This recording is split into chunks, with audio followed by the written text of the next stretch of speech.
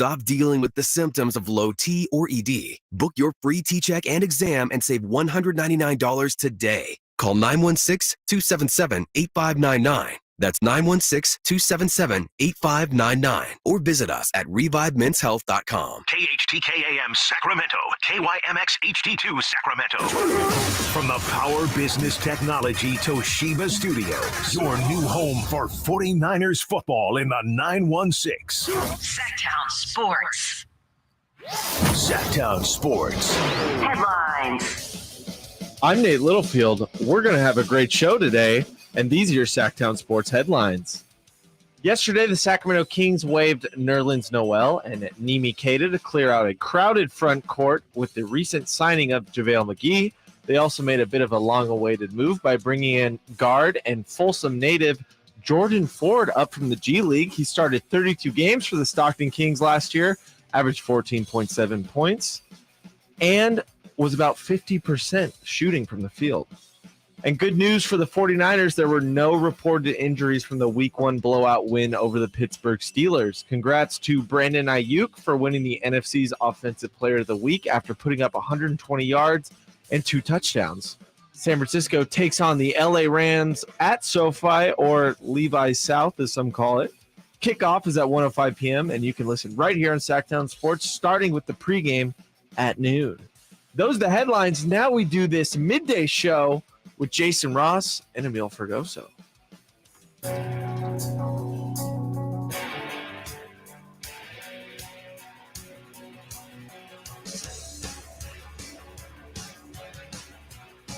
Is this us? Sactown Sports. It is Call us. or text at 916-339-1140. See, it is us. It's a banger. Yeah, it is a banger. Welcome in to Sactown Sports. Jason Ross, Amil Fergoso. Amil, how are you this morning? I'm doing wonderful, Jason. How you doing? I'm great. You have been all over the radio waves here the last couple days. It's been an interesting 24 hours for me, for sure. And do you have a snack bag of Honey Nut Cheerios? I do. Okay. I just like to start my day with some Honey Nut Cheerios, some nice fiber, get my system going, all that great stuff. And mixed with what's your coffee chaser? It looks like there's a lot going on in there. Today, it's a pumpkin cream cold brew. Fall's starting up here pretty soon. Big cold brew guy. I'll just Still say that. summer. Are you? So you're all anything pumpkin when that comes in? You're like, it's the gimmick. I'm getting it. So I'm one of those guys that likes to keep, October to October. But now that we're just like accepting that September is basically October, Because football started. so it's the fall feeling. Yes. And I do like a nice little pumpkin cold brew. All right. So they market all this stuff, and you're like, pumpkin. It's for me. Everything pumpkin you'll get. Not everything pumpkin, Okay. but like a nice little, a little like glaze over the top of the cold brew. Nothing, a little hint of spice. Yeah. A little Okay. extra. Are you a big? So do you have to have coffee every day? I don't have to, but Okay. it helps me for sure. Okay. I run on my own natural energy. Yeah. But the extra coffee, especially when I'm on air, gives me that extra boost to be, a little wacky. Yeah. And you've got a lot of hours. You're always in the Bay covering the Niners. Mhm. Kings here too. Like you're a busy guy. I'm everywhere, man. Yeah. Doing it You're all. an everywhere man. I'm everywhere, Yes. man. That's a good one. We have a fun show today. We are going to go till 2:00. He's Amil. I'm Jason. One of the new members of our team, Yeah. Brendan Nunez, is going to join us. Yes, he is. And people know Brendan from the airwaves here, different things, and covering the Kings. But he's with us now. Yeah. He's going to join us at noon. I look forward to that because there is some Kings news to discuss. There is definitely some King news to discuss. Yeah. And so we will get that with him. I'm glad you're here too because you are a Niner insider. I know you were on with Dave and Katie earlier, and you're on with us every week and every show basically. But couldn't be much of a better start for the 49ers in week 1. No, I mean, it really couldn't. Like, going into Pittsburgh, winning 30-7, the game basically be over within the first 15 minutes. I Yeah. mean, It was a wrap. it was a wrap. Yeah. It was a wrap. They were sharp. We'll get into that too. We've got some NBA, people make lists for a reason. Yeah. Basically for us to go, that's a stupid list. Or, I agree with that list. So we'll debate an NBA top 100 and let you know how many Kings are on that list today. So we've got lots to discuss, but it is almost October, which, I mean, it's tough to not have football be the headline, but when there's Kings news, it kind of jumps in there. And there was some significant news yesterday, and I don't know what you thought about I don't know if I would say sudden, because when all of a sudden they added in the offseason Nimi Keita, or brought him back basically, kept Alex Len. We know Sabonis is the anchor piece. Mm-hmm. But then Nerlens Noel, and then JaVale McGee. It's like, wow, this camp battle is going to be great. Well, yesterday, Amil, we heard the news that the Kings waive Keita and Nerlens Noel. Just let's start with that part of the piece. Yeah. What'd you think? I'm a little surprised. Okay. Like, I figured they would On go into both or either just or both, honestly. I figured they wanted to go into camp with a nice, strong, rotation of guys, battle it out, while JaVale McGee is a very nice veteran. He's also, in his mid-30s now. Mhm. He's no longer in his prime. He's a great veteran. I don't know how he's going to provide in terms of like actual like consistency on the court for 20 minutes or more a night. So I thought that his addition was to push the guys to be better and to maybe get more out of Nerlens Noel, get more out of Nemi Kieda, did a little more mentoring. I did think JaVale would make the roster and be the third guy. I just didn't think it'd be so soon. Yeah, I wonder. I mean, Alex Len's got more experience with this group, but Yes. I don't know. I mean, JaVale McGee's a champion and played for many different teams. Mike Brown knows him certainly from before with the Warriors too. What I don't know if there's a pecking order right now. Obviously, it's Sabonis, Yes. but this team also would play Trey Lyles at center. Mhm. So I don't know if it's like Lyles or Sabonis to Lyles, Sabonis to Len, Sabonis to JaVale McGee. That's still something to watch, even with the trimming down of Noel and Queta. Yeah, no, it's absolutely something to watch. And again, I think it's based off of matchups, right? And last year against the Warriors in the playoffs, the Kings learned you need to have a little bit of size to battle against Kevon Looney down low. Yeah. And Sabonis especially got worked. He got worked a little bit on those rebounds. And I think the addition of Alex Len, bringing him back, and then also bringing on JaVale McGee, much taller guys, a little more physical, know how to, be a big body down low. And I think that's really important for them. Yeah, I think what'll be interesting too. My thought when I heard about JaVale McGee being signed, I was really excited because that's a guy I've always been intrigued by. Mhm. I think by the style the Kings play, that read and react, high post, he's, believe it or not, a guy that's played in it and I think could actually adapt pretty well to it. Yeah. But I also think he checks, like Nerlens Noel was the shot blocking presence. Queta was potential. But I don't know that any of them could run the offense as effectively. I mean, no one's as good as Sabonis at it, but I felt like JaVale McGee maybe checked more of the boxes. So I felt like he made sense. I didn't think they would cut the other two guys, though. That, I mean, honestly surprised me. Yeah, it was surprising to me too. I thought I'm very sad because all Portugal's upset with us. I'm also Portuguese. They're upset with us? Yeah. Oh. They're This is when we say, oh, this is Monty. Monty did it. Yeah, we point the fingers. When there's credit, we accept it. Yeah. If it's something else, we don't. I really was rooting for Nemi because I love what I was seeing in the summer league and what I was seeing, for the Stockton Kings. I thought he really had some potential to really, be a nice big body center, kind of in rotation for the Kings moving forward. But now it's kind of over with. And even for Nerlens Noel, who had partial guarantees on their deals, we're just going to cut bait, I guess. So. Yeah. And all right. And the other part, they did later in the day announce that they've signed Jordan Ford. That was kind of been out there and everyone assumed it would happen. I don't know entirely what his role will be, but there's still some spots available for this team. Yeah, there's a few spots left. I believe about 3 or 4, according to our guy, Brendan Nunez, doing the roster checks right now. And I think Jordan Ford's on a training camp deal. He's going to have to prove it in training camp. I think the goal is for him to be the third point guard on this team behind Davion and behind De'Aaron. Yeah. So, I mean, they've got some things to fill. To backtrack to last year, you've been following this team for years. What was your just whole read on what happened in kind of last year's breakthrough season? It was a sigh of relief. Yeah. Like, my whole life. Not even enjoyable, just a sigh of relief. It was just a sigh. It was very much enjoyable, Yeah. but like I didn't know how to react because I'm not used to winning Kings basketball. So I was kind of like, is this for real? Am I dreaming? I got to pinch myself. Like honestly, I wasn't at game 1, but I was watching on the TV. I started like crying during I believe it. during the announcement. Like I was like, it was so emotional because I've been a Kings fan my whole life. I remember going to 4 or 5 years old.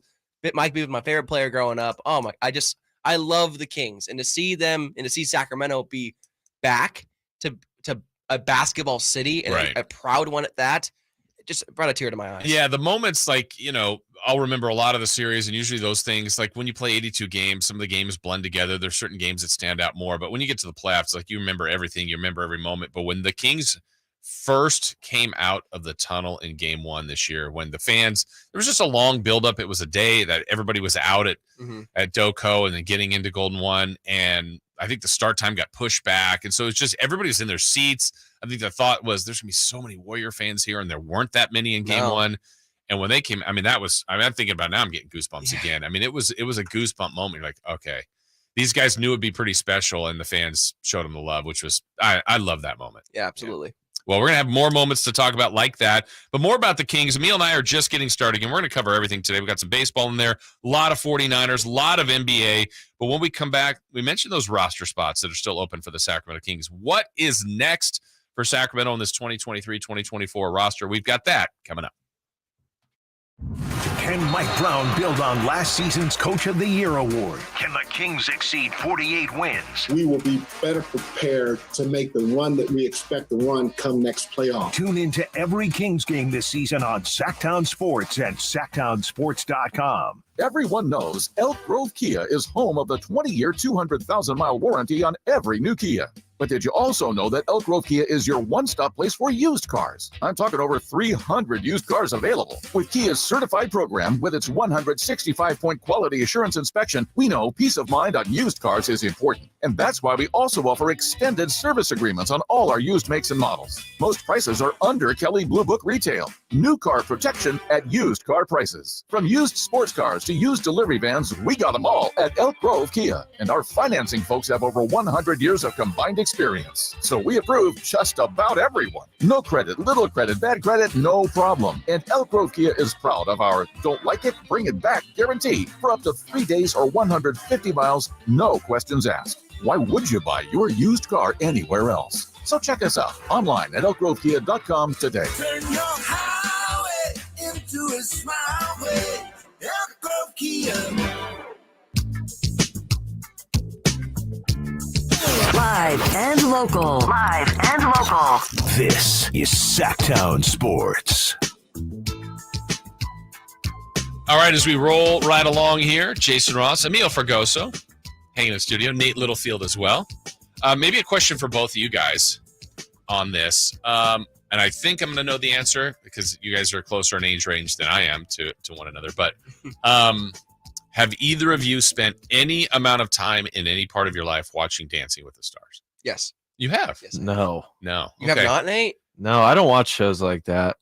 What does that mean? Shows like that, like reality, not reality, like contest shows. Maybe I saw Vernon Davis in a clip one time. Okay, but I'm not into stuff like that. Like singing competitions, talent. Any America's really Got Talent, that type of stuff. I like fictional stuff, fictional stories, and like narrative based things. So no part of Dancing with the Stars. No. Okay, but you have seen it. I'll take it a step further. How about So You Think You Can Dance?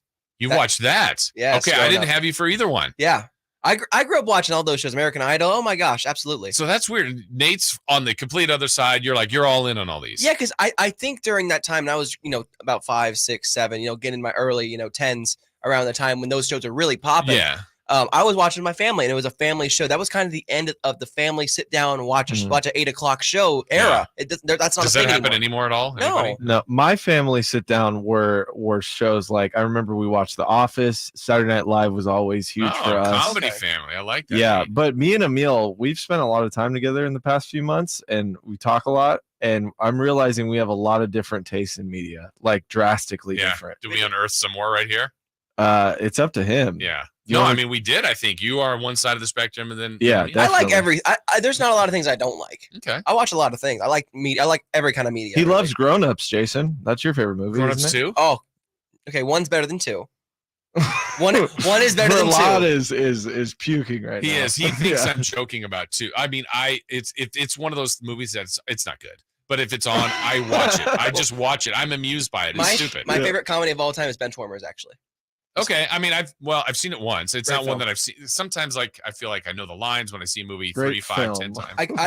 I could recite most of the lines in Benchwarmers. Okay. Yeah. And what was your favorite movie? What's your favorite comedy? My favorite comedy is this movie Hot Rod. Oh yeah. Oh, wow. Okay. Yeah. I've only seen Chris Verlad, of course, would show me one part of that, like the Footloose spoof. Yeah. That's hilarious. It's I haven't and then he seen the falls movie, down the but cliff for yeah, 30 that's minutes. Really good. Yes. That That's part. my favorite. Yeah, that was a 5th grade rent it from Blockbuster, fell in love overnight. Well, all this to get about Dancing with the Stars to see if you guys would be moved at all by. I guess they announced the cast today. Who's on it? Let me see if we get some of these names. Like some of them, that's part of the problem. Like when I go, I don't know who that is. But like for me, I know who Greg Brady is, Barry Williams from the Brady Bunch from 100 years ago. Let's see, Allison Hannigan. You know her? That name sounds familiar. from American Pie. Yes. Yes. Yeah, the red hair. Yep. Yeah. One time at band camp. Oh, wait a minute. We got a football player. Here we go. Who's that? That looks like Adrian Peterson. Oh, AP getting his dance shoes on. He's going to truck the competition.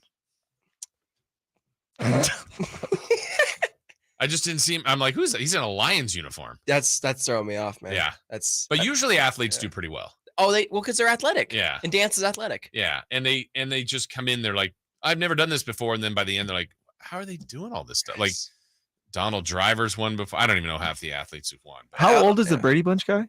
Oh gosh, how is he gonna? Is he the oldest contestant ever on that show? No, I don't think ever. he's No, not. they've had some people that That's really some 70s. I'm pretty sure. Yeah, he might be in his 70s. I don't know how old Barry Williams is, but he's got to be in his 70s. That Impressive. show was. He was a kid in the 70s, so that's 50 years ago. Yeah. Wow. Anyway, all right. Well, which king would you put on Dancing with the Stars? Current king. JaVale McGee. Malik Monk. JaVale McGee. The long link. Yes. Malik Monk would Malik probably Monk. be good. Yeah, Malik Monk would be great. I think, would Keegan be awkward or good? Awkward. Horrible. Wow, horrible. We're going to tell him that would at be media good. day. Chris would be good. But Chris Murray? I'll take Chris Murray. Keegan We would don't not. know that. It's a personality thing. Keegan would be like, I'm out. Okay, we got to ask this to Keegan Murray on media day. Oh, I'll do it. Nate, you said that your brother is better than you without even seeing him. Watch him say what show is that. Yeah, Watch him not know what that even is. probably. He doesn't even know what TV is. I mean, these guys are all probably natural. I bet De'Aaron's probably good. Oh yeah. Just off of vibes and personality, I think Yeah. Malik Monk would be just a treat to have on the post dance interview. Yeah. You know what I'm putting in there? Doug Christie. Ooh, That's a good pick. Doug's good at everything. The good feet man. Exactly. Good tie-in. So what would you like to see, Amil? There's still a few spots left for this roster.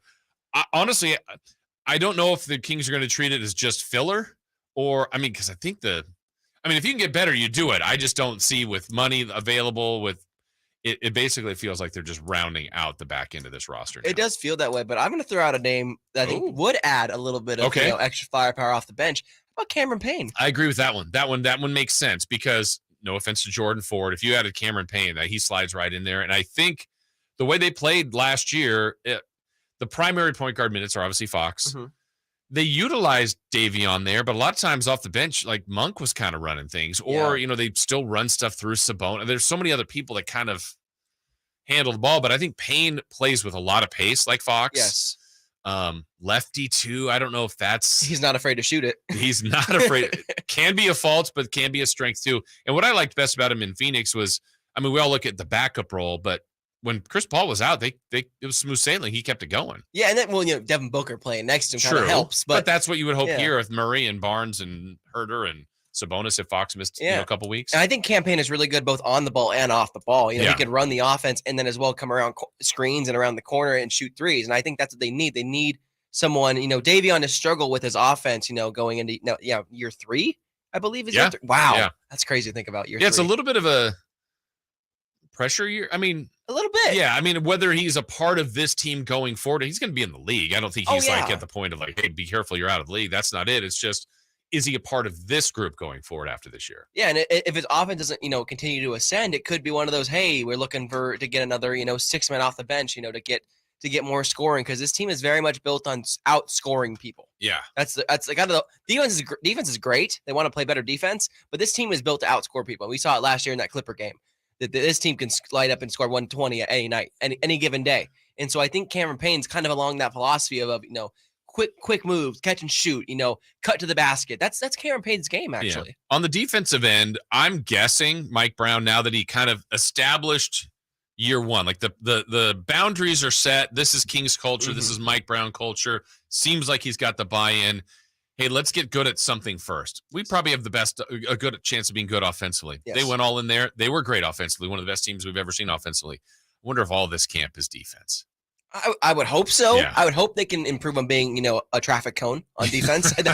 That's the hope. Because they showed us in the playoffs they were better. They weren't world beaters. They were better. Look, half of defense is just effort. Yeah. It's just, playing like Davion every single possession. Right. Davion plays with 100% effort on defense with every single possession he has. Defense is effort. They're all athletic enough to play defense. It's just, you don't always want to risk the cut or risk, to pick up the slack there when you got to, do so much on offense, especially for guys like De'Aaron or Sabonis. They have so much responsibility on offense. So bringing in guys like JaVale McGee and Nerlens Noel, a big rim protecting center, rim protecting, wings. I threw out OG Anunoby as a guy to look at in the future. It's about getting better on defense because we all love shootouts. Yeah. But I think you'd rather win by 20.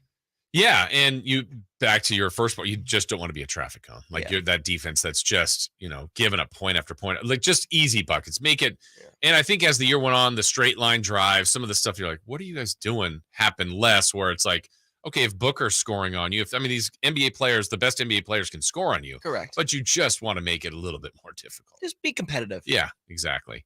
All right, we've got more to get to. The Jets, they are in a really interesting spot. They were all in. They loved everything they had, and it took 4 plays to change that. They still believe their own hype. What should the Jets do next? We get some football as Amil and I continue right here on Sactown Sports. Check out the Golf to Go Hour with Frank LaRosa every week on Sactown Sports. Get the latest on equipment, area courses, people who play the great game, and plenty of good conversations about golf. It's the Golf to Go Hour every week with Frank LaRosa on Sactown Sports. Golf to Go is brought to you by the Hagen Oaks Golf Super Shop, America's most awarded golf facility. Naturewood Home Furnishings, where it's all about choices and always about quality. Sacramento weather is brought to you by Bonnie. I'm Dirk Fedorn in the KCRA 3 Weather Center, and sunny skies again today. Temperatures should be a little bit warmer than we were yesterday, expecting daytime highs in the mid-90s with those light winds. Get the latest forecast on the KCRA 3 News and the KCRA 3 app. Plumbing, electrical, heating and air, everything that makes your home your home. With Bonnie, you sure got that covered. And right now, get your air conditioner tuned up for just $79, originally $129. Bonnie.com. Bonnie. 696-355. Tired of hearing scary radio ads about the IRS? Tax Relief Advocates is different. TRA is here to tell you that if you owe money to the IRS, whether it's $5,000 or $500,000, we have a solution. TRA can eliminate or reduce what you owe to the IRS with zero risk to you. If we can't reduce your tax debt, then you pay nothing. We have a 5-star rating on Google and Yelp and an A+ with a BBB. End your tax nightmare today by visiting TRA.com or call 800-583-6681. That's 800-583-6681. Sactown Sports is home to the Kings, Niners, and now the business of sports. Hosted by Kelly Brothers and brought to you by Cap Trust, offering customized, independent financial advice at captrust.com. Join Kelly Brothers, Carmichael, Dave, and Jason as they look at the business of sports every Wednesday at 7:40 a.m. You want to know how sports really work? Follow the money with Kelly Brothers from Cap Trust on Sactown Sports. What's holding you back from learning the language you've always wanted to know? Too hard. Takes too long. Not with Babbel. Babbel's lessons take just 15 minutes a day. 15 minutes isn't long. Nope. And they're fun. So you don't realize you're learning a language, but you are. In 3 weeks, you're able to start having conversations. And Babbel's lessons are built around real life. And with Babbel, it isn't hard. It's perfect. Now try Babbel free. Just go to Babbel.com. That's Babbel.com. That's Mike saying good morning. It's the best he can do right now. Yeah, not a cloud in the sky. What Mike could use is a fresh start. And Irish Spring Body Wash. The fresh scent of Irish Spring and those sensational Irish Spring suds are just the reset Mike needs. Now he's ready to go to work. It's Sunday. Irish Spring. When the spring hits you, you're ready. Pick up Irish Spring today. Hey, you want to be around people having a great time? You need to come check out Capital Casino, offering the most varieties of table games in the region in the friendliest environment. Come for the food, which is awesome, of course, and stay and play. Conveniently located in downtown Sacramento at 411 North 16th Street. Right there in downtown Sacramento for over 20 years. Cap Casino, best food, best games, and of course, the best action. And please gamble responsibly. 1-800-GAMBLER. Attention, all tool shoppers. Get ready for the biggest DeWalt sale event of the year at Fasteners Inc. Sacramento on Saturday, September 23rd. We're bringing you the best deals on DeWalt products you've ever seen for one day only, including impact drivers for $59, combo kits for as low as $179, and up to $2,000 off your order with instant cashback rewards. Again, that's Saturday, September 23rd only. Come on down and get better tools for better prices at Fasteners Inc. Tool Outlet. Find us at 6701 Power Inn Road and learn more at fastenersinc.net.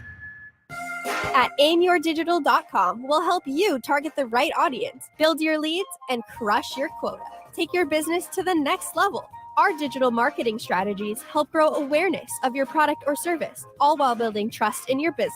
Our approach involves leveraging multiple tools and strategies to deliver exceptional results that are customized to your unique business needs. Don't wait to run out of sales leads. Keep your business growing. Get started with aimyourdigital.com today. Golf to Go is brought to you by the Hagen Oaks Golf Super Shop. Here's Frank LaRosa. If you're new to the game, here are a few etiquette mistakes to avoid. On the tee, if it's your turn to play, that should be your priority. Don't be totaling up your shots on the previous hole and marking your scorecard. There's plenty of time for that after you've hit. Know your yardages, wind conditions, and club you'll hit. When it's your turn, hit it and keep the game moving.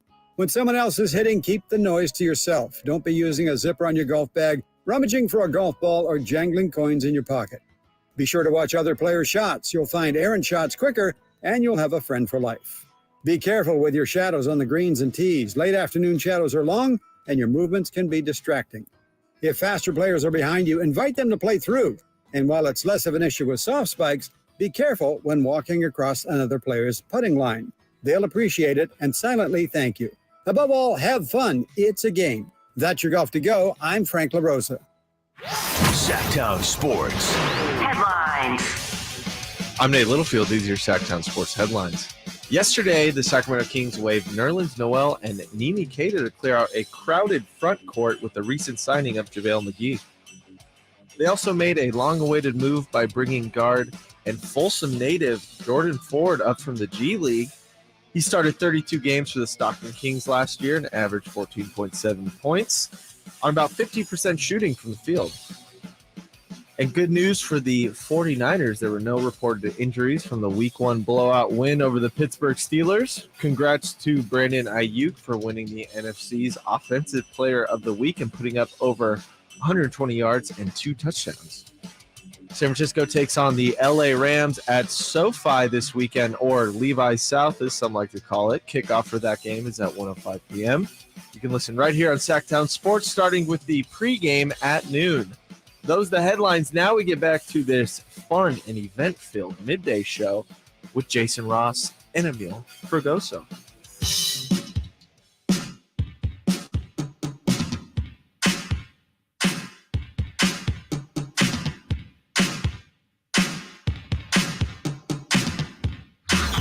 Sactown Sports. Check us out on YouTube. Search Sactown Sports and subscribe.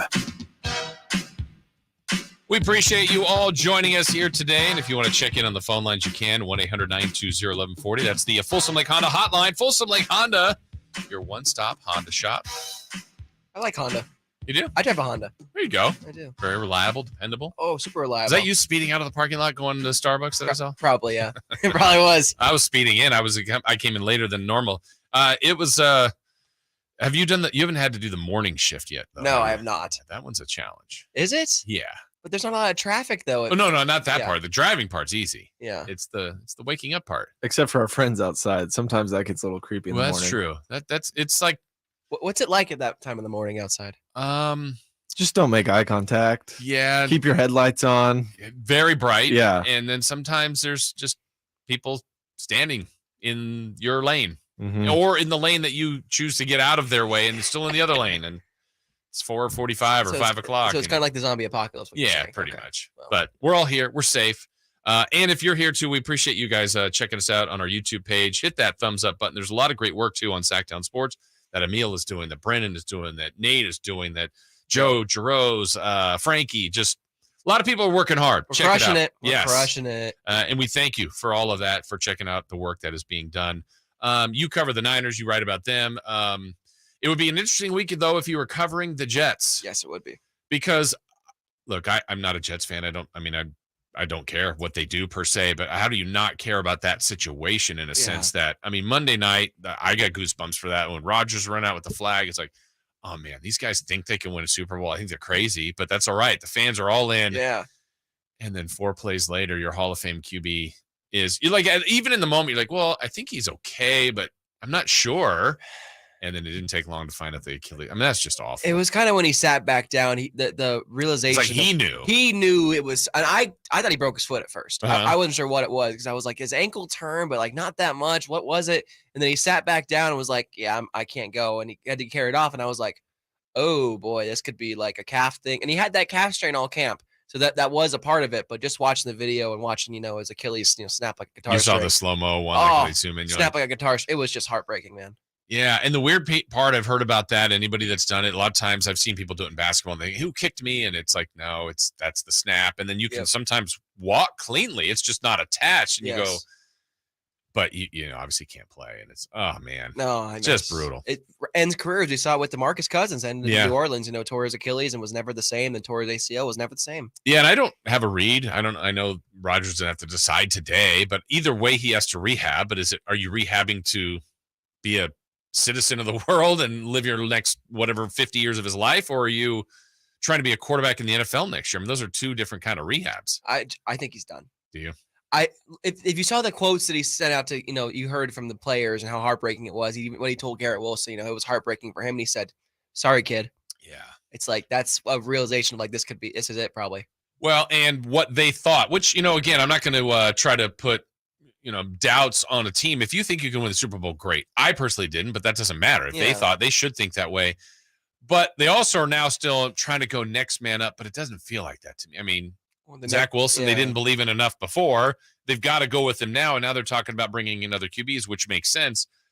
But I think the fall off is going to happen. Oh, it has to happen. Look, but the week 1 was a huge, massive win for them because they have a 6-week stretch of just hell of a game schedule. Oh, they got the Dallas next week, and they got the Chiefs on the schedule. They're playing the Patriots as well. Yeah, it's going to be a really tough road the first 6 weeks. It lightens up after that. But the first 6 weeks, if they emerge out of there with one more win, I'll be surprised. Yeah. Honestly. And so now the names you hear, Amil, that they're talking about are guys like, look, they can trade for people. There's some free agents that are out there like a Carson Wentz, certainly even older than that. If you want to try to strum up Matt Ryan, Phillip Rivers, I don't know, you know.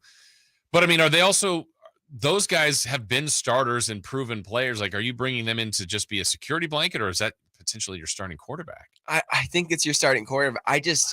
Look, Robert Saleh said that Zach Wilson's going to be the starter moving forward, and I kind of think he's lying. I just don't know how after last season you can look at this and go, yeah, Zach Wilson's our guy, no doubt. Yeah. I bet you what he did in week 1. And what's funny is I was watching the Manning cast version of the Monday Night Football game. And watching 3 competent, you know, successful quarterbacks, you know, watch on television and critique a not good quarterback in Zach Wilson, pure comedy. Yeah. Like, oh, were they ripping him? Oh, they were like eyes closed, like, oh my gosh, what is he doing? Just like everything that they wouldn't do, he did on the football field. Wow. And it was just, then he brought Ryan Fitzpatrick on, and he was like, oh my gosh, like they're just rolling their eyes at him. Man. So, but the names you hear, like the one that's going to always get all the clickbait is Tom Brady. Yeah. And, you know, if it's me, I call him. You have to explore that. And, you know, you've seen like Kaepernick's name. I mean, there's so many things that are out there that you just go, okay, this is definitely clickbait. But I have to ask you this. So you've covered the Niners for a long time now. They made a very polarizing trade, I guess, of Trey Lance to Dallas. Just maybe really because it was polarizing because it was Dallas. Yeah. But is there any, you know, remorse here? Like, have they hung on to their quarterback room? That room would have been coveted, I think, by the Jets. Oh, I think they could have gotten a third, maybe even a second rounder for Trey Lance because of this. Like, again. Or would they have wanted Darnold? They could have wanted knowledge of the Jets. Which is a crazy family reunion. You just think about it with the Jets. But again, another man's trash, another man's treasure, right? Sure. And so that's kind of what they're at right now with any other quarterback. And you think of names Jacoby Brissett, Carson Wentz. Like, none of those are inspiring. At least with Sam Darnold, the Trey Lance, you know, Trey Lance especially, there's potential there to be really, really good moving forward. And with Sam, he's run the offense before. He knows the area, the environment. He gets it. He's more mature now. You never know. I don't think the Niners would have parted with Sam. I think it would have parted with Trey, though. I think Sam was their guy they're going to hold on to this year in case Brock Purdy goes down. Yeah. And if you're the Jets, again, if your organization, the talk they had, whether it's right or wrong, was they thought they could not only break their long playoff drought, but maybe do some serious damage, certainly with Rodgers, and win a Super Bowl.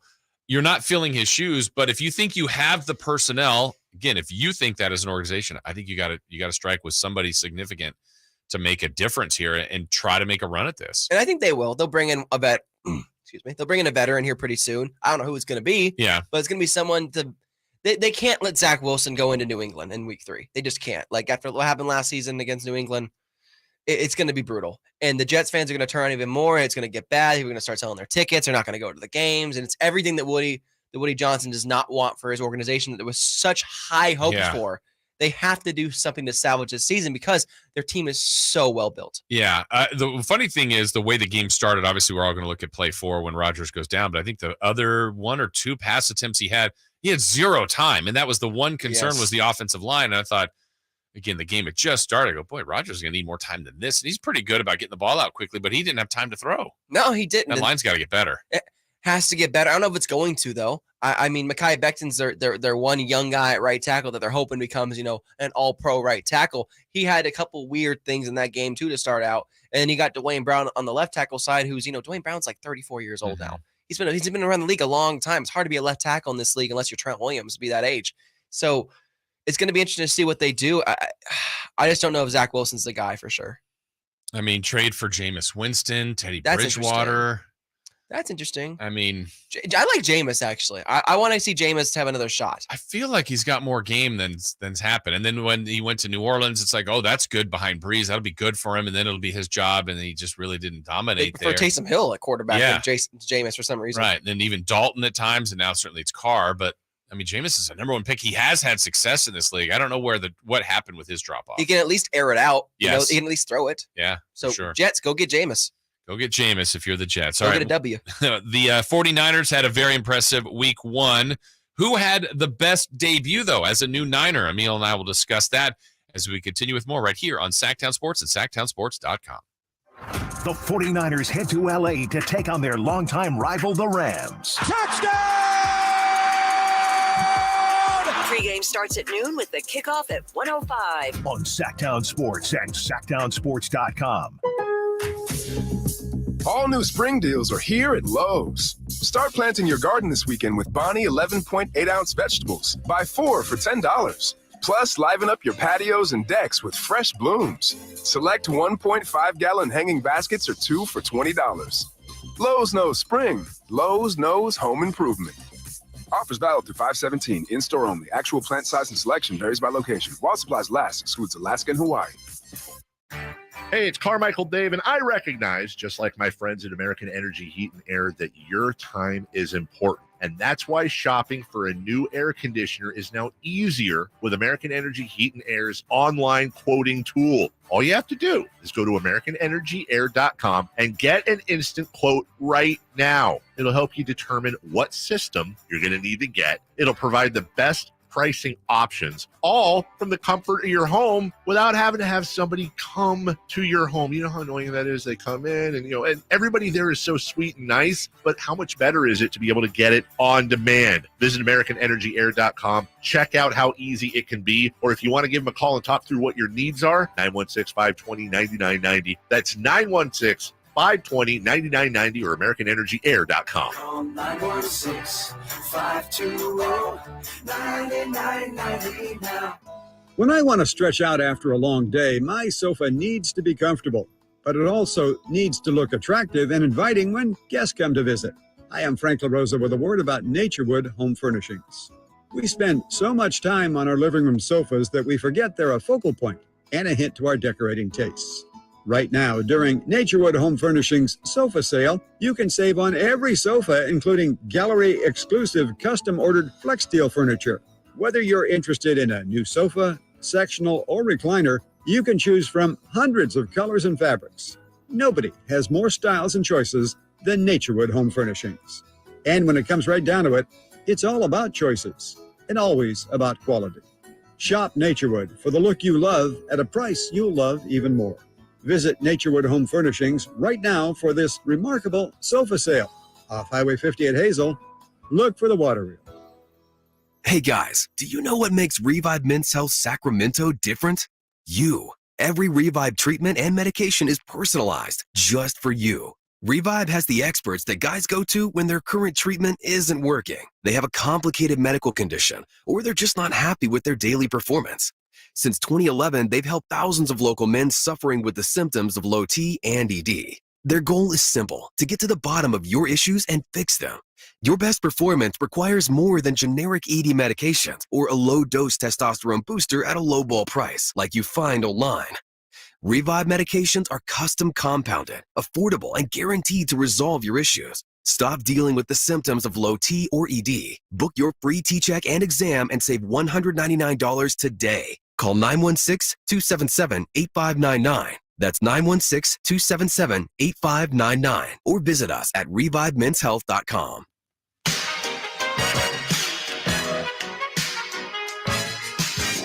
Sactown Sports. Call or text at 916-339-1140.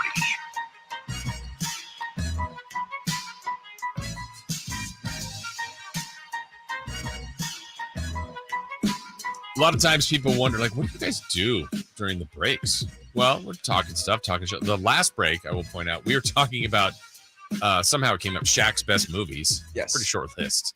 It is. You said, said his best acting role was in Grown Ups too? Yeah, it was definitely not Kazam. Did you see Blue Chips? Like he was. Oh, he was in Blue Chips. Yeah, but he was also like out of LSU going into he was whatever 19 or 20. Yeah, that was the original Blue Chips. Yeah. They made a remake a couple years ago. Yeah, they did. Oh, I didn't know they made. They made a remake. Was it current players or? I don't know if it was any current. I don't even know. Okay. Maybe it was a different Blue Chip series. It was about the cops. I think it was the Blue Chips. Oh, okay. No, this was about like Blue Chip prospects. This was basketball. This was like okay. I felt like it was based kind of around a Bobby Knight type basketball coach who was Nick Nolte years ago, and then they had. Real athletes playing and they're getting recruiting and trying to,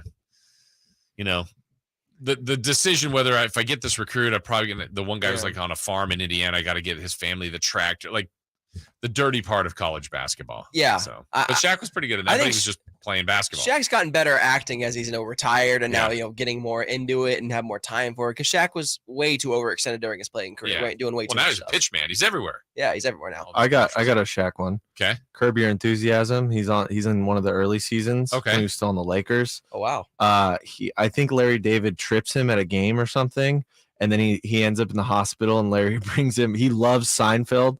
So he brings him the whole collection to watch while he's stuck in the hospital. So Shaq's obviously playing himself. Yeah. And then, so he's pretty good at that in that role? Yeah, he's good. He's funny. It's a younger Shaq, but I think he gets to show his acting chops a little bit. Yeah. I think he gets loose finally sometimes on that show. I mean, he can be funny, and when him and Charles go back and forth, but sometimes when he's like trying to really break down the game, he just gets so like serious. It's like, Shaq, you're a goofball. Like, have fun with it. Yeah. Well, he gets offended at things too. He does. Kind of easy. Yeah. Him and Chuck like openly fight on They air. do. It's great. When he got called Shrek, that was arguably the fun. Like that was one of the funniest things I've ever Shaq's seen. amazing. He is. We're going to have some NBA rankings coming up later in the show. Also, Brendan Nunez, a new part of our team here at Sactown Sports, will join us at 12 o'clock. Lots of Kings discussion coming up with him. But, Amil, you cover on SactownSports.com the 49ers. If you don't follow Amil, make sure you do. You're out at practices, covering the home games, all the intel. You get all this stuff. I saw it put out there who had the best debut. So, new Niners. We know, I mean, Ayuk gets player of the week. It could have been McCaffrey, but those guys have been here. Who had the best week one as a new Niner? There are a lot of good options. Jake Moody, one of them. Javon Hargrave for sure. But I want to throw it out to an ex-Raider, Clelin Ferrell. You're giving him the best of week one? Yes. Wow. I think he made a huge statement week one. I think he was awesome. He was great. Again, he finished with 2 pressures, 2 quarterback hits, 2 tackles, 2 stops, an 84.5 PFF grade, which is among the highest for any defensive end week one. Yeah. Well, and I like your choice because, Moody needs to be good if this team wants to be good. Hargrave is expected to be good. Yes. And they both had great week ones. What was Hargrave's stat line? 3 pressures, a sack, and 3 tackles. Yes. And Moody made all the kicks. That's 6 for 6. It was a little bit doubtful in the preseason and the health and was it hamstring or quad? It's quad. He looked good. He does have a booming leg. That guy can blast. Like in training camp, especially, like he was making kicks from like Alameda, dude.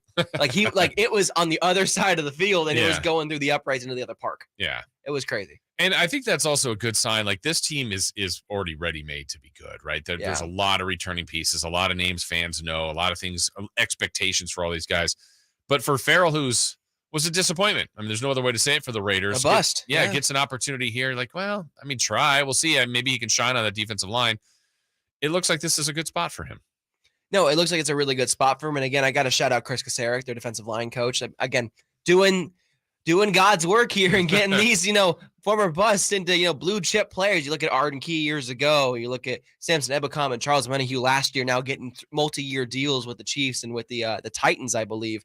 The Colts. Yes, the Colts. Clelin Ferrell could fall under the same umbrella, and he's already kind of showing it early on. It's taking the teaching from Coach Chris very, very early on, and has really shown improvement because he has all the physical traits, all the athletics, all that stuff. It was about getting the right technique and playing to the system, and he's very much playing to it right now with the Niners. I'm excited, Amil, what this defensive line could be. It's already been very good. It's one of the best in the league. But, obviously Bosa's back in the mix. He just gets so much attention, and he didn't fully get unleashed, I would say, as far as stats in game 1, but he's going to be fine. Mhm. And then Armstead demands a lot of attention too. I think Bosa helps Armstead. Armstead helps Bosa. Now you're going to see Farrell and Jackson, who had 3 sacks. He's not a new player, but I mean, this D line could be dominant. They could be dominant. And they could add to it if they wanted to as well. True, they have some money. They have some actual money. They could add to it. I don't think they need to, but again, if someone goes down in injury, knock on wood, someone goes down with getting hurt, they can add to it. But I think the young players, we even talked about Kinlaw. True. Javon Kinlaw, True. who actually played pretty well as well. Had on that one Fred Warner tackle of Najee Harris in the backfield, it was Javon Kinlaw, taking up that C gap, taking on 2 defenders. And I'm impressed with this whole defensive line right now, and they're just so dominant on defense. It just carries over from last year. Yeah, you mentioned the money that they have available, which is weird. Out of all of this, somehow they've got space, which is bizarre. They don't have to use it now. They can use it now. It doesn't have to be just a filler. It could be they've got money. Like they could add something significant. Yeah. I don't. Do you have any gut reaction to what you think might be the plan behind that? Well, me and my co-host of the Return of the Empire podcast, Nate Littlefield, who is that's him in there behind the glass, yeah. or that guy. Now, we were talking yesterday about a couple options they could look at, and I was throwing out, defensive end. It could be someone like, I don't know, a superstar like Brian Burns from the Carolina Panthers. He's rumored to go to the Niners for a little while now, and he has his own contract dispute going on with the Panthers currently, and we know the Niners have made a little trade last year with the Panthers, so there's a little history there. It could be possible. And if you have a superstar in Brian Burns on one side and a superstar in Nick Bosa on the other, I mean, good luck to you. Yeah, good luck. Nate, did you have an entry in that at all? It wasn't really a player. I kind of figured it's a safety net if someone, an injury happens or something at a key position and you want to bring someone in. But I think personally, because your cap can roll over to next year, and the cap for next year isn't set yet because it matters revenue, all that stuff. So I think the Niners will let it roll over to pay their guys like Ayuk, and you're gonna have to pay Purdy eventually. And so I think they did all that wizardry for the future, not for the right now. Who is the most, like you brought up injury, like the safety net. So what would be the most damaging injury to the 49ers? I mean, knock on wood. I mean, we don't want to think about it's not quarterback. One player. Is it Purdy? Right? I mean, that it's Is it just the position is so crucial that it's almost, you can't replace it. You really can't. Darnold comes in and Darnold's competent, but we know what Sam Darnold is. We have a good idea what he'll look like in this offense. He'll be good. He'll be serviceable, but Purdy has the it factor. Purdy's crazy. Yeah. He's so good. I mean, they need all of the pieces. They're all so many good players. Elijah Mitchell's really good, but if McCaffrey went down, they're special with McCaffrey. If Trent Williams went down, yes. I mean, that line, I hate it's playing good. this game. I know, but but that's what the safety net's for. And this does happen. I mean, nobody's wishing for any of this. I think they're fine at receiver. I mean, Ayuk and Sam, that would hurt. Like, you start adding them, but if we're talking one player, Warner's important, Bosa's man. You're saying McCaffrey makes them special over the top guy, right? Yeah. I think their offense would be good without him, but it's spectacular with him. Depending on how the Colts are feeling, like if the Niners did lose our guy number 23, Jonathan Taylor, maybe. I mean, that's kind of the only. That's crazy. Yeah, but you have to do something like that. This team is Super Bowl caliber. Yeah, you don't want to miss an opportunity. I don't think it'd be hard to because they have complimentary running backs they can trade to the Colts to offset. Hey, you're losing Jonathan Taylor. But here's Elijah Mitchell. Right. Here's Ty Davis Price. They have capable guys. Yeah. But that can help the trade out if they wanted to go get a guy like Jonathan Taylor, which I don't think they need to do. They have a plethora of wealth. Yeah. If anything, it's to get depth on that offensive line or defensive line to back up Trent Williams or Colton McKivitz or Spencer Burford or Jake Brendel, those guys. I think O-line is the most important thing right now for the Niners to work on. Yes. But like Jordan Mason, who was so key to the team last year, I don't think he played a snap. Did he, Amil, in week 1? I don't believe he did. Ty Davis Price didn't either, I don't think. I barely saw Eli in there. I wanted to see more Eli. Especially Mitchell. at the end when it was over. That's something yesterday was with Dave, and he was like, it would be the nitpick part. It's like, Kyle, the game's over. There's a feel to it. Pittsburgh wasn't coming back. Look, how long did it take him to get a first down? I mean, this game was wrapped basically, I think, on the McCaffrey run. And now there's more time. But at that point, take your guys out. I have a counterpoint to that. Okay. 2 years ago, opening week 1, Niners play the Detroit Lions. That game is a blowout. It's over, right? Should have been. The Niners had to win that game twice. They did. I believe with 2 minutes left, Detroit's down by 8 points after being blown out the entire game. I know our corner went down. Oh, why am I blanking on his name? He went towards Mosley. No, not Mosley. Jason Verrett went down very early, and that was probably a blow to the team. But I think Shanahan learned a lesson from that, or took something away from that he's not taking his guys out that early again. I really don't think he's going to do that again. I'm trying to think. Well, it certainly wasn't. It fell over at 27-7, but it was early third quarter when McCaffrey ran that in. So, but like maybe start a fourth when did Pittsburgh? You had the one Purdy fumble that was overturned, right? The butt fumble. Yeah. But once they kept possession, I'm trying to think if there was any other window. Did Pittsburgh even threaten to score again in the second half? No, really? not at all. So, they just weren't moving the ball. It was over. Yeah. They had packed their bags. They had Right. gone to the team bus. The vibes were just done. Yeah. They were cooked. Yeah. And you could tell by the crowd, you could hear "Let's go Niner" chants in the crowd. I was surprised. It was crazy. It wasn't filled with Niner fans, but there was more than I thought there would be, certainly for Pittsburgh opener. And for the excitement, look, I think Pittsburgh's still going to be a good team. The Niners made them look bad. Oh, they made him. That's the worst I've ever seen a Mike Tomlin team look. I agree with that. The most the most undisciplined. Even in the first quarter, Jawan Jennings just blocking people got Levi Wallace to get an unnecessary roughness call. Yeah. That's just the Niners being just more physical than you, just wanting it more.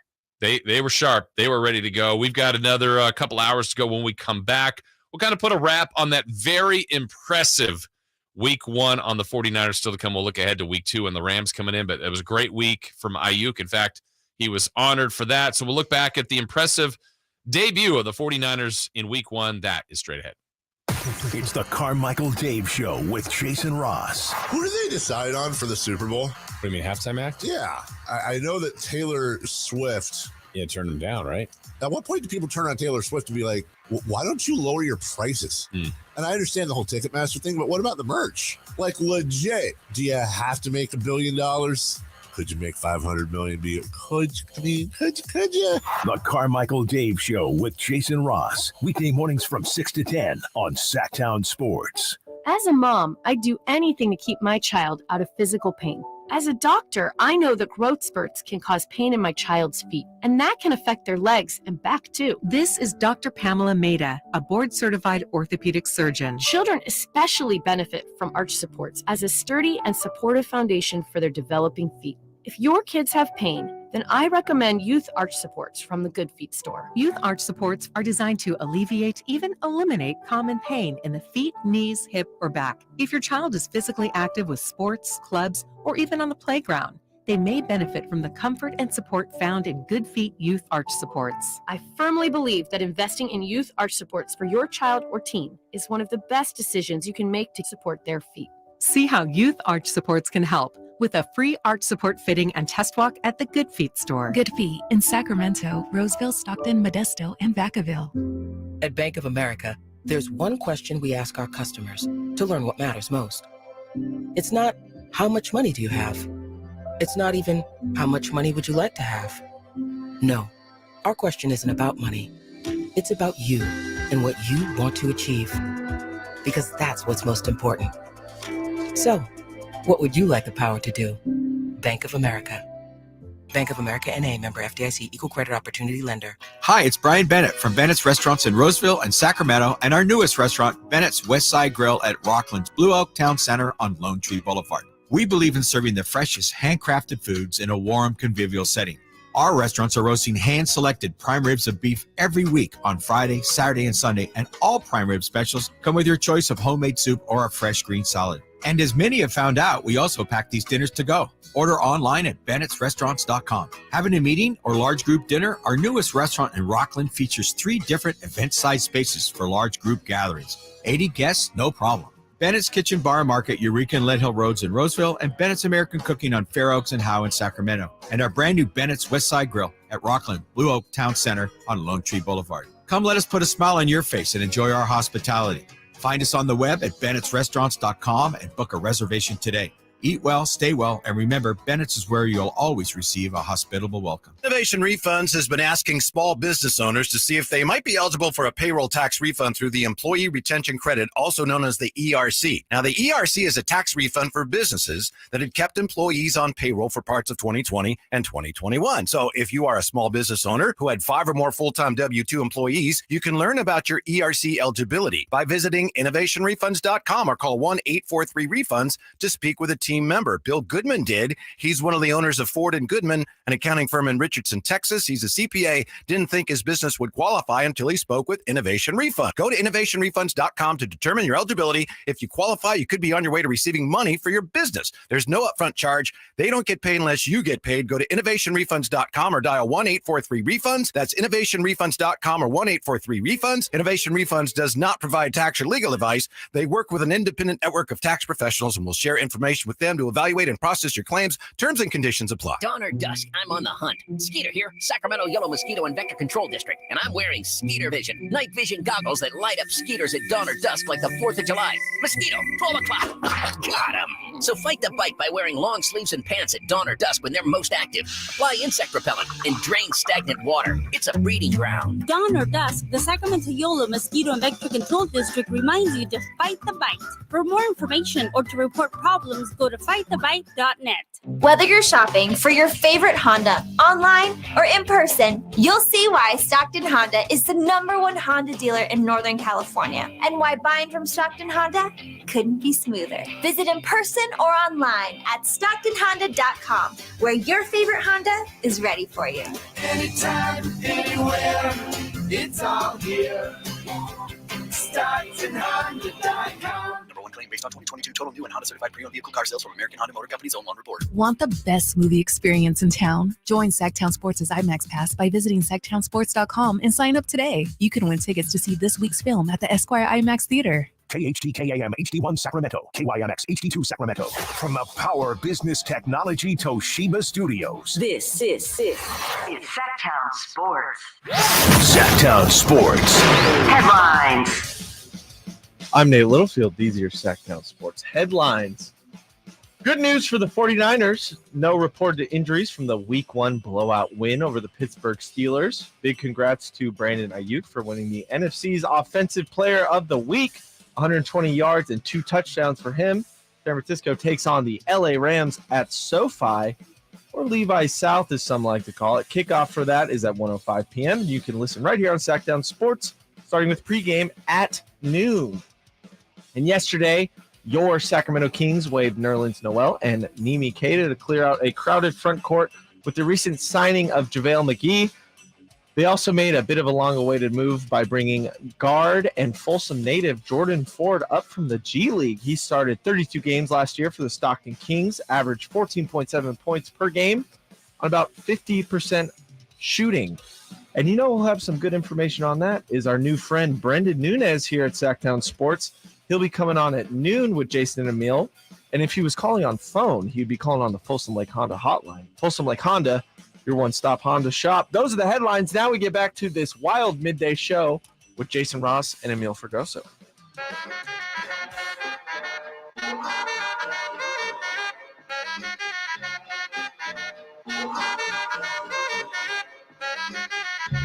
Live and local. Live and local.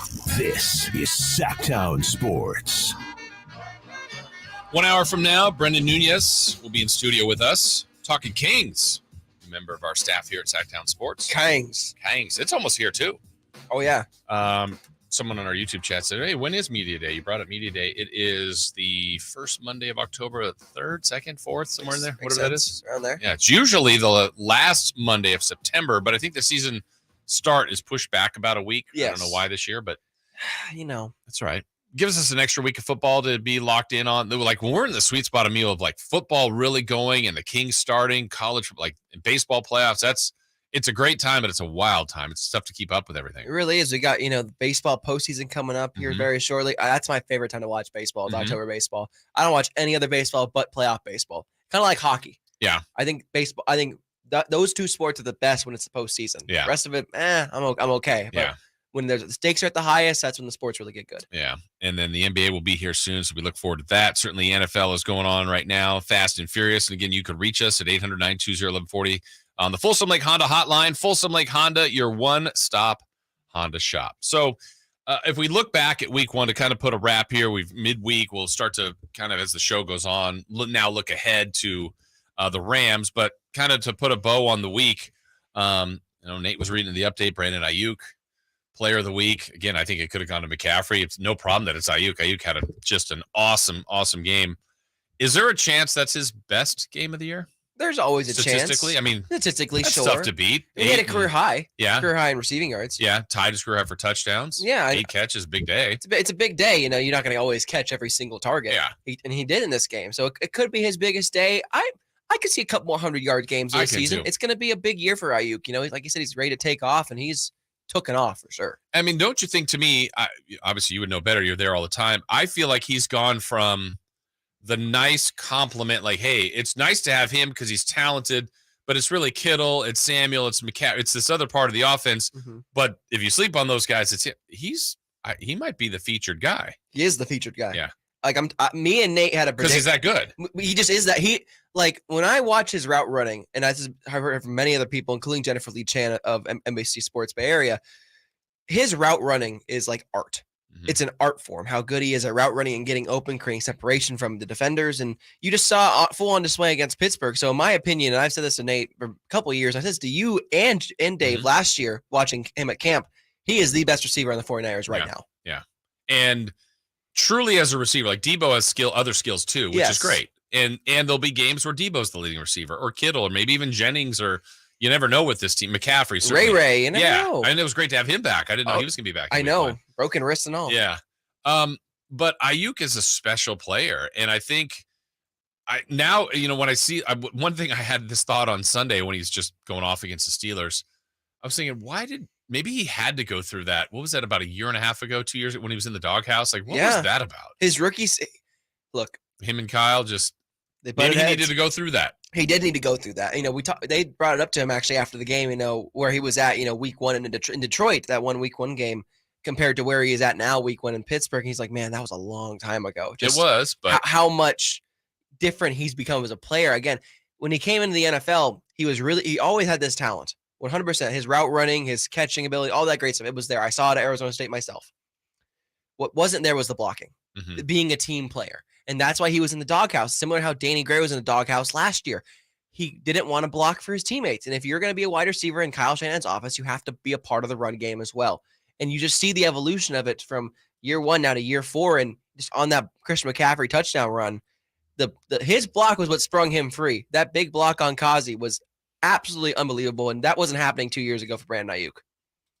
His catch, really, it's the entire play. In the end zone, the throw by Purdy is back shoulder, on point. Coverage is amazing by Peterson. He's all over him. Oh, yeah, he is. But the catch, just all of that, here's how that one sounded. This was ridiculous. Second down, 11 on the Steeler 19. This is the 9th play of the drive. Purdy out of the shotgun, looks right the whole way, and throws for Ayuk. Well covered. Caught by Brandon Ayuk anyway. Touchdown! San Francisco! Ayuk is really on fire! What a catch! He just took that away from Patrick Peterson. It was great coverage. He played it perfectly. Did the left foot come down in, or is it on the sideline? That is a touchdown. Yeah, there was like a heartbeat. You're going, oh, maybe he's not. Oh no, he's in. He's in. I mean, everything. Yeah. Like that's such a tough play for Peterson, because if he goes back to watch film, it's like, I don't know what else can I'm right there. I'm wearing him like a backpack. Yeah. And I'm on him, and the throw outside I just can't be done any better. It was one of those I'm him throws from Brock Purdy. Like, I'm just going to do this anyway. Yeah. Ayuk's there somewhere. And Ayuk is that good to make off these plays. Trust. It's a trust thing. And that was one of the big takeaways from training camp this year, was the chemistry that Ayuk and Purdy had built. It was a real chemistry with them, and it showed week one in Pittsburgh for sure. I think the other thing that comes out of week one to me is it was another reminder of, if there was doubt on the quarterback situation, because I think it's like, wow, you're already giving up on Trey Lance, and we're hearing Darnold's doing some nice things. And Purdy, I mean, I was reading your post like, hey, he had 4 interceptions in practice today. And you're like, oh, man, he's thrown more in camp than I remember. Yeah. But he was kind of that dude on Sunday. Like, it's like, oh, yeah, he looks like, I'm comfortable with him being this team's quarterback. And maybe Patrick Pearson dropped an interception. It's okay. He did. It's all right. Not every throw's perfect. Right. And he's going to throw interceptions. It's going to happen. Yeah. And that's why most beat writers have taken the over on Purdy's interceptions. It'd be 9.5, be over 10. I believe he'll have over 10. That's not a bad thing, though. It can't be 20, 25. No. Yeah. If you have 10 picks, 12, that's fine. And 30 touchdowns, you're good. That's fine, because the whole point of this offense, and this is Kyle's biggest thing and why he didn't get along with Trey Lance at the end there, was that Trey always hesitated to let it rip. Brock doesn't. Brock just lets it go. Yeah. And you see it on multiple plays. The one where he feels the pressure up the middle, sidesteps to his right, goes up the pocket, throws on the run to Ayuk. Trey's not making that play. Yeah. Jimmy's not making that play. Brock is a unique quarterback that has, very sneaky mobility, and that's what makes him so special. Yeah, and his decisions, they always talk about his decision making. I feel like he makes quick analysis of what he's seeing. Yeah. And I'm thinking back to, he got sacked 3 times. I don't know if any of those were coverage sacks or on him per se.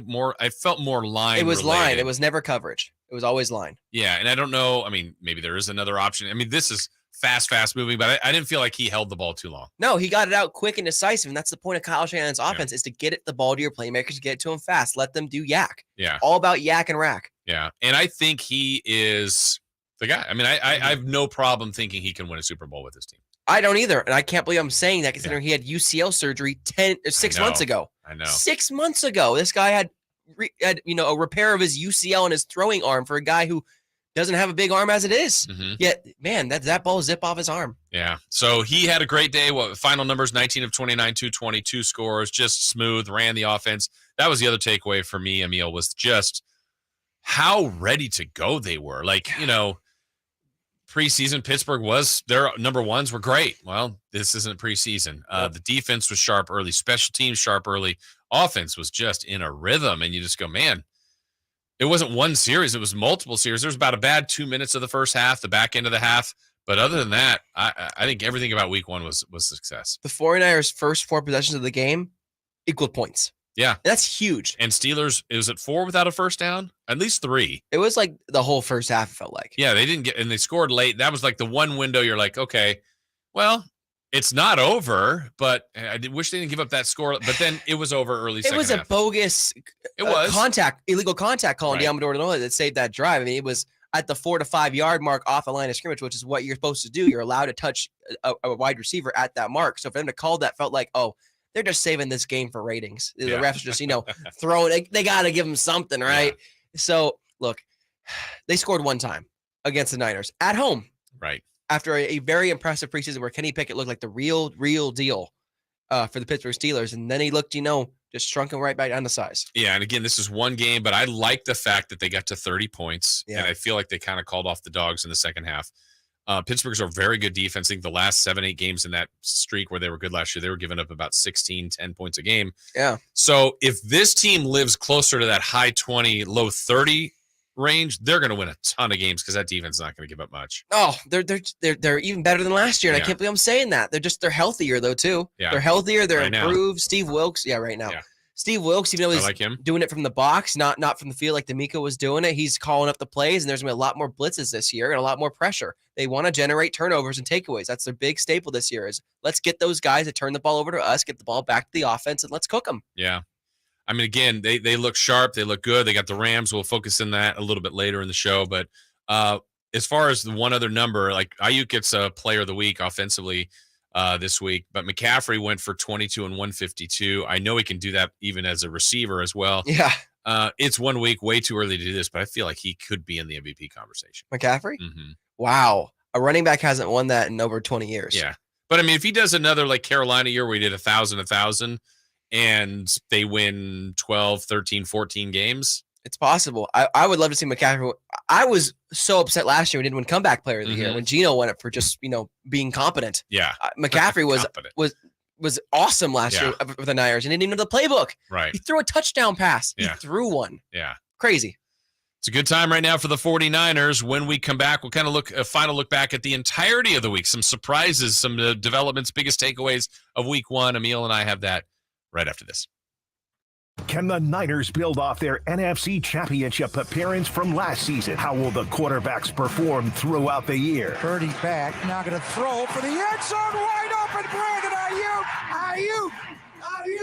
Ayuk is on fire! Will the defense lead this squad again? Intercepted! Ball got tipped up and taken by Fred Warner! Get all your 49er coverage throughout the NFL season on Sactown Sports and SactownSports.com. Finding great candidates to hire can be like, well, trying to find a needle in a haystack, but not with ZipRecruiter. Its powerful technology actively finds and invites qualified candidates to apply to your job. So while other companies might deliver a lot of hay, ZipRecruiter finds you the needle in the haystack. See why 4 out of 5 employers who post a job on ZipRecruiter get a quality candidate within the first day. Try ZipRecruiter for free at ZipRecruiter.com/free. That's ZipRecruiter.com/free. Safe Credit Union is our local community-based financial partner, and they are committed to the well-being of their members. Jason Ross here, and we all work hard to reach our financial goals, and banking with Safe helps make that a reality.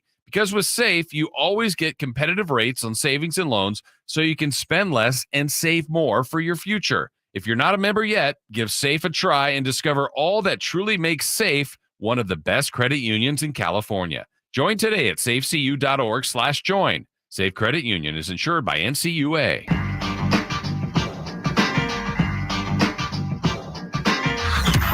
Sactown Sports. Check us out on YouTube. Search Sactown Sports and subscribe.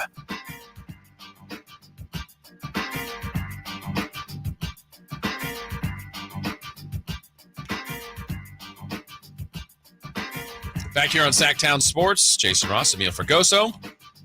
Whitey and Watkins following us, correct? Right? Yeah. Confirmed? We got it confirmed. We're in their time slot. Well, they'll be on crossover, I hope. They will be. We got plans for it, at least. I hope so. Always enjoy talking to them. I don't know if Watkins will show his face again after yesterday. Oh, what happened? Oh, we were giving him a little hard time about the Minnesota Vikings. Oh, yeah. Don't say we. It wasn't me. It was you and Mr. Gleason. It was. Yeah. No, I was trying to be nice. Oh, they're only 0-1. Yeah, well, you know, he doesn't love his team, which is weird. I mean, he wants them to win, but I feel like he's down on his team. Well, you know, when Baker Mayfield and the Tampa Bay Buccaneers, school you and, tell your players to get in the weight room, that's, never great. Baker's a talker. Yeah. Oh, yeah, he is. Yeah. Yeah, But he is. I mean, you know what? He is a gamer. I don't know that he's the best. He's not the best quarterback, obviously, but he's okay to have on your team. I have respect for Baker. I do too. Because he's gotten a lot of, stick over the years. And, I really am rooting for him to at least be somewhat successful, have kind of a journeyman career, maybe someone with Ryan Fitzpatrick. Yeah, in a way. but he wants it to work. And I think the right setup, to me, one of the most amazing games he ever had was, who did they beat? Did they beat the Raiders when he was a Ram? Like he got picked up 2 days before. But it wasn't like he was just winging. Well, maybe he was winging, but he looked like the leader of the team. And I don't even know if he knew people in the huddle. No, I mean, that was impressive. And that's Baker. Yeah. Baker is one of those leaders you can just rally around. You may not always like him or like his views or whatever, but he is a leader. And half of being a quarterback is just being a leader. True. That win was so important, too, because the Raiders really needed it. It was playoff important. Yeah, and it was like a last-second drive. How do you even run a no-huddle offense when you don't know? Yeah. When you showed up 2 days before. I mean, it's literally get open. Yeah, it was amazing. I mean, the Raiders had a couple weird lots, like that one. And then the Colts one with Jeff Saturday, the coach, 10 minutes before, coming off the ESPN set to coach the team. That was a fireable offense for Josh McDaniels, and they didn't pull the trigger. They had a weird win, too, when Chandler Jones crushed Mac Jones for the touchdown. Yeah. And almost beat the Niners. I was like, I know. They're Niners. With Jarrett Stidham. Yeah. Deuce was driving me crazy that day. I remember Deuce was making me. We had a Kings game in here, right? Yeah. We're working in here. Yeah. Deuce comes in here, and he's saying things to me, and I was infuriated. He was poking the bear. He had fun with that. He's good at that. He's irritating. Yeah. What are some takeaways you had from game? So let's move off the Niners.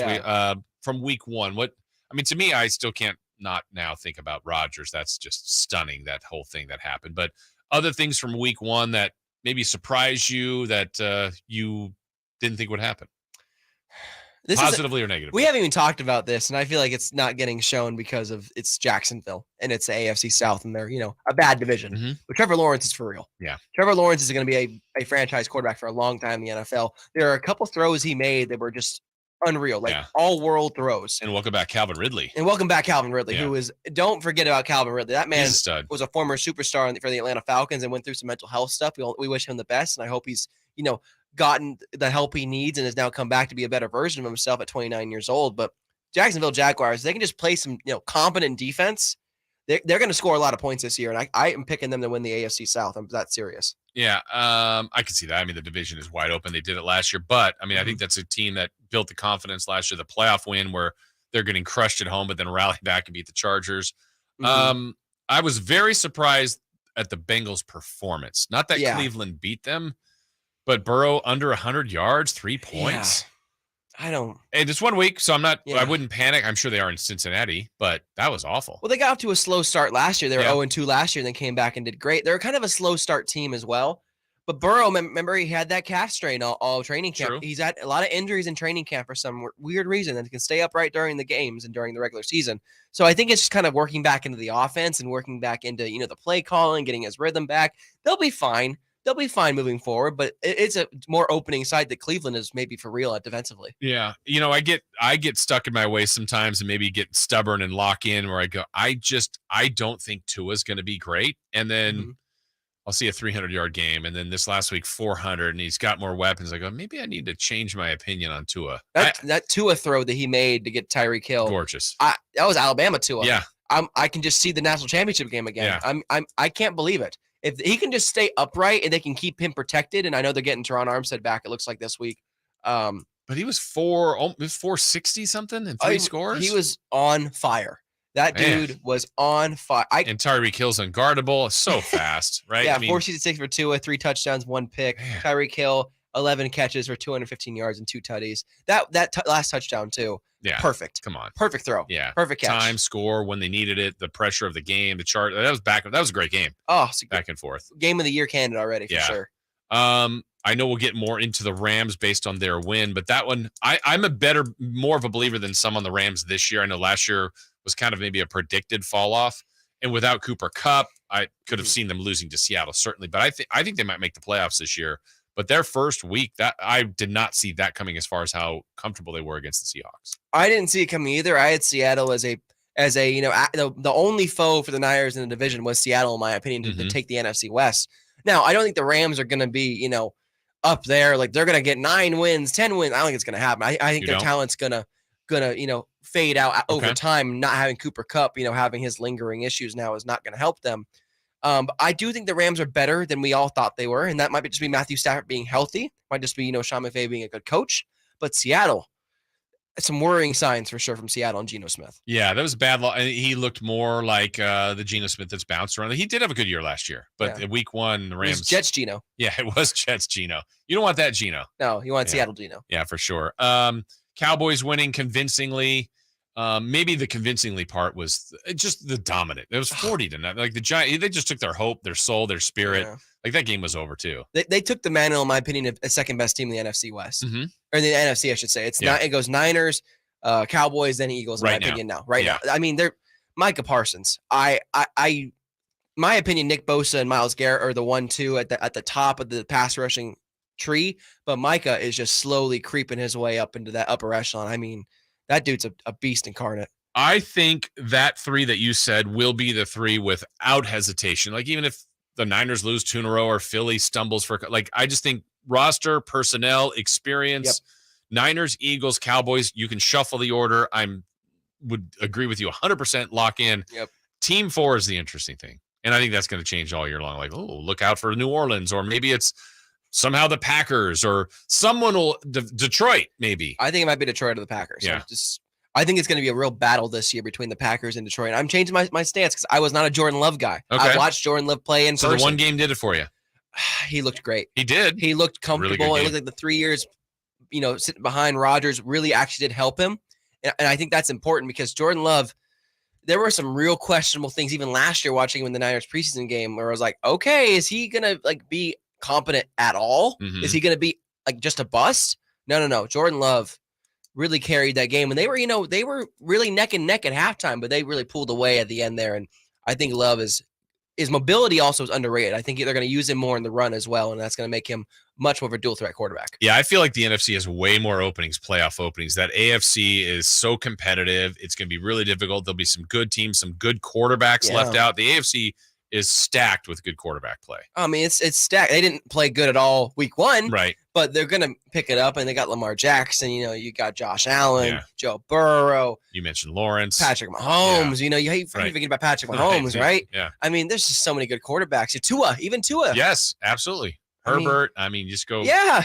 The list goes on and on. Jimmy Garoppolo. And, does Jimmy G kind of find it again? Does Russell Wilson, who's capable? I mean, we would have put Rodgers on the list. So that conference is loaded. Just loaded. Yeah. But frankly, right now, if you look at just the whole team and who the power rankings are, the NFC is leading the power rankings right now in terms of best showings in week 1.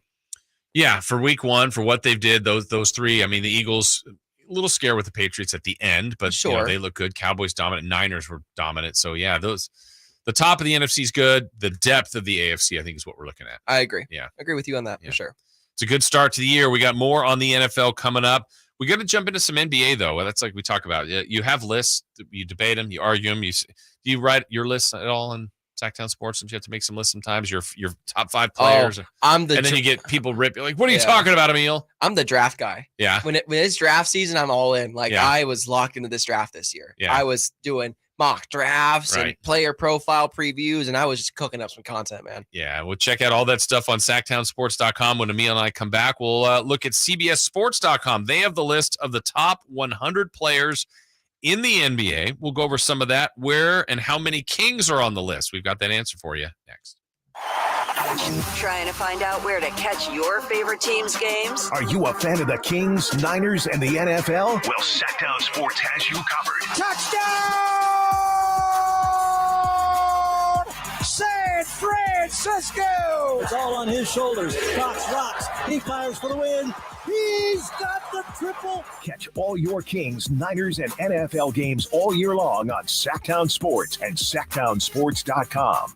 Hey, it's Carmichael Dave here for American Energy Heating and Air. It's the end of summer blowout on all their systems. Right now, $2,500 off full systems, as low as $34 a week. And now American Energy Heating and Air offering a free Wi-Fi smart thermostat of your choice on high efficiency units. Look, the uncomfortable becomes comfortable with American Energy Heating and Air. They've been around since 1981, making the greater Sacramento area proud with an A+ rating with the Better Business Bureau. And as always, their goal is to exceed your expectations, exceed them of the heating and air industry, valuing the customer experience and making your home comfortable. It's that simple. Go to American Energy Heating and Air and get yourself a free Wi-Fi smart thermostat of your choice on high efficiency units. Call 916-520-9998 now. The best cowboys and cowgirls in the country are coming to Marysville. It must be rodeo time. They're all coming for the Marysville Stampede PRCA Rodeo. And we should be there too. It's this weekend, Saturday and Sunday, at Cotton Rosser Arena in Marysville. Have they raised their prices? No. Online tickets are good for Saturday or Sunday. Just $20 for adults and $10 for kids 4 to 12. The Marysville Stampede. It's this weekend, Saturday and Sunday.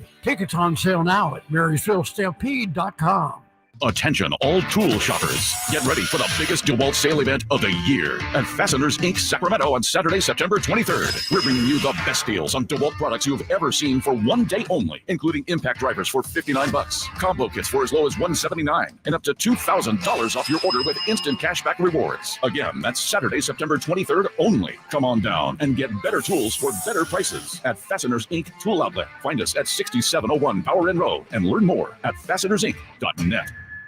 When every shot counts, the professionals at the Hagen Oaks Player Performance Studio encourage you to try the brand new Titleist T-Series irons. Irons designed to enhance your play through control, distance, flight, forgiveness, looks, sound, and feel. With 4 T-Series models, the fitting team at Hagen Oaks will find the perfect Titleist T-Series iron for you. Call 916-808-2531 to find your fit today. Hagen Oaks Golf Super Shop, Fulton Avenue at the Cap City Freeway, or online at hagenoaks.com. When you take the time to shop at Folsom Lake Honda, there's one thing you'll always find: happy people ready to serve you.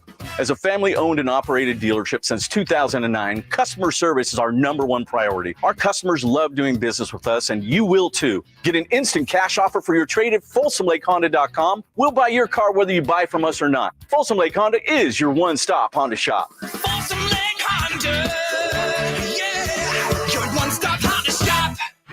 Sactown Sports. Headlines. I'm Nate Littlefield. These are your Sactown Sports headlines. Good news for the 49ers. There were no reported injuries from the Week 1 blowout win over the Pittsburgh Steelers. Congrats to Brandon Ayuk for winning his first NFC Offensive Player of the Week after putting up over 120 yards and 2 touchdowns. SF takes on the LA Rams at SoFi Stadium. Kickoff is at 1:05 p.m., and you can listen right here on Sactown Sports, starting with the pregame at noon. And yesterday, the Sacramento Kings waived Nerlens Noel and Nimi Keita to clear out a crowded front court with the recent signing of JaVale McGee. They also made a bit of a long-awaited move by bringing in guard and Folsom native Jordan Ford up from the G League. He started 32 games for the Stockton Kings last year, averaged 14.7 points per game, shot about 50% from the field. We'll have Brendan Nunez on, a new addition to Sactown Sports. He'll be on at noon to talk with Jason and Amil about all this stuff going on with the Kings. And if he was joining us on the phone, he'd be joining us via the Folsom Lake Honda hotline. Folsom Lake Honda, your one-stop Honda shop. And those are the headlines. Now we get back to this fun and event-filled midday show with Jason Ross and Emil Fergoso. Sactown Sports. Call or text at 916-339-1140. It's great hanging out with Emil Fergoso here in studio. We're going to have Brendan Nunez joining us in about 30 minutes as we got more NBA discussion, more Kings discussion after they made some moves yesterday. Yeah. Trust in JaVale McGee, I guess. Backup big or Alex Len, some combo? In JaVale we trust. In JaVale we trust. All right, so let's pick this list apart. CBS Sports, they got their panel of quote-unquote experts that's going to rank the top 100. Look, you do a list, you're gonna get grief, and you're going to get some right. You're going to, I agree with that. And like, what are you talking about? So we're going to work our way. We don't have to label everybody. I know people will be interested in the Kings, but at least as a reference point, I'll say who player number 100 is. He's a new member of the Dallas Mavericks, and it's Grant Williams. Yeah. So if that's the last player on this list, that's an interesting reference point. Your thoughts on Scoot Henderson being 97 has not played an NBA minute, which Victor Wembanyama is going to be higher, but I don't know how I feel about that. I don't know if I would wait. They should count. Yeah, I would personally wait. Now I think by the end of the year, he's likely going to be in the top 100. We can wait. I think Scoot might win Rookie of the Year. I could see that. I think Scoot's going to be unbelievable. I think in the Chet NBA. might too. Everybody's kind of forgotten about Chet. I just don't know if Chet's going to play enough games. Well, that's they the want him problem. to, but you're right. There's some concern there. So Scoot's at 97. We, pardon the phrase, but scoot our way through. You got a guy like Mike Conley at 91. And lo and behold, look who number 87 is from your Sacramento Kings, Kevin Huerter. Red Velvet. And when I saw that, I went, oh, little surprised. Not that I don't think Kevin Huerter can live in this area, but I thought, ooh, how many more are ahead of Kevin Huerter on the Sacramento Kings? They're right up. Huerter was everything the Kings could have hoped for in his first season in Sacramento, averaging a career-high 15 points per game on 40% three-point shooting. His off-ball movement and dribble handoff work with Domantas Sabonis helped generate the best offensive rating in NBA history last season. Huerter continued to display underrated playmaking ability as well, averaging nearly 3 assists per game, and is adept at hitting pull-up jumpers and floaters when he's run off the three-point line. So good compliments there to Kevin Huerter. I don't know. I mean, feels like about the rough range, but if he was off the list a little out of 100, I could see it. But I'm fine with it. I'm fine with it too. I kind of had Malik and Kevin in that similar spot. Yeah. So both of them are kind of doing similar things, both great off ball, both great at shooting threes and, generating a little bit of playmaking skills. Yeah. I think Kevin's, fading off at the end of the season was a little bit, not what you want to see. Sure. So maybe that's where my hesitancy comes from because I'm a big Malik guy. Yep. I'm going to be very sad when we lose him next year. Oh, you're calling your shot already? Saving the money for him. I hope we are. Yeah. I mean, I really He hope should we get are. paid. Malik deserves to get paid. Yeah. Pay Malik Monk. Come on, Monty. Pay him. I know they love him. I think he likes it here. I think he likes being with De'Aaron too. I think there's a lot of things that he's grown to love here. But, you get a shot at a payday, and if someone else... It's a business. Yeah. It's a business. He realizes that. So That's a potential concern as you look forward. As we move down the list, a guy like Alperen Sengun is 85. Like Guy Shen. Yeah, he's really worked his way up. He's now 6'11", 7 foot tall. Is he growing? You didn't hear about this? No. So he was, and like he had the Giannis effect. He entered the NBA at like 6'8", 6'9", then grew this summer to like 7 foot tall. And I know there used to be a thing where like your draft combine or whatever that official, like that was your height and weight. Yes. I'm like, well, these guys might be 17, 18, 19, and then you're 37 and you've lived a little and you got grown man strength. Like height and weight changes a little bit. It always amazes me how they can just lie about their height and weight, because Kevin Durant's 7 foot tall. Right. And he wanted to be 6'11". 6'11". Yeah. Or whatever. 6'10", 6'11", Yeah. whatever. Yeah. But he's 7 foot tall. Right. But he just didn't want to see that 7 in his front of his name. I'm like, you're 7 feet tall. Oh, Bill Walton was also super tall too, Yeah. and he wanted to drop his nut. It's just, some people just don't like it. He's got a target on their back, maybe. One of the highest paid guys, Tobias Harris, is 80. Interesting. On this list of top 100, we continue to work our way through. The Suns, who should be good, have DeAndre Ayton at 76. I don't know if I agree with that. Higher, lower? Lower. Okay. Wait, lower and closer to 1 or above 100? Sorry, higher, closer to number. 100. I Okay. apologize. Chris Paul, wow, one of the all-time great point guards, 73. He was 18 last year too. Yeah. I Oh yeah. think so. Forgive me on that. Was Herter ranked? I don't believe He was not ranked, Okay. And I believe a year ago, there was either this list, maybe NBA.com, ESPN. They all kind of end up with lists. I remember Harrison Barnes being in the top 100. Spoiler: he is not in this top 100. Surprise, surprise. Chet Holmgren, who's yet to play a game, is 68. Right in front of him, Klay Thompson, one of the game's Wow. greats, at 67. Mm-hmm. Jalen Williams of the Thunder's ahead of Klay Thompson. J-Dub, my guy. I mean, he's J-Dub. good. That was my sleeper last year. Like I wrote about J-Dub in the lead up to that draft, and I was like, watch out for this kid from Santa Clara. Yeah. He reminds me of Donovan Mitchell, and lo and behold, plays exactly like a bigger version of Donovan Mitchell. Let's get the reaction going here. Amil from Kings fans, everybody listening out there on Sactown Sports. Austin Reeves, 63rd. Nice player, but okay. 63rd. Taylor Swift's bestie. Yes. There's Victor Wembanyama at 58, yet to play a game. A guy that was rumored about the Kings, OG Anunoby's 57. Mm-hmm. So still just one King on this list. So we're getting to the spot. I'm like, okay, could Barnes, could Keegan Murray? There's Fred VanVleet, the big Rocket payday at 48. Yeah. Chris Middleton, 46. Wow. I'm still moving up. So now I'm like, okay, I think we're out of Got Cade on here. fringe Kings. Yeah, I think we're out of fringers. Karl Anthony Towns at 37. Yeah. Kyrie Irving at 35. Kyrie Irving used to live in that top 10 neighborhood. I just Does it feel good at 35? no, it doesn't feel good. 35 might be the number of games he plays this year. Honestly, I don't. Why is Kyrie Irving at 35? I get the talent thing. Kyrie is one of the most talented point guards I've ever seen in my entire life, but he doesn't play. He doesn't play or want to be really a part of a team. It feels like. Yeah. Well, Kyrie's 35. Number 34, ranked 50 a year ago, now 34. Domantas Sabonis. The Kings finished with the highest offensive rating in NBA history last season, and Sabonis was the hub that made it all work. His ability to dissect defenses with dribble handoffs, backdoor bounce passes, elbow jumpers, and brutish post-ups turned Sacramento into must-watch programming. The 6'11" center led the league in rebounding while joining Wilt Chamberlain, Oscar Robertson, Nikola Jokic as the only players in league history to average at least 19 points, 12 rebounds, and 7 assists per game in a single season. Sabonis at 34. I mean, not surprised. Yeah, I mean, all NBA. Yeah, I could see it higher. Could see. I mean, it's about the right spot though. I think the playoffs. You know, his struggles in the playoffs are playing a factor. I think it would have been higher prior to the playoff run he had. Yeah. And again, he was hurt all last season with that broken thumb. That's the thing. And put up those historic stats with the broken thumb, left thumb, I should say, because he is left-handed. I mean, Domas is everything the Kings could have hoped for. I mean, we made that trade. It was a huge trade. Getting rid of Tyrese Halliburton, who's turning into a megastar in Indiana. Yeah. We wish him the best, of course. But getting Domantas Sabonis, who, like they said in this article, is the hub of how the passing works here in Sacramento. He's the team. I mean, De'Aaron is so good and was so good in the postseason. Yes. But if Sabonis with the thumb literally did happen, but if he went on the shelf for 6 to 8 weeks and went surgery, yeah, they would have been a mess. They would have been a mess. Yeah, he's so important to this There's team. no one who does what Sabonis does. Nope. He's just such a great one of the, I think, second best passing center in the NBA right Yeah. now, behind Nikola Jokic. Yeah, I mean, he picked a bad time for Jokic to be around and Embiid. Like he might be the best center in the league without those guys. He could very well be, and I think him getting All Pro last year really signified this guy is for real. This guy is not just, empty stats, bad team guy. He is a winning basketball player. Yeah, and the Kings elected to pay him and more. We knew they were, but they chose to do that this offseason. So he's going to be in the fold for a while. We'll work our way. So no De'Aaron yet. Nope. James Harden, 33. Brandon Ingram, 32. Pascal Siakam, 31.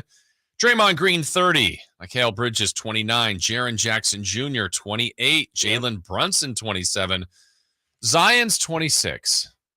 Talent-wise, probably better, but you got to play. Again, like Kyrie, 26 games might be what he plays next year. Yeah. I can't put players on this list who haven't been consistent in the NBA. Yeah. I love Zion. He's an incredible talent, but dude, please get your weight right. Yeah. Please, just for me, please. Still no De'Aaron. Drew Holiday, 25. Jaylen Brown, 24. We're getting some pretty special talent. Tyrese Halliburton, 23. Anthony Edwards, 22. Trae Young, 20. We get to number 20.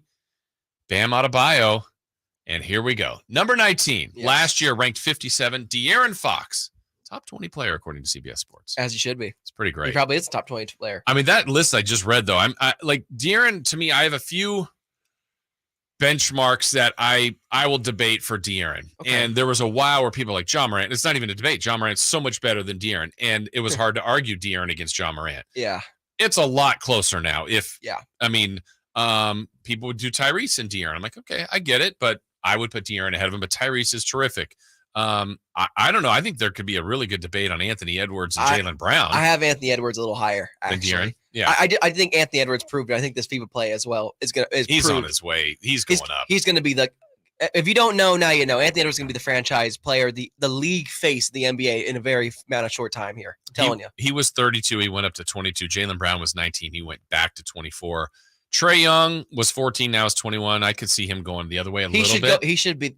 In no world is Trae Young better than Anthony Edwards right now. Yeah. In no world. Here's what they said about Fox. Fox has been trending upward for years now and established himself as one of the league's premier closers last season. Mm-hmm. He led all players in clutch points en route to the Kings' first playoff berth since 2006.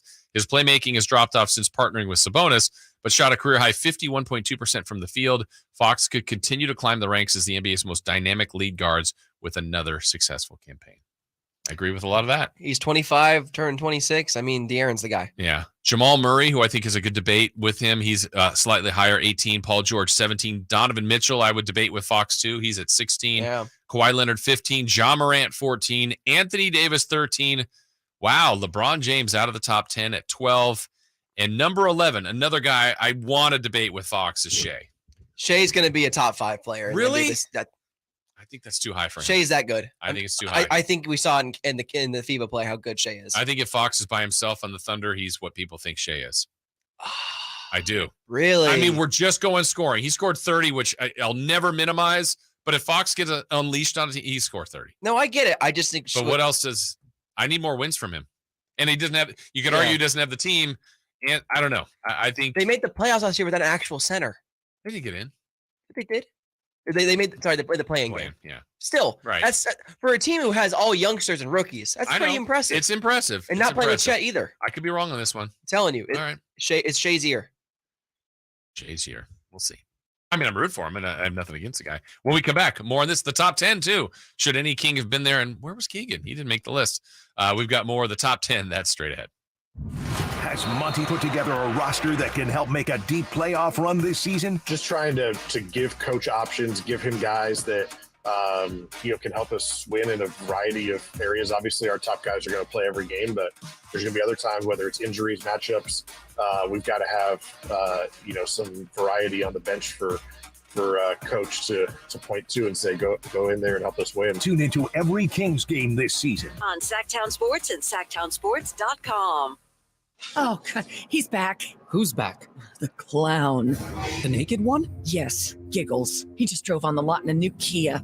Does he want to trade it in? No, he wants to show it off. Isn't he showing off enough? Oh, here he comes.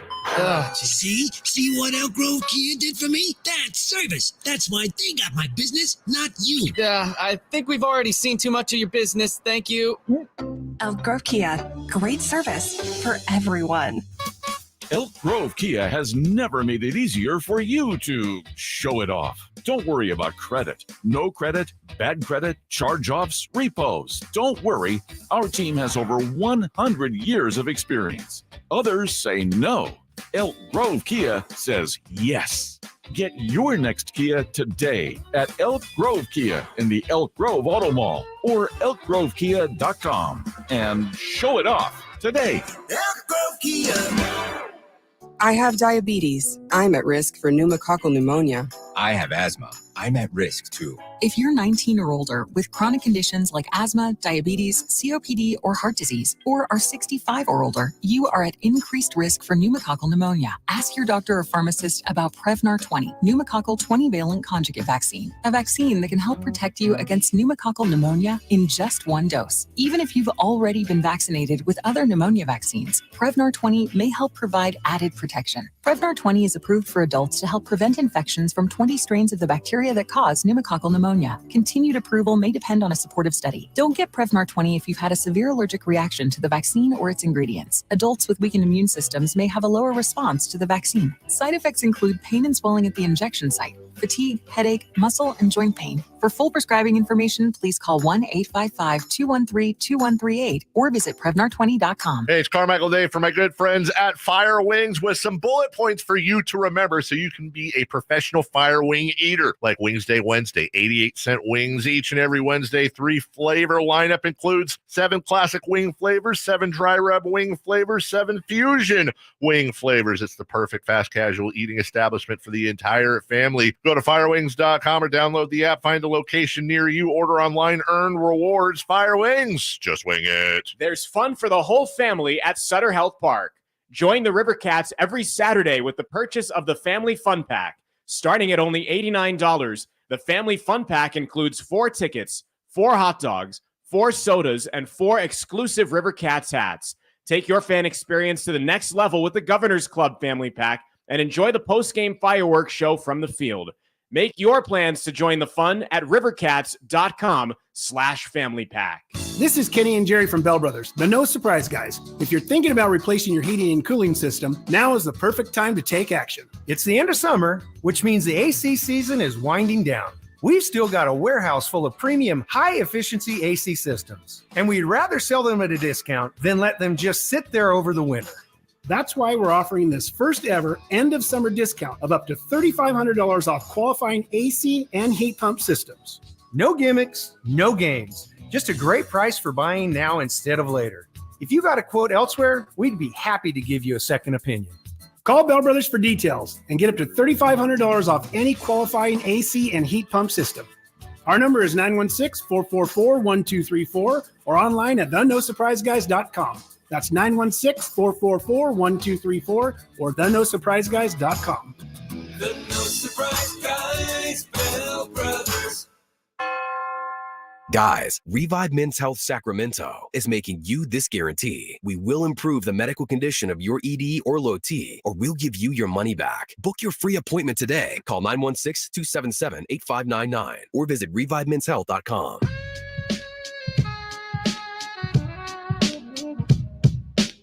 Live and local. Live and local. This is Sactown Sports.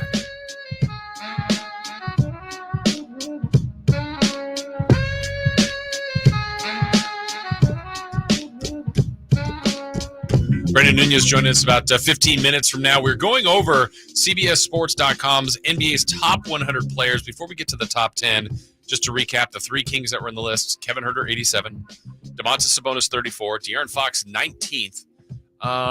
Monk and Barnes and Murray could have been in the conversation, I feel like, in some way, shape, or form. Keegan especially. Yeah. I mean, if you're going to put guys like Scoot Henderson, who haven't even played a game yet, like, you got to put Keegan on there. You know, Jalen Williams, he was awesome last year, but Keegan kind of had the similar numbers. Keegan had a great year. He led the league in 3-pointers, I believe, or was around that number. I for think rookies. He had, yes. He has the best chance of being on next year's top 100 from this year's team, I think. Yes. That wasn't. Barnes might be going the other way, not necessarily meaning like he's done, but just by circumstance. Well, I got to ask you, and I'll ask Brendan this too when we bring him in. Do you see that real leap from Keegan Murray in year 2? I think so. I think they think so, and I think it's going to be on him. I know, again, 2 California Classic games. He was aggressive. He was great. Sniper. Yeah, but he also, I think Fox and Sabonis are going to have to keep pushing him on that, because if he can become, I mean, ideally, Amil, I think, and, Brendan will talk to him about this, if there was such a thing as a pecking order, I think if Fox can have a similar offensive year, yes, and Sabonis a similar, I just say well-rounded year. I don't want Correct. him to drop to like 9 points a game, but I think his points can go down. Yeah. If Murray's jumps up in closer to that 20-something, that and Sabonis is the all-everything man. Like a 15, 10, and 8. Fabulous. Like, I think that might be the secret sauce for this team, to have Fox be the dude, Murray like the 1A, or, some days where Murray scored the most and led the team, but Fox has the higher average and maybe the closer. But if Sabonis does everything, and then, Monk will sneak in and lead the team in scoring. Kevin will sneak in at 15, 20 here Barnes, or there. wow, he had 28 today, and that's possible. That's Harrison Barnes' MO. Just sneak up on you, a little 22 action. Terrence Davis did it last year. I'm like, different people can come in. And do you miss TD? I miss TD a little bit. I do, but I think Duarte's going to be really good. I got this team. I got a nice, really good. I got a nice Duarte auto. I've actually been holding on Do to. you? And now he's on the Kings. We're talking cards, yeah. So I'm keeping that out. You should. I'm keeping it. Show it to him. I will. Okay. So anyway, I think a little surprised Herter was in. That could have been Monk. Yeah. Could have been Murray. Maybe Barnes on the outside edge, but I'm fine with that part. It's all right. They'll be there soon. Let's talk about the top 10 then. So we have mentioned everyone else. Shea just missed. You'd put him in the top 10. I think about Anthony Edwards in the top 10. Number 10, they have Damian Lillard. I mean, it's Dame, man. That's one of the, if not for Steph, he's the greatest point guard of the last 10 years. Yes. Yeah. And number 9, I feel like is more of a playoff nod than regular Jimmy Butler. Yeah, Jimmy. Jimmy's great. I would want Jimmy Butler on my team for He could change his name to Himmy Playoffs. Yes. So they put him at 9. Devin Booker at 8. I've been more sold on Booker because there's a time I'm like, I think he's overrated, but he's not. No, look, early on, I turned on understood him it, but when he had that 70-point game early on in his career, I was like, no, there is something here with this kid that I don't understand, and none of us did, but man, if there was a player that was the reincarnation of Kobe, it is Devin Booker. And I had the feeling of him, like maybe I'm talking to you about. Shea's not overrated, but that's where I was. So I'm like, I need a little more out of Booker. He's done more, and he continues to do it. He's awesome. Jason Tatum at number 7. And again, this is tough to parcel this out. It's hard. To spread this out. JT is more well-rounded than Booker, though, in my opinion, defensively to offensively, I think. Number 6, the reigning MVP, Joel Embiid. Might be a low number for Joel. Yeah.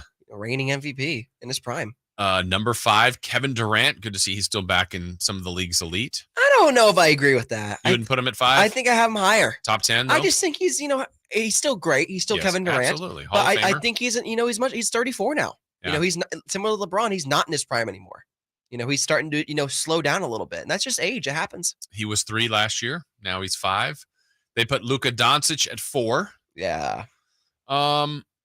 Yeah, at some point we're going to get to Luka needing to, he made the conference finals a year ago. Yes. Missed the playoffs last year. That was it's never about statistics. by design, though. Yeah, well, maybe at the end it was.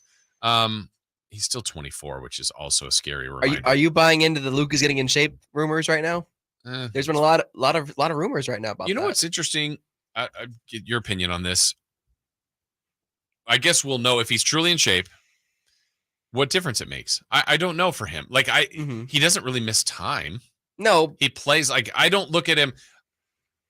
I don't know. I think he gets to all the places he needs to. Yeah. Because even when I watch, I don't know if he'll be quicker. I'm like, I don't think he's very quick, but he gets to where he needs to.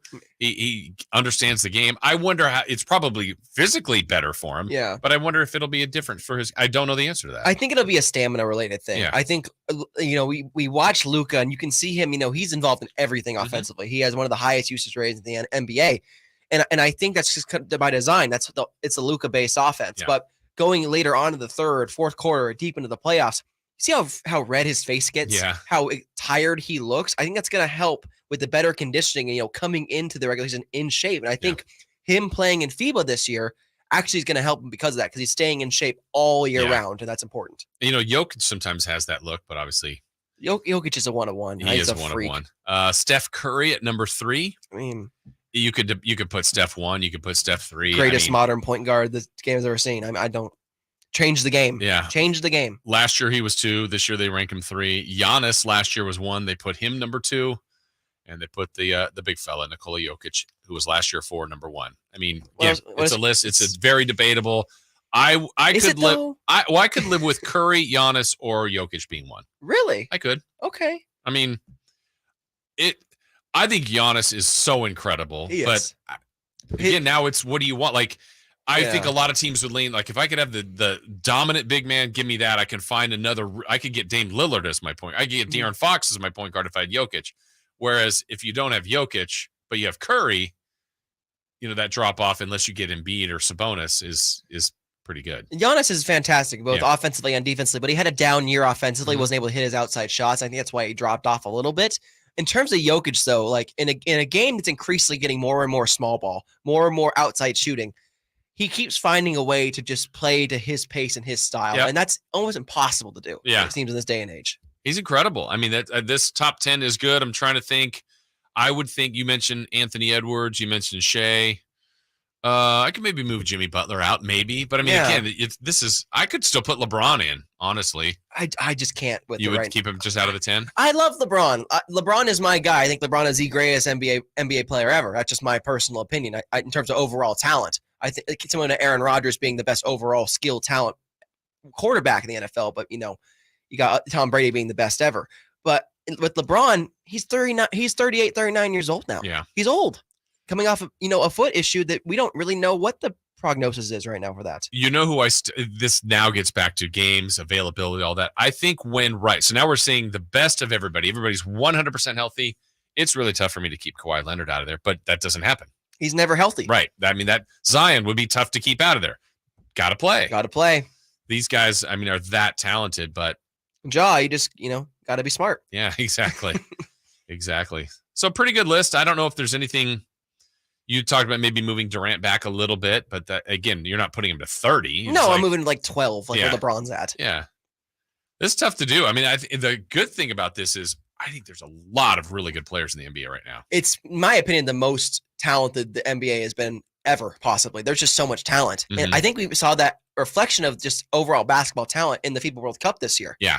I mean, Canada's back in basketball. Germany took the U.S. out of the game. Serbia won the whole thing, right, behind Bogey, who is awesome in the tournament. Dylan Brooks had 35 points. Dylan Brooks had 35 points in a international game. Yeah, and then you wonder come Olympic time, if Jokic is then in the mix, if Sabonis then plays for Lithuania, if U.S. does have LeBron and AD and Durant and Curry, that basketball tournament in the Olympics in Paris, right, 2024 is going to be great. It's going to be interesting for sure. And Jokic, did you see the video of Jokic partying the other day? Yes. Jokic just lives his best life. He does. He always has. Like, I mean, he didn't even want to do the parade because I got to get back home. He did admit, though, it was pretty sweet, though. Yeah, they had a good time. He had a good time. I don't know if anybody had a better parade than Coach Michael Malone. He was having fun. Or KCB. Yes, he was having fun. All right.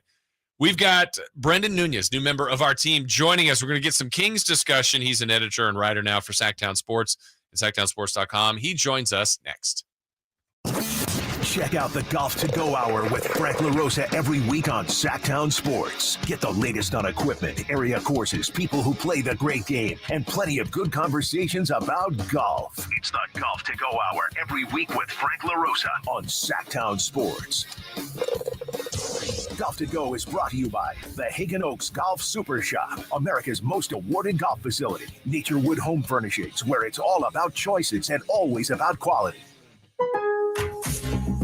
All new spring deals are here at Lowe's. Start planting your garden this weekend with Bonnie 11.8-ounce vegetables. Buy 4 for $10. Plus, liven up your patios and decks with fresh blooms. Select 1.5-gallon hanging baskets or 2 for $20. Lowe's knows spring. Lowe's knows home improvement. Offers valid through 5/17. In-store only. Actual plant size and selection varies by location. While supplies last, excludes Alaska and Hawaii. Thunder, feel the thunder. It ignites something inside of you. Lightning and the thunder. Sets alight an elevated state of being. Days are pure exhilaration. And the nights, they're simply electric. See it, hear it, feel it. Thunder, feel the thunder. Lightning and the thunder. Thunder Valley Casino Resort. Feel the thunder. Whether you're shopping for your favorite Honda online or in person, you'll see why Stockton Honda is the #1 Honda dealer in Northern California, and why buying from Stockton Honda couldn't be smoother. Visit in person or online at StocktonHonda.com, where your favorite Honda is ready for you. Anytime, anywhere, it's all here. StocktonHonda.com. based on 2022 total new and Honda certified pre-owned vehicle car sales from American Honda Motor Company's own loan report. What's holding you back from learning the language you've always wanted to know? Too hard. Takes too long. Not with Babbel. Babbel's lessons take just 15 minutes a day. 15 minutes isn't long. Nope. And they're fun. So you don't realize you're learning a language, but you are. In 3 weeks, you're able to start having conversations. And Babbel's lessons are built around real life. And with Babbel, it isn't hard. It's perfect. Now try Babbel free. Just go to Babbel.com. That's BABBEL.com. That's Mike saying good morning. It's the best he can do right now. Yeah, not a cloud in the sky. What Mike could use is a fresh start. And Irish Spring Body Wash.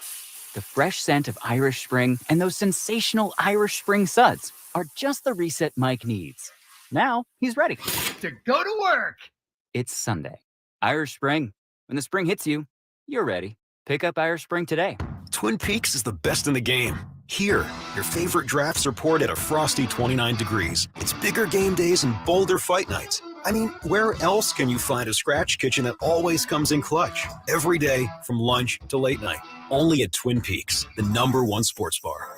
Love wings, but think they're not spicy enough? Twin Peaks is launching a new wing sauce just for you. Have your wing sauce and tossed in their hottest wing sauce yet. Can you handle the heat? Hey, it's Carmichael Dave, and I recognize, just like my friends at American Energy Heat and Air, that your time is important. And that's why shopping for a new air conditioner is now easier with American Energy Heat and Air's online quoting tool. All you have to do is go to AmericanEnergyAir.com and get an instant quote right now. It'll help you determine what system you're going to need to get. It'll provide the best pricing options, all from the comfort of your home without having to have somebody come to your home. You know how annoying that is? They come in and, and everybody there is so sweet and nice, but how much better is it to be able to get it on demand? Visit AmericanEnergyAir.com. Check out how easy it can be. Or if you want to give them a call and talk through what your needs are, 916-520-9990. That's 916-520-9990 or AmericanEnergyAir.com. Call 916-520-9990 now. I love being a bartender. I love waiting tables. But at the end of my shift, my feet were killing me. And so I had to pretend like I was having a good time. And really, I couldn't wait to sit down. But it wasn't just my feet. It was also my knees were achy. A lot of neck pain, too. I was in so much pain. I kind of lost hope, really. And then I saw the Good Feet store, and that's when everything changed. For over 20 years, we've helped people like Kristen enjoy their work again without their feet getting in the way. It was pretty shocking to realize that I'd been in so much pain, and suddenly I'm completely pain-free. Now that I have the Good Feet arch supports, I don't have to pretend to be happy. I'm genuinely happy. So, cheers. My name is Kristen, and that's my Good Feet story. See what we can do for you with a free personalized arch support fitting at the Good Feet store. Good Feet in Sacramento, Roseville, Stockton, Modesto, and Vacaville. KHTKAM Sacramento, KYMX HD2 Sacramento. Take it on the local level. Live and local, 6 a.m. to 6 p.m., Monday through Friday. From the Power Business Technology Toshiba Studios. Sactown Sports. Sactown Sports. Headlines. I'm Nate Littlefield. These are your Sactown Sports headlines. Good news for the 49ers. There are no reported injuries from the Week 1 blowout win over the Pittsburgh Steelers. Congrats to Brandon Ayuk for winning his first NFC Offensive Player of the Week award, putting up over 120 yards receiving and 2 touchdowns. San Francisco takes on the LA Rams at SoFi, or as a lot of people call it, Levi South. Kickoff is at 1:05 p.m. You can listen right here on Sactown Sports, starting with the pregame at noon.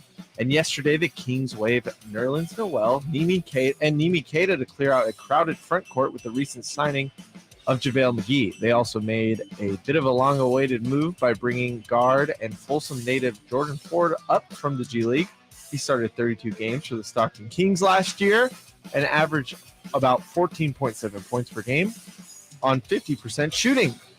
And I'm sure our guy Brendan Nunez, new guy here at Sactown Sports, will get into that right now with Amil and Jason on this fun and event-filled midday show.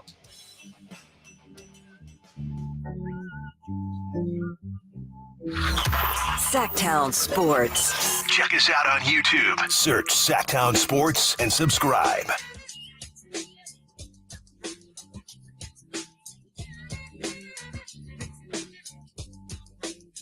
Just a reminder, Nate. That's all. Here we are. We're back, rolling right along. It's lunchtime. What's for Brandon? I thought you would bring in lunch for us. Well, I thought Amil might share his heart-shaped Cheerios over here. Yeah. I was curious what's going on. Those we established those were honey nut, right? 100%. Regular Cheerios, honey nut. Oh yeah. But aren't there like 8 million flavors now? Sure. Like It might apple, be. cinnamon. They got and the like, multi-grain. They got multigrains. Sounds too healthy. I'm trying, man. Well, no, good for you. But I mean, it feels there's very much like I don't know, kindergarten vibes. I'm 6, okay? It's all right. I'm a kid at heart. Yeah. Where's the juice box? Yeah. You know what? I grew up on those like yogurt with the bunny rabbits. Yeah. Growing up with the little the Trix bunny rabbits yogurts. Those were The ones that you push up. Oh yeah. Go-Gurts. Go-Gurts. Thank you. There you go. Thank you. Well, it's great to have Brendan Nunez in here in studio and with us, Sactown Sports. I know you've been around a little bit now, but welcome. Welcome. You're back. Thank you. You're back. You've been at the station Glad before, to but be you're here and you are. We have 2 writers here, but you guys obviously can talk on the air as well. The difference, it was funny talking to you guys in the break. Amil does writing and does stuff on a computer on his phone. You've got like the most incredible penmanship I've ever seen. I take pride in it, I guess. I always Did you take calligraphy in No, high school? No, I just like the feeling of writing with a pen. Yeah. I don't know what it is. And I have really bad memory, so I have to like do things multiple different ways to remember things, and writing it down helps It works me. for you. I mean, I looks guess. like you got lists. You've got like I contract. like to be prepared. Yeah. I will, draw a blank if I don't have it in Yeah. front of me. So So what's it been like? I know this was literally your first week here, right? it was Yeah. started Monday. Okay. It's been good. Introductions to everybody. Like you said, I've been around a couple times around the place here, but it's good, man. I'm excited. This is my first full-time job covering sports. Was kind of doing everything on the side previously. So But you've been grinding. You've been out of Kings have. for years. You've been at summer league. You've been at home games. You've been at practices. Like it's basically the job you've done, but you're now I get to fully commit. Yeah, exactly. Don't have to worry about Yeah. these other things on the side, I guess. So how does it work? Like both you and Frankie are covering the team, probably Amil too. Like, are you guys fighting for stories? Like, how's this going to go? No. Frank is the Kings insider. Yeah. We're going to leave that to Frank, and then I'll pick up whatever else. I think that him and I have very different styles and just the way that we look at the game in general and approach things. So definitely won't be stepping on each other's toes. Frank's the guy. Frank's the guy. I'm just But you're the figuring guy out where to too. fill in. Yeah. Okay. Well, good. He's a Kings cowboy. Frankie is. Yeah. Yeah, I heard that nickname came to him, and I never understood what that was. Yeah, How did that it come has to about? do with some Kid Rock thing. He Oh, doesn't. okay. Yeah, it's complicated. Yeah. we'll I don't know get that he into it. loves it. He's welcome to. He's taking it on. No, he doesn't love it. That's why I say it all Yeah, the time. Okay, so that's the deal. Yeah, I gotcha. You heard the back end of our conversation. I think we were just talking about the Kings that made the top 100. Let's see. Herder 87, Sabonis 34, Fox 19. Agree, disagree? I mean, all this can shuffle a little bit. Your Yeah, thoughts? that sounds about right. I think Sabonis has an argument for being maybe a little bit higher, but I understand like he's somebody that his skill set is.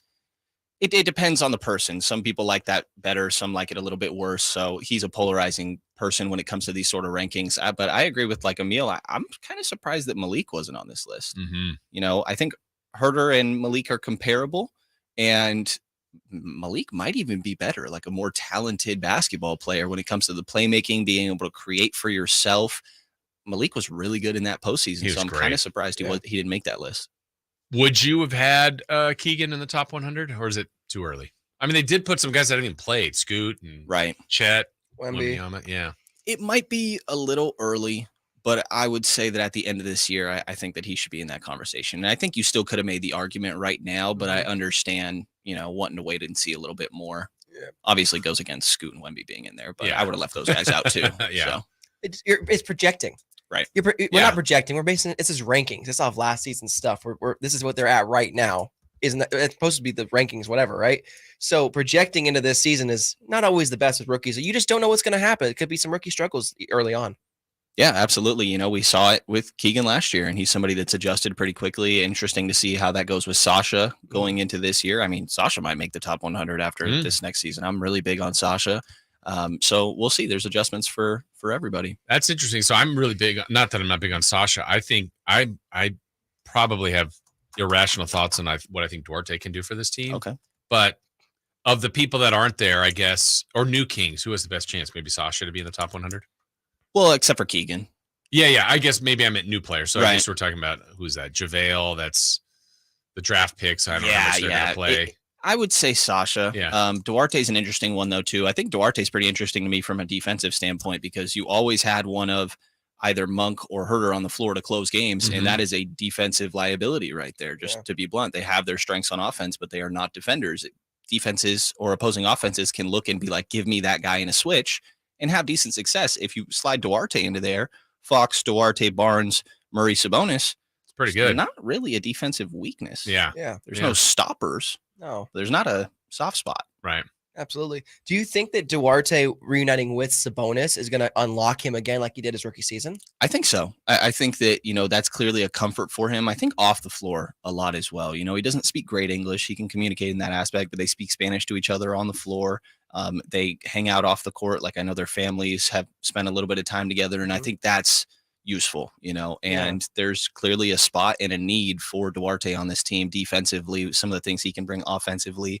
I think that there might be moments of getting a little bit frustrated with his shot selection. He loves his mid-range and, not to be mid-ranges are unacceptable, but I think that, there's certain guys that maybe you give a little bit more leeway to, but having that dribble handoff chemistry and really just that whole offensive scheme that they run, a familiarity with that, I think will be really good for Duarte. Absolutely. Brendan, Emil and I were talking earlier about Davion. Kind of feeling like it's a big year. Not that a big year with this organization. I think Davion's got a spot in the league, but less playing time in critical times in the playoffs. He doesn't always handle the ball as probably what he should be as a backup point guard, but maybe he's off ball, and we know he can defend. What kind of year do you think is in store for him? It's a tough one. It really just all banks in my mind on the 3-point shot, because that's what needs to happen for him to be able to play next to De'Aaron Fox. And I know that he said he's been working on that. He's been working out with Steph Curry's shooting coach, which, who better to learn from, right?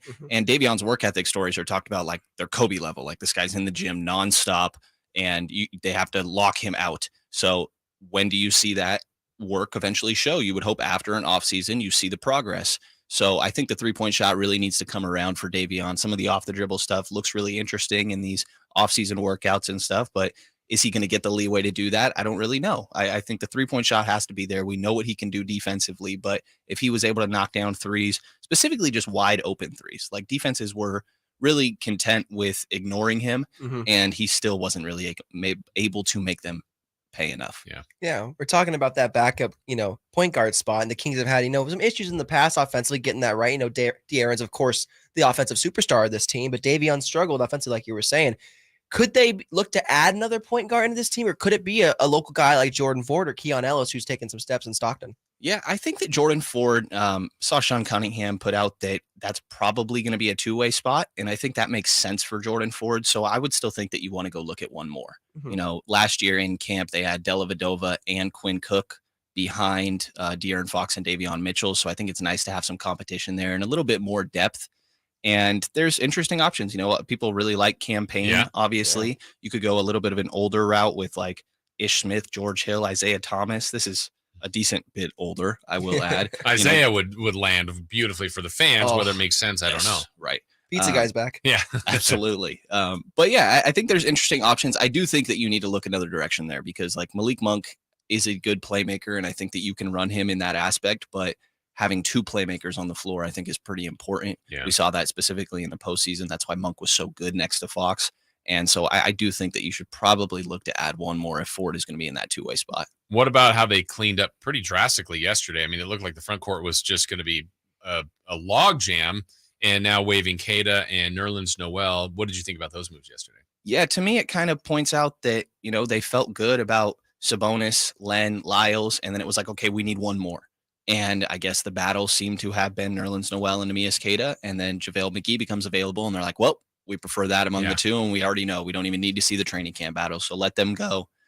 Let them go try to figure out better opportunities. Big fan of Keita, Portugal. Don't hate us, as you said. I'm Portuguese, last name Portuguese, okay?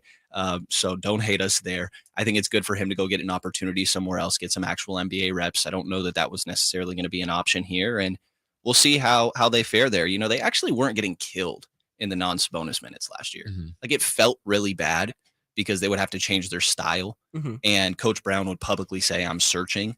So that obviously stands out, but they didn't get killed in those minutes. Yeah. And Alex Len was definitely good in the postseason. And they leaned Lyles a lot. Like they kind of played smaller, almost more so than, we saw Len all of a sudden appear in the Warriors series, but I mean, it really felt like in a lot of meaningful minutes, they went to Lyles when they needed him. Yeah, and that lets you, really embrace your strengths. Like I'm really big on don't try so hard to cover up your weaknesses that you lose out on your strengths in the process. And I think running Lyles at that back of 5 is a way to just fully lean into we are a team that wins on the offensive end and just do enough defensively. All right, he's Brendan Nunez. We got more with Brendan coming up. We'll take a quick break. We got to get into kind of what those other spots could be. We'll talk about that next. Can Mike Brown build on last season's Coach of the Year award? Can the Kings exceed 48 wins? We will be better prepared to make the run that we expect to run come next playoff. Tune into every Kings game this season on Sactown Sports and SactownSports.com. At Grainger, we're for the ones who pay attention to every little detail. The ones who fuss, tinker, and sweat the small stuff. Because the tiniest thing can make the biggest difference when it comes to keeping business moving. We get it. We're the same way, offering access to product experts to help you quickly and easily find what you need. So whatever your industry, you're always getting professional-grade products. Call, click Grainger.com, or just stop by. Grainger, for the ones who get it done. When you take the time to shop at Folsom Lake Honda, there's one thing you'll always find. Happy people ready to serve you.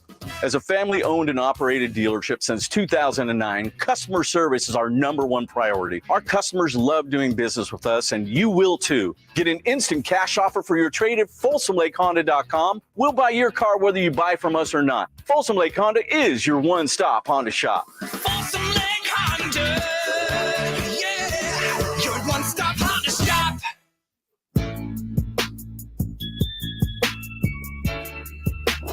Sactown Sports. Call or text at 916-339-1140.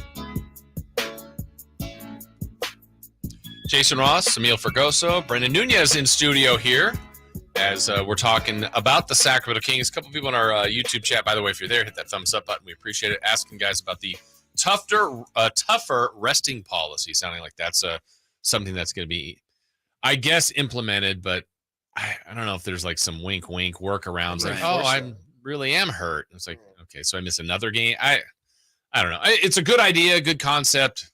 I want to see it executed. Yeah, I mean, people are going to try to BS their way around this, right? Like how it always works. Right. Like the transition take foul. It's like, well, if you're going for the ball, it doesn't count. Yeah. And so everybody's going to argue I was going for the ball. They'll find a loophole. Right. Yeah. They're going to have independent doctors to try to determine if you are actually injured or not. But it seems, Kawhi's gonna be on the bench with the ice packs all over his body. Right. Yeah. I'm hurt, guys. Just to I can't play it do off. Well, Just play it and off. I have to look further, but some of it wasn't about like the national TV games. Yes. Like, Yes. So these other games that fans pay the money for, the tickets for on a Tuesday night at home aren't as important. I think as long as they're not multiple in a row. Yeah. And they're putting more of an emphasis actually on away games rather than home games, I'd imagine, because, away fans only get so many opportunities to see those players. Look at that. The NBA prioritizing ratings over player health. Who would have thought? Who would have And thought? if you're unavailable, or if you're taking a rest day, you still have to be visible to fans. It doesn't say on the bench. It just says visible to fans. I don't know if you could just make hot dogs. Right. Can you make an In the- appearance in the pregame? stands, Right. The mascot outfit. Right. Like, how long did you Who visible knows? for? Like, Exactly. Could you just come pregame? And broadcast you just team, show up in the not court. sure. Hi, guys, and walk away. Right. Player Not coach. sure. Yeah. Well, I mean, I think these are all good ideas. Yeah. To see how they get executed. And I mean, to me, I think that was another part of the hidden success of the Kings. Like they were relatively healthy. They played their games. They wanted to play. They didn't really believe in resting and helped them get a 3 seed. Yeah. And the organization will argue back that they had injuries throughout the course of the year, with Dier. But they played through them. Right. Sabonis was, and that would be my counter as well, is that, not every team has injuries that they can play through necessarily. But yeah, I do think there's an aspect of that. I don't think it factors into the Kings too much. And NBA stars are the ones this qualifies to. And that means you either made an all NBA team or an all-star team within the last 3 seasons. So that's Fox. So like, Sabonis. right. Yeah. For the Clippers though, like Russell Westbrook doesn't qualify because I think it was 2019, 2020, the last time he made one of those, but Kawhi and PG will. He'd tell you he's a star. Right. Of course. Yeah, Russ is always a star. Yes, he is. You're the star of your own movie, right? That's right. So how do the Kings fill this? They got a couple camp spots they can fill, but certainly one more spot. You have a thought? You have an area? I mean, maybe not even a player or a player, but where do you think they go there? Yeah, assuming Ford is on that two-way, there's one normal spot left, but 4 players that you can bring into camp. Like you look at last year, the guys that they cut and kind of were debating between like Quinn Cook, you have Sam Merrill, Kent Bazemore, Chima Monecki, and Casey Okpala ended up making that team and then getting cut later on in the year. But I mean, I kind of just think some wings, you can never have like too many wings. Yeah. There is still a need for another point guard, I do think. But I think you bring both of those into camp and kind of see who impresses you a little bit more. And, you know, some guys like Justice Winslow is kind of interesting to me. TJ Warren has been injured for a while. He got some run last year with Phoenix in the postseason, even in that run they had against Denver. Juan Toscano Anderson has some familiarity with the coaching staff. Can't really shoot the ball great, but some defense and a guy that can, be a little bit of energy. Terrence Ross feels very much like Terrence Davis, not just because of their first names. I don't know if you want another Terrence Davis, or maybe you just would have brought him back. I feel like Monty and they lean shooting though, and that would be that's a shooter, that's a sniper. Yeah, Will Barton is out there, who I think fits sort of that same mold. And if you wanted to go a little bit bigger, like JaMychal Green's kind of interesting to me. If Trey Lyles is going to be playing the 5 a lot, like I think we assume, you might need a little bit more 4 depth. And JaMychal Green, kind of interesting. Yeah, I'm curious though, because you just bring up that 4 depth. Do you see the 3 and the 4 being a little more interchangeable this year for the Kings with certain players, or is it going to be a set in stone? Harrison's the 3, Keegan's the 4, or are they going to be able to flip more and be more interchangeable that way? I think it's pretty interchangeable, and I think it was a good bit last year. Like, I think defensively is where positions actually like exist. I think offensively, like the 2, 3, and the 4 are kind of all doing the same thing, specifically the 3 and the 4. But defensively, it's just like, okay, Sasha's a little bit slower footed. Do we really want to put him on, Kevin Durant, or would we rather try and put him on, maybe, I guess this is a bad example, but, say they have Markieff Morris or whoever it is. That's not actually their 4. I just can't think it off the top of my head. But, so I think defensively it matters a little bit, but offensively, I think it's very interchangeable. As long as you have guys that can match up with the guys on the other side of the floor, then I think there is some flexibility there.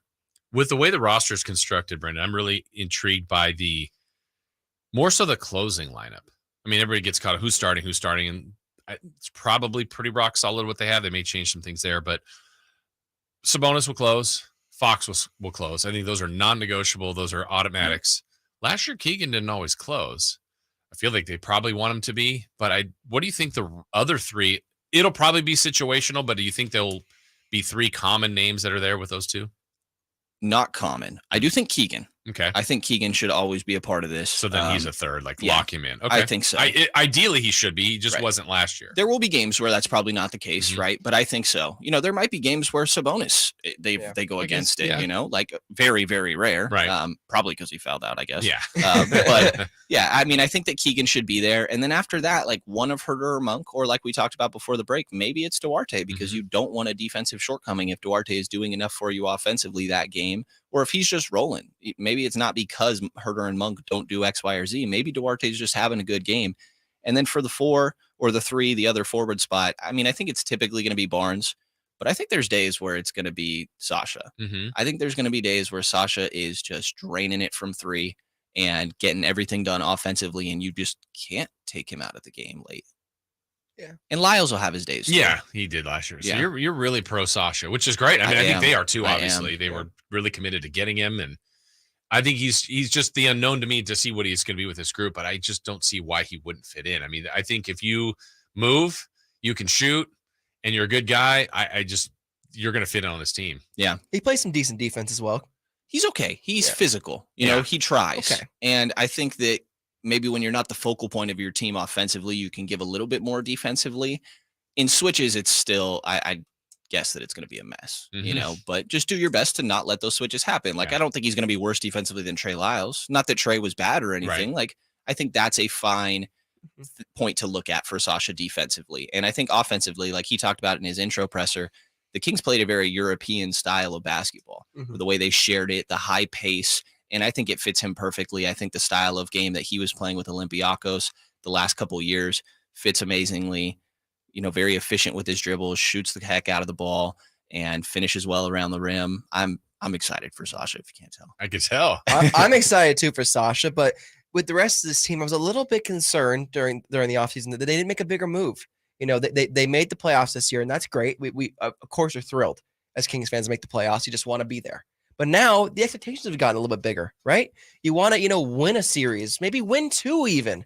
Is there a big name out there? We were talking about wings earlier. Is there a big name out there that could maybe push them to that level they could even afford? I mean, OG Anunoby was a hot pointed topic earlier in the offseason, and I think I could see that being revisited. And, a guy next to him, Pascal Siakam, I think has some intrigue to me as well. A guy that his 3-point numbers don't look great, but they look a lot better when he's not the primary, when he's getting a little bit more catch and shoot opportunities. Those guys stand out to me a little bit. And I think that there is a balance to just picking the right moments to go take your swing, right? Monty always uses the wording maintain and improve. And I don't think that you can have the latter if you don't maintain what you've already built up. And if you don't see the right opportunity to make that swing, then just be a little bit more patient. Like it was years where it's like, okay, obviously Buddy and Bagley need to go and they should be traded, but they took a long time to wait and get what they viewed as the right deals. So I do think that we will get another swing.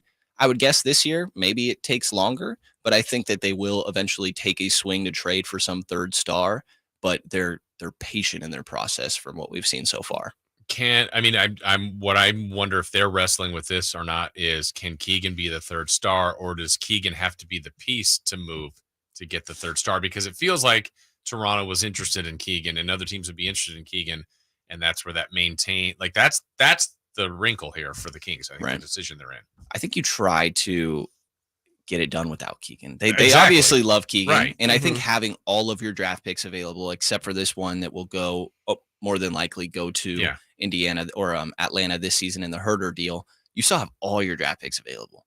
And if you sit there with all of that, you offer up, I don't know what it is, 3 first and 4 swaps, and some nice guys like Kevin Herder can still play, and you throw I'm sure Sasha won't love the idea of being in trade talks, but you have other decent pieces you can add, Davion Mitchell, and all those draft picks, you still can make a compelling offer. Not for a, Kevin Durant type of guy, but something you're doing it more on par with Keegan. If you did something like that, mortgaging your future, you think you have got a championship team. Right. Yeah. You would have to.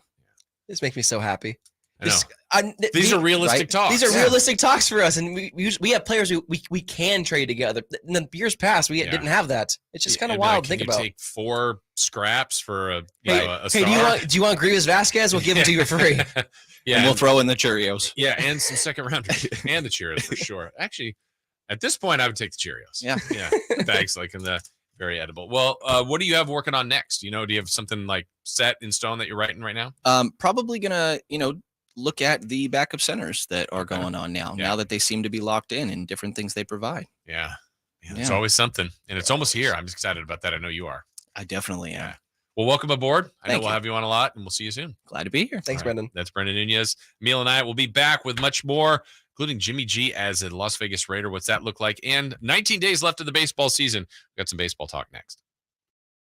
It's the Carmichael Dave Show with Jason Ross. Who do they decide on for the Super Bowl? What do you mean, halftime act? Yeah. I know that Taylor Swift. Yeah, turned him down, right? At what point do people turn on Taylor Swift to be like, why don't you lower your prices? And I understand the whole Ticketmaster thing, but what about the merch? Like, legit, do you have to make $1 billion? Could you make 500 million? Could you? The Carmichael Dave Show with Jason Ross. Weekday mornings from 6 to 10 on Sactown Sports. It's time now for the Silver and Black Report, brought to you by ACR Solar and Home Services. Well, 1 week, 1 win, and first place in a tough division. It doesn't get much better than that, as the end result was good, but certainly some things to clean up for the Silver and Black. Vegas had a tough time getting Josh Jacobs unleashed, and still too many penalties. But with that said, they now have defeated rival Denver 7 straight times. Jimmy G's poise and leadership helped keep the team grounded, and to quote the late Al Davis, just win, baby. That's your Silver and Black Report, brought to you by ACR Solar and Home Services. Did you hear about ACR Solar's free home battery special? Well, for a limited time, get a free LG Chem 10H home battery with a minimum purchase of 12 solar panels. Now, you'll own the system outright with no leasing involved. The offer includes 10-year parts and labor warranty for your added security and peace of mind. Take advantage of a 30% tax credit on your solar panel purchase, as the offer is limited to the first 100 customers only. Visit acrsolar.com to get the offer. The number 916-481-7200. Hagen Oaks wants you to know about the exciting new T-Series irons from Titleist, offering effortless speed, exceptional feel, and precise control. Working with tour pros and dedicated amateurs, Titleist T-Series are available in 4 different models. The fitting team at Hagen Oaks will find the perfect Titleist T-Series iron for you. Call 916-808-2531 to find your fit today. Hagen Oaks Golf Super Shop, Fulton Avenue at the Cap City Freeway, or online at hagenoaks.com. Everyone knows Elk Grove Kia is home of the 20-year, 200,000-mile warranty on every new Kia. But did you also know that Elk Grove Kia is your one-stop place for used cars? I'm talking over 300 used cars available. With Kia's certified program, with its 165-point quality assurance inspection, we know peace of mind on used cars is important. And that's why we also offer extended service agreements on all our used makes and models. Most prices are under Kelley Blue Book retail. New car protection at used car prices. From used sports cars to used delivery vans, we got them all at Elk Grove Kia. And our financing folks have over 100 years of combined experience. So we approve just about everyone. No credit, little credit, bad credit, no problem. And Elk Grove Kia is proud of our don't like it, bring it back guarantee for up to 3 days or 150 miles, no questions asked. Why would you buy your used car anywhere else? So check us out online at elkgrovekia.com today. Turn your highway into a smile way. Elk Grove Kia. Everyone loves to be outside, and so do mosquitoes. Protect yourself against mosquitoes and West Nile virus by following these simple tips. At least once a week, look around your yard and drain stagnant water from any containers where mosquitoes can breed. Remember to use an effective mosquito repellent, especially at dawn and dusk when mosquitoes are most active. Close all doors and be sure screens are in good working condition. At the Mosquito and Vector Control District, we're here to help. Visit us at fightthebite.net.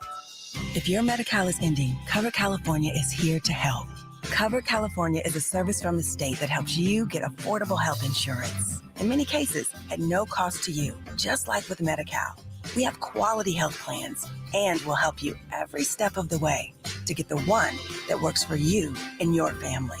So, if you're no longer eligible for Medi-Cal, check out Cover California. We'll keep you covered. Learn more at coveredca.com. Yeah, I'm so stressed. Our business is growing. We've got people all over now. Ooma. What is that? Meditation? I'm recommending the Ooma cloud phone system with auto attendant and more than 50 features.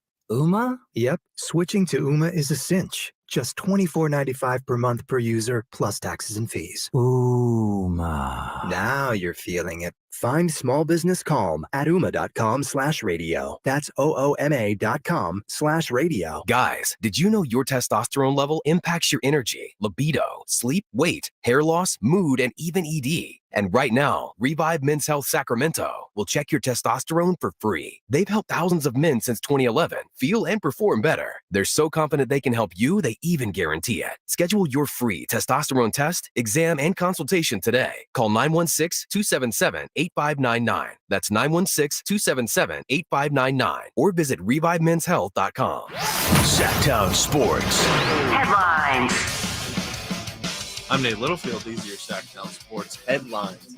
Yesterday, the Sacramento Kings waived Nerlens Noel and Nimi Keita, clear out a crowded front court with the recent signing of JaVale McGee. They also made a bit of a long-awaited move by bringing guard and Folsom native Jordan Ford up from the G League. He started 32 games for the Stockton Kings last year, averaged 14.7 points, and about 50% from the field. Pretty good stats.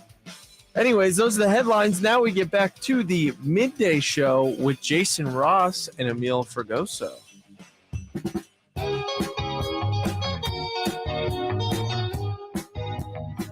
Live and local. Live and local. This is Sactown Sports. Thanks again to Brendan Nunez. You're Yes, going sir. to hear and read a lot more from him and see him too on YouTube. He's the man. He's a handsome man. He's the dude. He He's is the Portuguese. I learned that. I today. learned that too. I didn't know that. I just kind of threw that out there, like just kind of casually. I know. So I wonder if he's upset that Nemi's gone. I think so. I think he liked him. He's a big Sasha fan, though. We learned that. Oh, yeah, and we I'm did. excited. I mean, it's always when someone's new, it's like I feel like I'm a little bit like you too, and everybody's guilty of this, where draft night, you know, it's like, who are the Kings going to take at 23? Who is it? And then you hear like there's a trade. Wait, they're moving. Wait, home. Like what? Oh my gosh, they've got some huge plan. They're going to Yeah. get, now that's when you're inserting, they're trading for Paul George. Yeah. They're getting, fill in the name here. And then it was a different offseason. Mm-hmm. And I don't even think it's bad. It's just, I think I went immediately to a spot like, wow, Paul George or whoever, fill in player with this roster. Okay. And then it wasn't that. Yeah. Like, is it disappointing? Well, no, but sometimes you just want to see the change. It wasn't a big move. No. And so last year, I actually remember talking to you you were in the cubicle, it's trade deadline day. And you said, look, everybody's made moves. And that is more exciting. Mm-hmm. But it's like, oh my God, Kyrie's on Dallas and the Lakers added all this and Phoenix gets to like, oh man, the Kings are going to fall apart. Well, some things got better for some teams and it takes some time. And It does. It's just, it is exciting to be a part of some change, but it doesn't always mean it's for the better. It's exciting to be in the talks, honestly, That's because we just haven't been in the talks in years Right. past. Like Yeah. like I said before we went on break, I was like, man, to be in the talks of like we can improve, we can be a Yes. playoff contender. I don't know what that is. Yeah. I'm too young. I don't even Right. know what that is. Like, wow. Well, and even people having the Kings, 3 players in the top 100 this year. I mean, I don't know how many people have done their predictions yet, but maybe someone will say they were a one-hit wonder and will miss the playoffs. That's fine. That's their opinion. But I would think we'd see more top 5 finishes in the West, probably. We always need haters, right? Sure, but haters make us better. They make us thrive. But they also could be right. That's the way of the sport. You just True. don't know. Nothing's promised. But I would think based on last year, based on what they added, based on the culture, based on the coaching, I would be surprised if they didn't make the playoffs. I'd be too. Yeah, it'd be disappointing. I Year don't know 2 any under other way. Mike Brown with Yeah. this team, basically the same team running it back. The chemistry's on fire. The vibes are great. Yeah. I would not be surprised if they keep scoring some points. Yeah. Now, the reality is we want past round 1. That's what fans want. You want to see a improvement. That may not happen. They may be better. They may be more well-rounded. Playoff. It's difficult. It's difficult to get through this thing. Totally difficult. We got to just see if we can everyone stay healthy. Knock on wood, man. For sure. More basketball to come, more NFL straight ahead. Let's get a little bit of thought here, Emil, just a quick segment on baseball because we now are 19 days away from the final day of the regular season and really when it matters. I mean, it's a grind, 162, and I get it if people aren't into it all the time. But races are here, people trying to get in. The Giants failed to make up ground yesterday. They're still 1.5 back in the wild card race. And you just got to get in a chip in a chair, right? But Yep. I don't know if they can do it. I don't look. It's got to be all about offense, right? You got to generate runs, And they're not doing And they're not doing it. Well, they do it sometimes, Right. And then they just completely drop off. It's been the biggest hot and cold season for the Giants in many years I can remember. And that's the Giants, man. Once they get into the postseason, the script flips and they really feel like a different team. And I feel like Gabe Kepler is a really good manager. He just has to get his guys to rally and get enough runs up there because the pitching's been pretty solid. Yeah, and they basically, I feel like their year has lived on like 2 really hot streaks. Your point, Yes. like they had streaks that have hurt them. If they could somehow get a groove here in the final 19 games or 19 days and steal some wins, we'll see if they can do it. But it's been. I thought all along they were going to be a 500 team. That's about where they are now, Yeah. and it's just they need to be a little bit above that here with one more hot streak.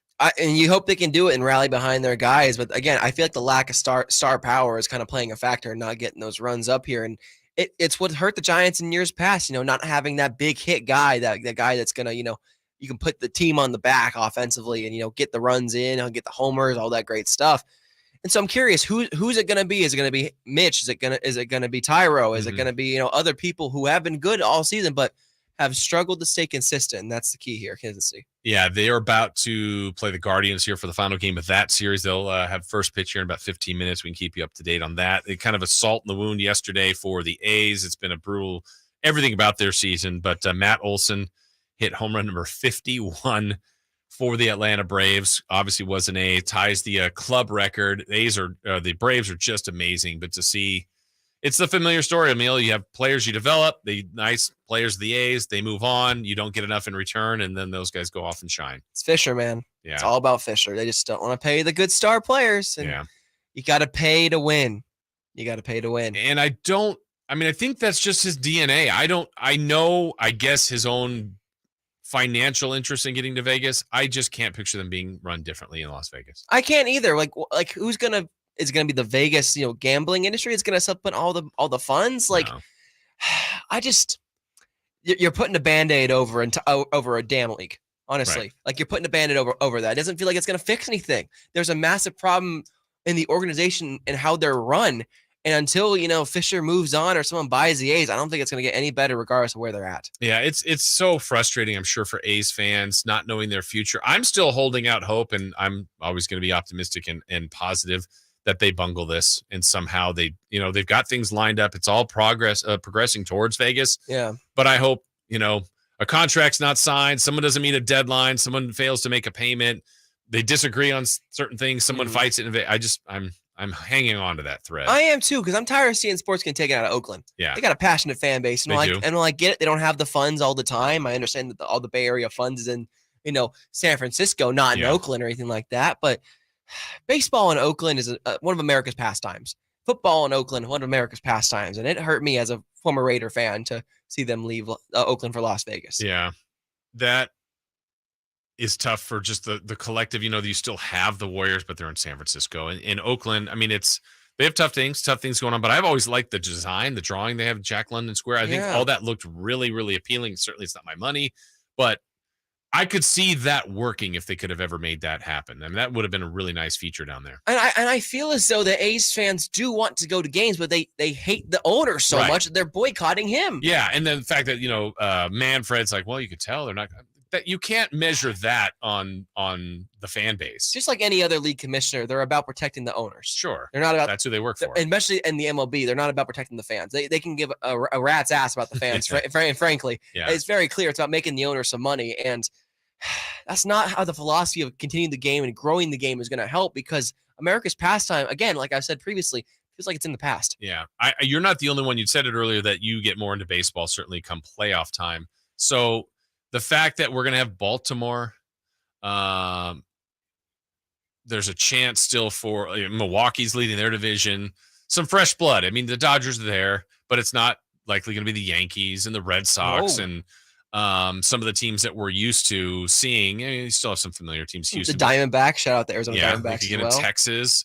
So the fresh blood, does that intrigue you? It does. Yeah, it does, especially for the Orioles, who that's a great Baltimore's story. A great town. Great sports town. I'm glad to see them have some success. The Orioles, after years of just being, at the basement of the MLB, they got great players and Adley Rutschman. They got Ryan Mountcastle. They got good pitching. They actually have a really good team. They do, and a great farm system still. They didn't.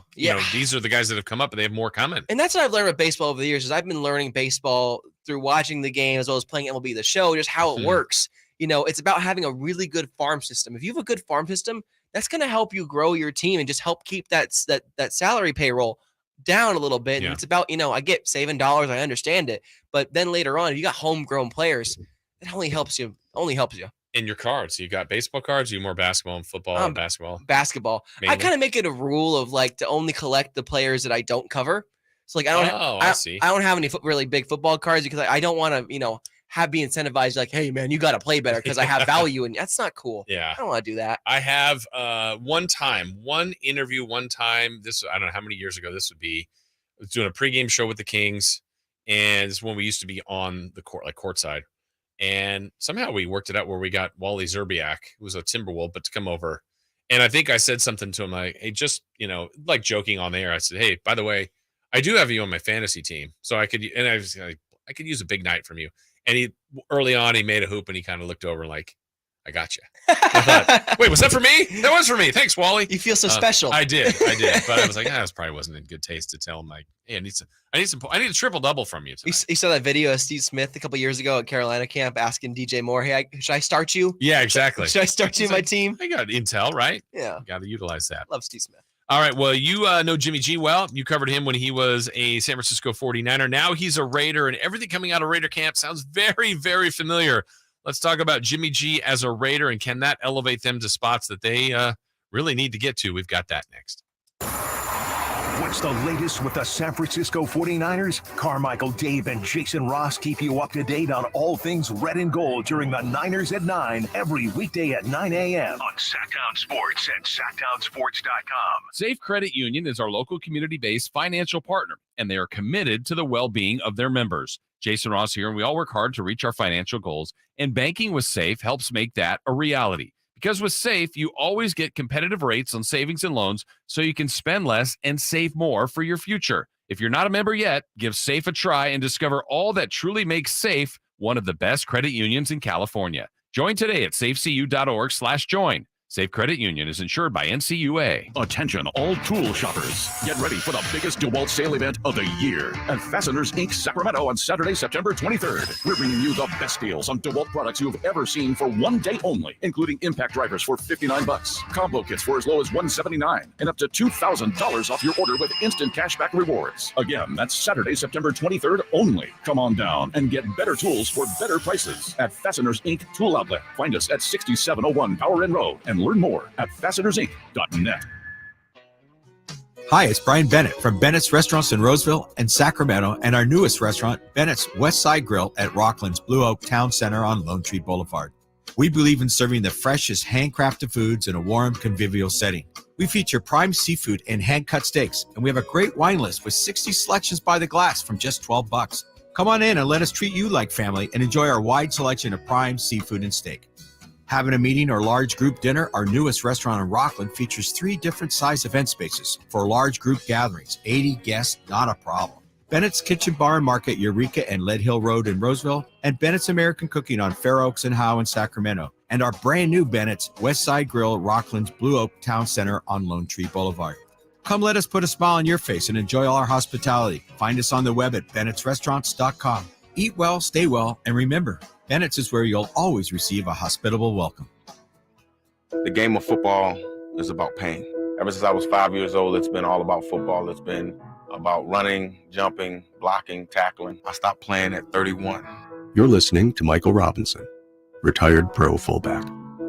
I thought that foot pain was going to be with me for the rest of my life. I'm so glad I met Good Feet. I'm so glad that those arch supports are in my shoes. I had terrible foot issues that prevented me from really having a normal life with my kids. With the Good Feet arch supports, man, I'm always ready. My kids actually got to enjoy me in the yard more, racing each other, backpedaling, teaching them some things, being a dad. If I had known about the Good Feet arch support earlier, I would have more than one championship. I would have 2 championship rings. See what we can do for you with a free personalized arch support fitting at the Good Feet store. Good Feet in Sacramento, Roseville, Stockton, Modesto, and Vacaville.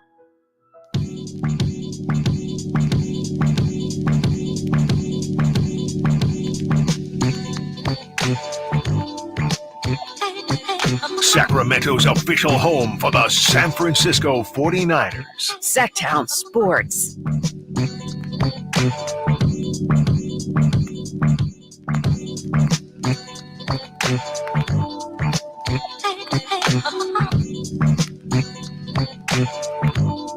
I guess everybody has to go through this as we age. You were saying your parents are old. Yes. Older. Then you cleaned it up older because I think you looked at me and I went, oh boy. My mom turned 58 this month.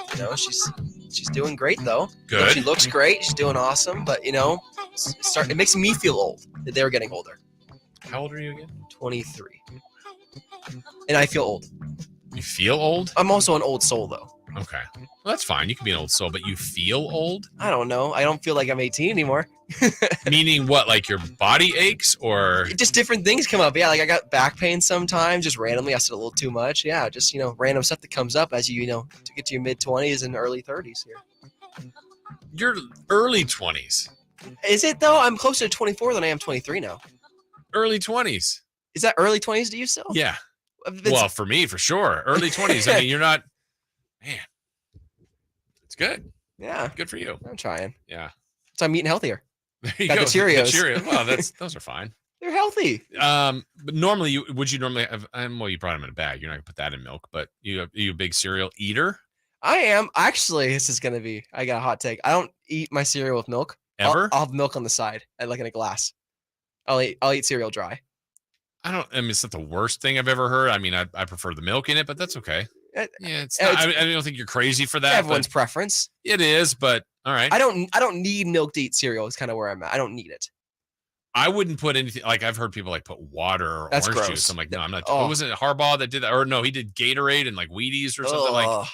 I put orange juice once on accident. It was the most gross thing I've ever had in my life. It's a conscious, especially if it's more of a, that's not that sugary, but like a more sugary cereal. Oh, like yeah. Orange juice, like, it doesn't make sense. Well, he's Amil. I'm Jason. We're back here on Sactown Sports. Jimmy G is someone you covered too as well. Like that, he's had a I mean, I think about his run with the 49ers when it's like he brought in, changed the culture. He did that. He won a bunch, got him to a Super Bowl.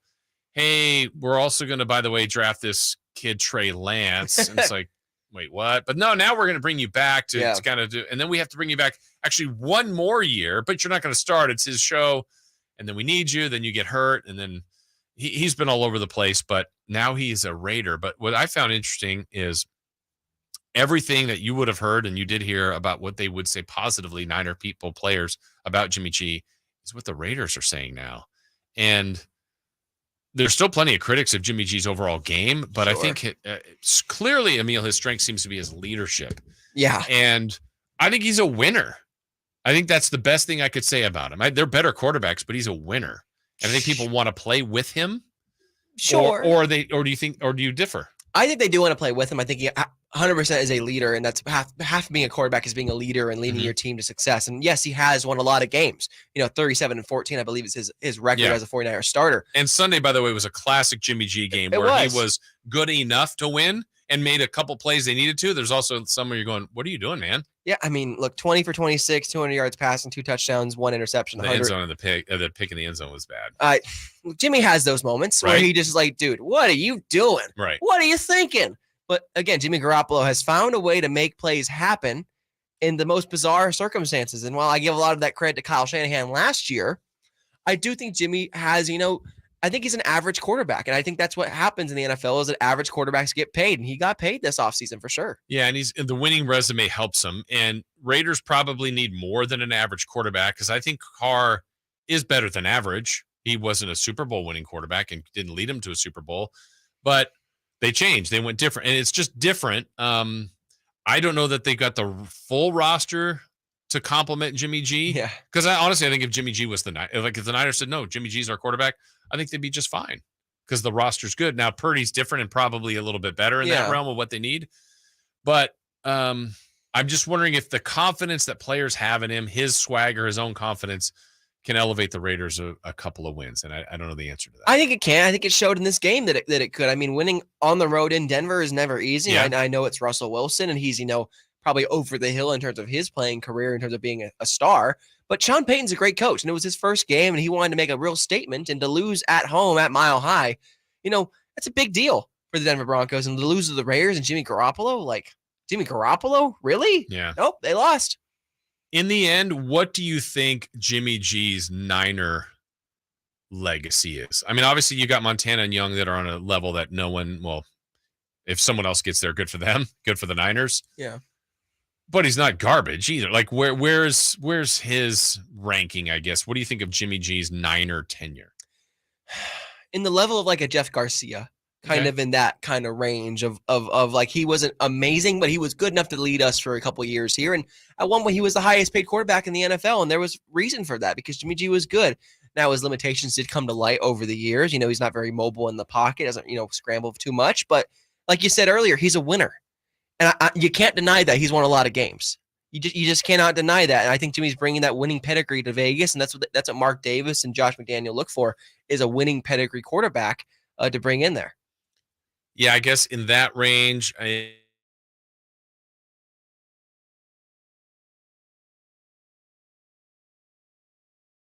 more consistent. I think consistency is going to play a factor here with the Niners and ranking quarterbacks all the time. And I think that Jimmy G, to his credit, again, won more games than those two did. Yeah. Was around longer, was more part of the team. And I think Kaepernick was very controversial as a leader in that locker room. I think Jimmy G was much more accepted in that locker room. Yeah, and we're not talking talent too, because I think Kaepernick's legs, his arm, oh my gosh, cannon, all that. A baseball player playing football. Yeah, and it isn't always that way, right? I mean, I think Joe Montana had a good arm, but he made all the plays. I mean, they won. Steve Young has a really good arm, great athlete, made the plays. Garcia was a really good athlete, good arm. I mean, Purdy's arm is good. Mm-hmm. It's not incredible. Darnold's arm's better, right? Oh, for sure. Where would Lance arm wise? It was what pecking order there? Would you say Lance could throw it the farthest? So Lance, Darnold, Purdy. Yeah. And Purdy's the starter. Yep. Brandon Allen's fine. I mean, it was his arm. He's in the Purdy realm. Okay. But I mean, I also don't look at Purdy as like a noodle arm. Like they can throw downfield. Like I think some of the concerns sometimes with Jimmy G, whether it was by his own choice or not, like everything was short underneath, crossing routes, hopefully get it out of his hands. But like some throws he needed to make downfield weren't always made. That's kind of Kyle's play style, though. Is they want to pick you apart in the intermediate and the short game. It's not about the deep ball. Yeah, They can let the guys go. They can take a couple shots. That's great, but we've talked about it previously. Yak and Rack are their best weapons. They have so many playmakers on the outside of the numbers. George Kittle, Deebo Samuel, Brandon Ayuk, McCaffrey when he lines up in the slot. Just get your star players the ball and let them work. Yeah, block for them. Yeah. Jimmy's interesting. I mean, I feel like he's a tough one to characterize in the sense that, I mean, look, the goal is to win. He won more than he lost. Yeah. Ultimately didn't win a Super Bowl. He's on a list of a lot of people that never did that. Yep. But I feel like there's a lot of better quarterbacks too.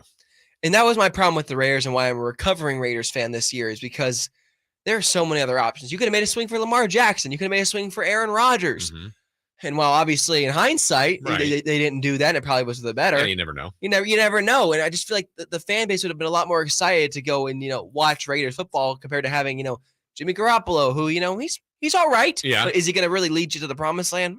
Probably not. Yeah, and I felt like Carr was good enough, or could have been, and maybe they just tired of him. I don't know. I just tried something different. And you're right. The offseason when there were some rumors of Rodgers, heck, even Brady was mentioned. I don't know if it was realistic. Yeah. You hear Lamar Jackson, you're like, wow, this could be a really transformation of this offseason. And then all those things all settled in, and then they kind of just landed on Jimmy G. I think that Jimmy G is still under the hot seat in Vegas. I think that they have a shorter term deal because of his injury history in the past. And I think that a more exciting quarterback in the future they could look at if Jimmy struggles with the Raiders is, I don't know, Kyler Murray. Maybe Kyler Murray could be an option for the Raiders moving forward. Is that like the best Raiders pick ever? Bring in Kyler Murray, a gunslinger with mobile, kind of smaller, but excites the crowd. And Mark Davis gets them fired up to have, this generational talent here. And that could be a possibility after this season. You never know with Jonathan Gannon and the Arizona Cardinals. Yeah, because obviously everything you're hearing and pointing to, it should be a tough year for the Cardinals. They would be the first choice. Caleb Williams seems to be the number one. Shedeur Sanders as well is also an option. True. He could be up there. And then, you've got a franchise piece in Murray that's coming off injury. And I can't remember when he's supposed to be back this year at some point. Mid-season, It's at some point. It's an ACL, but he's a mobile quarterback, so they're going to take him back slow. And they went from a guy that, was kind of their franchise piece, but that stuff moves quickly. I mean, Darnold was the franchise of the Jets, and Trey Lance was the future of the Niners, and Baker here we are Mayfield now. And pick his couple teams, maybe the future. So, I mean, that is just such an inexact position that people are always striving to get right. No, it really is, and it is the hardest position to play in the NFL is quarterback. By far. It is the most important position in the NFL by far, quarterback. If you have a franchise quarterback, set it, forget it. You're probably going to get 10 wins every single season. You see it with the Bills and Josh Allen. Yeah. With the Bengals and Joe Burrow. With the Chiefs and Patrick Mahomes. For sure. You got a franchise quarterback, you hold on to it, you keep it. Look at the Chargers of Justin Herbert. Oh, yeah. Right. They know it. They're going to develop it. They're going to build around it to protect him or get him weapons. That's what you do. Absolutely. Yeah. So Jimmy G, and ultimately a good start for the Raiders. That game was intriguing to me too because of Sean Payton's debut. Yes. Can he get the most out of Russell Wilson? Again, just one game. I felt like there was more on the line for the Broncos than there was the Raiders, and that's why it was so nice for the Raiders to go in there and win. Maybe that's why they did win, because they were playing with house money. No one really expected the Raiders to be like, oh, we're going to go in there and dominate. Yeah. We're going to go in there and win in a one of those 17-16 games. If anything, the Broncos and their defense, in my opinion, is better than the Raiders' defense. And the Raiders' defense really played well in game one, and that was a surprise to many, many people. But Marcus Peters at corner for them, he looked like the old Marcus Peters for a second there. Yeah. Let's go to the phone lines here, coming to you via the Folsom Lake Honda hotline. Folsom Lake Honda, your one-stop Honda shop before the break. Let's check in with Garrett. Garrett, your thoughts on Kyler Murray as a Raider? Oh, man. Well, that was probably the dumbest thing I've ever heard. Why not? That's something the Raiders would do, though, right? Isn't that something they've done in the past? And the sad thing is that is exactly what they would do. I honestly, I was really hyped about Aiden O'Connell after I did a little bit of research on my own, just of quarterbacks that were kind of underrated and underlooked in the draft, coming into the draft. And he was a name that I watched his highlights and everything. And I looked up his stats, and this kid's completion percentage was off the charts. I mean, I believe he broke records at Purdue, and what he did to become the starter at Purdue, and then to draft him in the 4th round. And we saw what he's capable of in preseason. Now, granted, yes, that is preseason, but he was a stud, man. I mean, he went up against second string and third string, yes, but players that have been in the NFL and that have had some sort of NFL experience. And he showed poise. He showed promise. I think Raiders should build around him. Keep Garoppolo in. Keep him in. Keep Hoyer there to help mentor with Garoppolo. But in the long run, I really, truly believe Aiden O'Connell will be the answer for this franchise. I'll take your comments off there. Okay. Thank you, Garrett. Yeah, I mean, again, the only examples we see were, besides college, was the preseason. He did have a good preseason. I kind of agree with him, actually. Yeah. I think Aiden O'Connell looked really, really good. And I hope the Raiders do develop him and not make that big swing like Kyler Murray. But we always talked about they do dumb things like he said, and that Kyler Murray is a dumb thing. Well, and, people try to do copycat things and, for the 49ers to find Purdy and then be able to build the great team around that. Yeah. I think other people are going to try to copy that, but also others will be victim of I just got to go get the stud. Yeah. And go or take the risk and overpay for somebody. I'm on the AOC hive. Come on, Aiden. There you go. Come on, Aiden. There you go. Thank you, Garrett, for the call. We got 1 hour to go as we lead you up to Whitey and Watkins this afternoon. When we come back, we'll take our first look at week 2. It starts with Thursday night football. And how much should the Niners be watching that Minnesota-Philly game? We've got that next.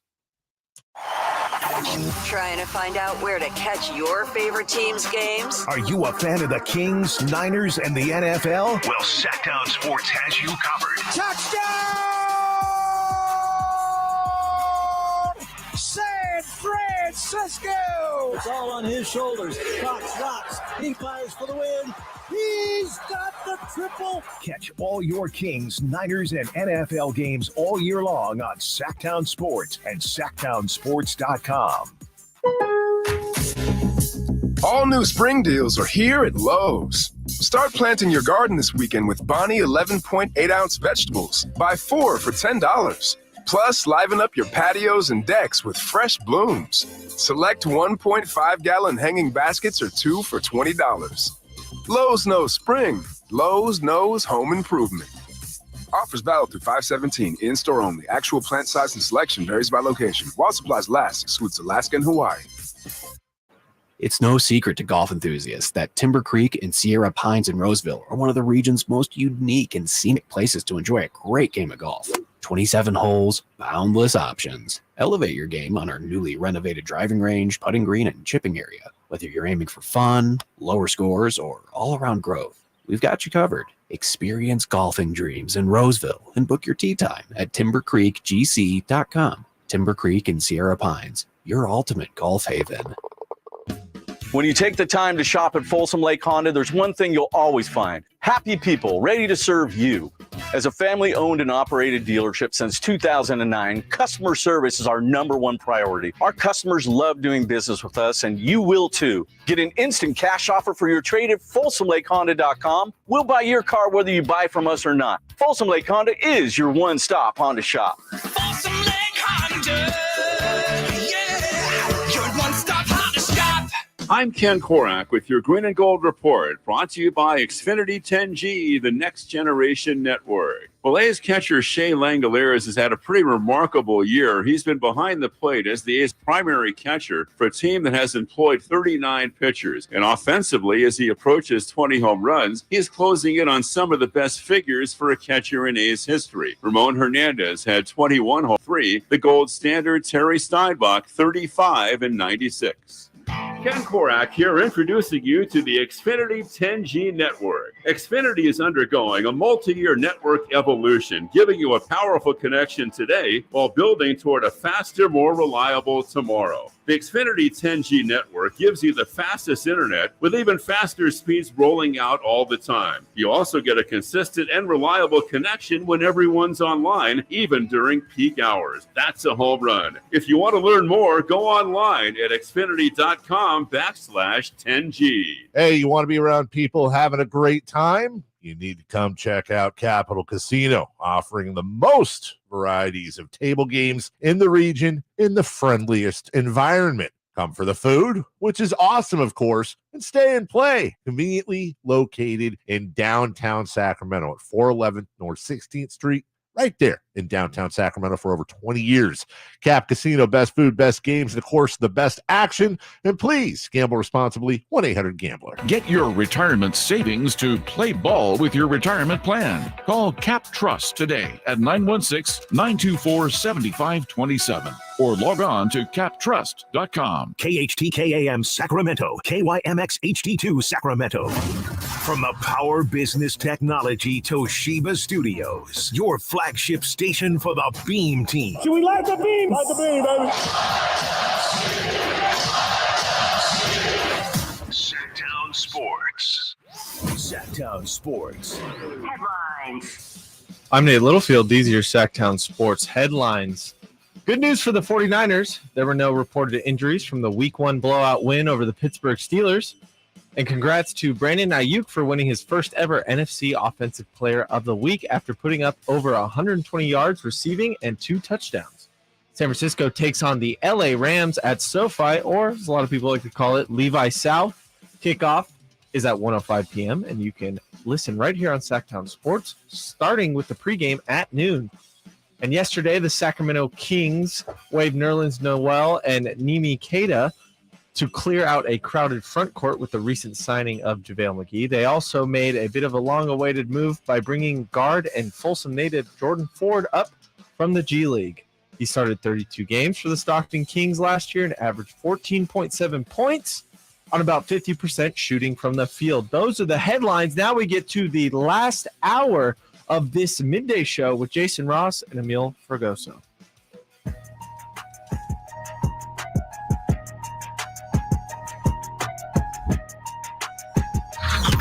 Sactown Sports. Check us out on YouTube. Search Sactown Sports and subscribe. That's right. We're there. You can see us on YouTube. Certainly you can hear us over the radio, a smart speaker, an app.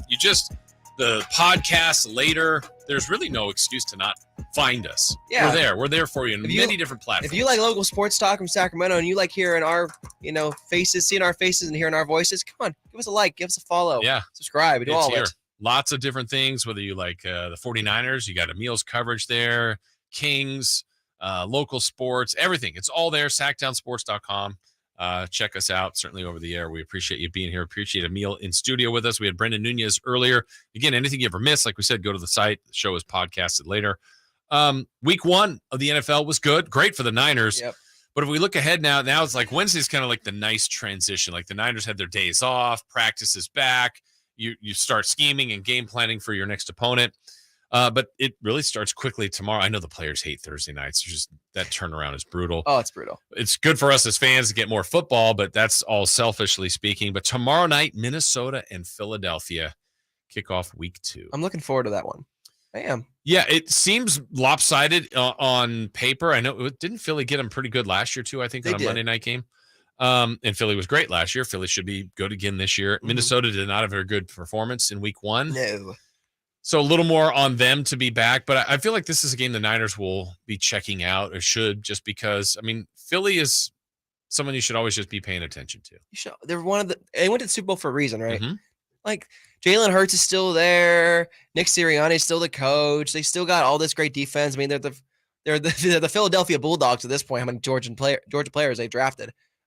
Philadelphia, the Eagles, man, they keep building this team, and Howie Roseman, their GM, he just keeps hitting them out the park. Yeah, they've been aggressive. Yes, with drafting, with getting AJ Brown last year. They Jalen Carter this year. Yeah, and they just have a really good team. I felt like their record was maybe better than they were. They only had the 1 or 2 blemishes late in the year, but they were. That was with Hurts out too. Yeah, exactly. So, I really wish the NFC Championship game with Purdy could have been healthy. I really do. It would have been a different game. I think so. Debo says it'd be a different game, and I fully believe that because Brock Purdy showing you this year how for real he is. And I know the Niners. I thought maybe to a fault probably talked a little bit too much in the postseason after the season. We would have won. We would have won. I think they might have. I'm not certain, but I wanted to see it play out, and Philly won. That's just the way it happens. They got injured, and Aaron Rodgers got hurt on Monday. The Jets still found a way to win.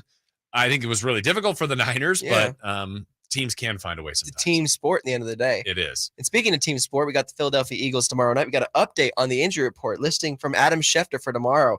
they have already listed the Eagles as Kenneth Gainwell, their running back, and cornerback James Bradbury are going to be out for tomorrow's matchup. Wow. Okay. And I know they have some depth at running back, some different guys in there. But okay, interesting pieces there. And the Vikings, again, I don't think you're desperate at 0-1, but when you're a team that won as many games as they did last year, I think they had one of the stinkers of week 1. You're not desperate at 0-1, you're desperate at 0-2 because according to analytics, 11%, you have 11% chance if you go 0-2 to make the playoffs. Yeah. And what a swing that would be if the Vikings could win in Philly, right? All of a sudden you're 1-1, you got a great win, a bad loss. You beat a team that is really good, probably better than you. You can kind of redirect the season pretty quickly there. So I think it's a nice Thursday night game though for us. I'll be watching it for sure. Yeah, absolutely. Sure. Yeah, that's a good one. And Eagles, anxious to see them. They looked pretty good. Got off to a good start with the Patriots and then had to hang on. Yeah, I think that was a tough game though for them. The emotion of Tom Brady being in there, New England, the weather. Yeah, that's a tough place to play. It's a big win. People are overblowing this thing. We forget they were up 16-0 to start the game. Yeah, they're just fine. They're Philadelphia. They're just fine. I mean, I am worried about Shane Steichen not being there now. Now that Jalen Hurts no longer has his offensive coordinator, he went to the Colts. I am worried about that and how how it's gonna reflect the whole season. But in terms of their overall talent, they're one of the most talented rosters in the NFL. For sure. I mean, again, it's winning on the road in the NFL, winning in New England, beating Bill Belichick. No matter what you think about their overall roster, now he also had an offseason to get ready for that game. I thought that was a good win. It was a good win for them because the Patriots have a good defense now. They do. They have a much more improved defense with Marte Mapu there, Christian Gonzalez. Stingers up, boys. Yeah. Marte Mapu's there, Christian Gonzalez, their high draft cornerback is there. Matthew Judon's still there. Their defense is for real, and if their offense can even get some remnants of Mac Jones in his rookie season, they're going to be an actual problem in the AFC East. Yeah, that's the puzzle the Patriots are going to have to figure out is Mac Jones. I mean, again, I don't think he's been awful, but he hasn't been great. He's been, average, below. Yeah. I mean, if you look at all the quarterbacks from that draft class, is Mac Jones better than Justin Fields right now? I think so, but I think it's close. I don't know. The hype on the Justin Fields train is ridiculous right now. I mean, like a lot of people talk about MVP. I'm like, okay, can he get a team to the postseason? The Bears are a bad squad. Can they win more than 6 games? Right, and he's talented, and he's done a little bit too much on his legs for me. Yeah. On that, I mean, he's gifted. He's an athlete. He can run, but he's got to do that via the air too as well. He has to get more accurate. Yeah. He has to make better decisions. And that's kind of the whole Ohio State quarterback thing. It's been never trust Ohio State quarterbacks. Right. Can you name one that was really good? I can't. Right. And it's the combo, right? The Bears haven't had a great QB and it's an Ohio State quarterback. It's like the double whammy. It really is. Yeah. So tomorrow night it gets started week 2. You've got the Eagles hosting the Minnesota Vikings, Eagles at home, their home opener. I think it's a tough one for the Vikings to go in on. And I think everything everybody said about Minnesota last year, and we can poke fun when Chris Watkins comes in, was right. Like, okay, they have a great regular season record, won all those close games last year, but nobody believed they could do anything in the playoffs, and they lost in the first round of the Giants. Well, because their defense was a traffic cone. Yeah. It literally couldn't stop anything. Like, it was I couldn't believe how bad it was. And week 1 did not prove anyone wrong for the Vikings because Tampa Bay Buccaneers and Baker Mayfield won that game and won it pretty well against them. It was a bad showing for the Vikings and the Buccaneers, who offensively, I don't know what they are. They're just a team, I guess. But they looked pretty solid against Minnesota, and that's more of an indictment on the Vikings, I think. Yeah, from a 13-4 team, like that's a team people like. That feels like a team that could win a Super Bowl. Yeah, I don't think anybody thought the Vikings could do that last year, and it really could have been about a 7 or 8 win team. Because, again, they won a bunch of games within one score. They won, I think 9 of their games they won or, one score possession. Yeah. Crazy. Yeah. That's crazy. Because usually you're 500 on those. But they were 9-2 or something ridiculous. Kirk Cousins coming up clutch in the end, I guess. Yeah, and there's another guy. Like, Kirk Cousins, to me, is good. Mm-hmm. He's good. Above average. Yeah.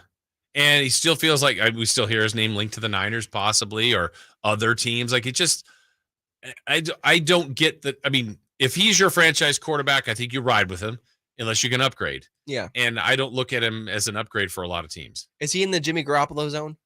Yeah, I feel like there's always quarterbacks in that group. Like we know the top group, right? And then and some guys jump in there. But there's always a group like Jimmy G, Derek Carr, Kirk Cousins. The 10 to 20. 10 to 20 that are good, that teams that would go around them either just drafted a rookie to see if they can elevate above them, and then we don't have them. Yeah. Or the guys that are already there consistently, like Rodgers and over the years, Brady, Breeze, Roethlisberger, the guys that always lived in that company, and now it's, Allen, Mahomes, and the guys that you would definitely take above them. But there's that group and then, Matt Ryan, I think, was a guy like that, but then had an MVP year. Okay, this year he's a top 10 QB. And then he slides back into that 12 to 18 range. And again, not bad to be in, but nice little game managers. Yeah, but I feel like Kirk Cousins probably isn't loved in Minnesota. I mean, he's fine. He's loved by the team, though. The team, right? But do you think the fans they'd probably go, Cousins? If you keep winning 12 and making the playoffs and bouncing it, we need a better quarterback. That's the guy that gets targeted. I definitely think they are asking for a better quarterback, and they're hoping that this is maybe the last year of Kirk, in Minnesota. They can move on to something else, after this season. But they're going to ride with Kirk for now because they kind of have to. Yeah. All right. Before we break, let's check in with phone lines. Tin, welcome to the show. How are you? Hey, Jason. I'm going good. Thank you for taking my call. I just want to say that, the Jets QB, I saw the news that, the head coach said Wilson is our pilot. And so the captain, I like that they're rolling with him. I think it's so disrespectful to, hey, who are we going to call up? Should we get Brady back out of retirement? Phillip Rivers? No, run with the backup. This is his chance to shine.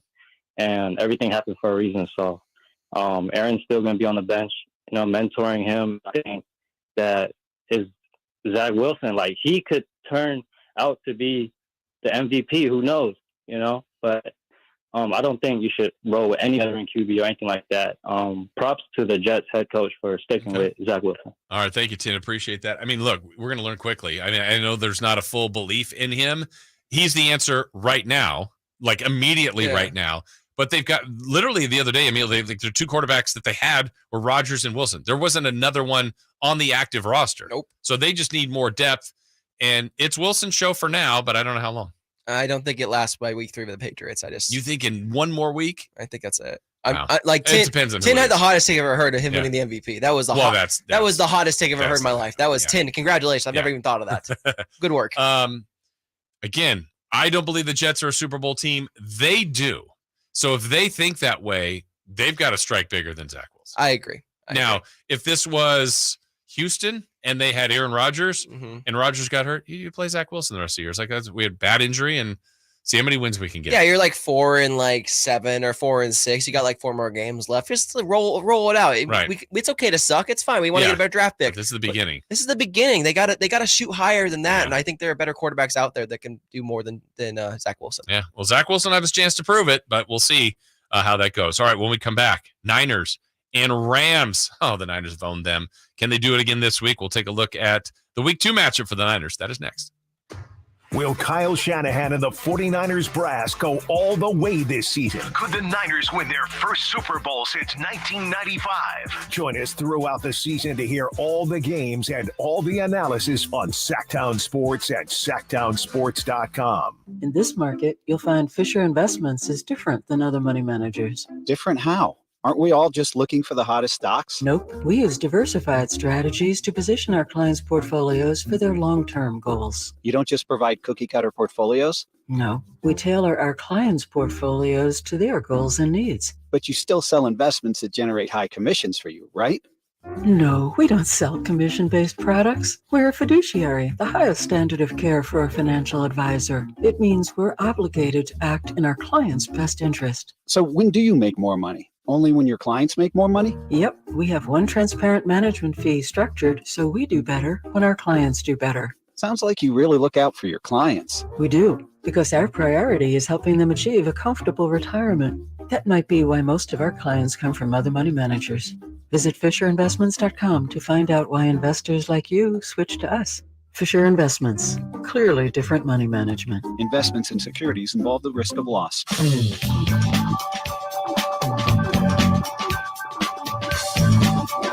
Sactown Sports. Call or text at 916-339-1140.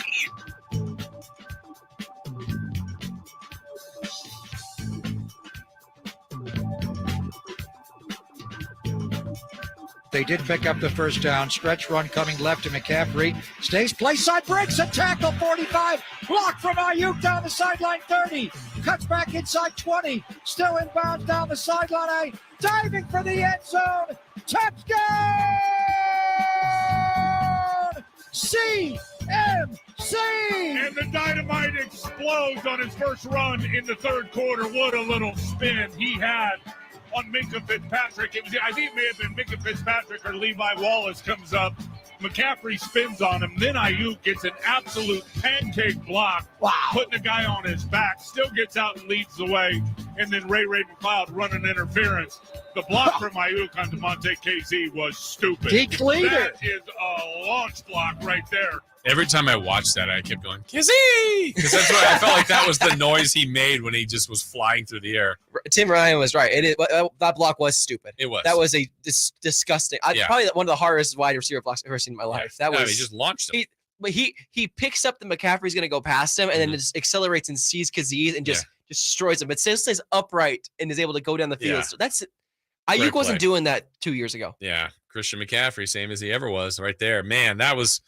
Great game, great performance by the 49ers. Really impressive what they did to Pittsburgh, but the reality of the sport, Amil, is you move on. That's old news. That's week 1. You're 1-0. Yeah, you try to go 1-0 this week, and it's the Rams, a familiar foe. I think this division for the last 5 years has been so interesting. Like the Niners' kryptonite has kind of been Seattle. Yes. The Rams' kryptonite certainly has been the Niners. Arizona gives Seattle trouble. It's like everybody kind of has some issues with everybody here, but for whatever reason, while the Rams have been good, the Niners have owned them. I'm gonna play a game with you real quick, Jason. Out of the last 10 games, can you name how many Rams wins, including playoffs, that they've had over the Niners? Well, there's obviously I could hear people going, well, they beat them in the matter in the there's the playoff win for sure. One playoff win. Yeah. So if it's 10, I'm gonna go 2. You were correct the first time. Only the one playoff Is that it? win. That's so it's it. 9-1? They are 9-1 in the last 10 meetings with the Rams. They own the Rams. When people say and that game, the Niners could have won too, by the way. Correct. Yeah. Again, Levi South. Right. They always say that happens it's for sure. Levi South. It is 100% Levi South. They turned SoFi into a home game for the Niners because of how well they travel and how many Niner fans are already based in LA. Yeah. It's going to be a tough sledding for Matthew Stafford and the Rams for sure. I didn't see this time. Was there a thought on, wasn't there some gimmick, but like the Rams were, if you were buying tickets to like the Niner game, like you had to buy another game or something else. Yeah. Do they still have that in play there? I think they do. SoFi, I think they do. They just don't want Niner fans there. It doesn't matter. It's going to happen. Second market, they'll buy it from Rams fans if they need to. They're going to be there. It's that tech money. They'll spend all of it to go to these Niner games, man. All right. So, as much as the Niners have owned them, 9-1 of their last 10, that's great. That really is irrelevant come Sunday. We all saw the Rams do what they did to Seattle. I still like the Niners here, especially without Cooper Kupp, who's on the IR, who was it last year? One of those games he was targeted like 18 or 19 times. Oh, my gosh. I mean, while the Niners have owned him, Cooper Kupp has still been very good against the Niners. Yeah. But he's not there. So what is your early thought on this week 2 matchup? Look, it was a nice win, very nice win for the Rams to get that one over Seattle, but I think that was more of an indication of where Seattle is at, and the Rams are, a good team now. I think the Rams might win more than 4 games this year. They might win 6, but I think that eventually talent's going to pay out, and I think that the Rams are lackluster in their talent. Just looking at the players, like I'm going to, Jason, I'm going to play another game with you here. Can you name any offensive linemen that the Rams have? Linemen? Yes. No. Any of them? Have you heard of Joe Noteboom? Have you heard of Steve Avila? Have you heard of Brian Allen? That's my point. You haven't heard of any of these guys. And with the Niners, there's star-studded talent everywhere on this team. And I think eventually that's going to pay out. I think it's going to be this week where they have a rude awakening once again by the San Francisco 49ers. Yeah, and I will say this. I mean, line is very, very important. I'll even go to the skill players. Like when Cooper Kupp was out last week, I'm like, oh, man, how are the Rams going to kind of function as an offense? I mean, they had Odell Beckham before, and they had Robinson, who really kind of failed there. But then I'm looking at, a guy who's been around for a while, Tutu Atwell, who had a good game, and then Puka Nacua. I was like, wait, who are these guys? Never heard of they had Puka great Nacua. games. I mean, look, Sean McVay is a great coach. Yes, he is. We have to admit he's a great coach. And we have a great coach and a good quarterback in Matthew Stafford, who looks at least somewhat healthy right now. We hope it holds up for the rest of the season. His back's always a lingering thing.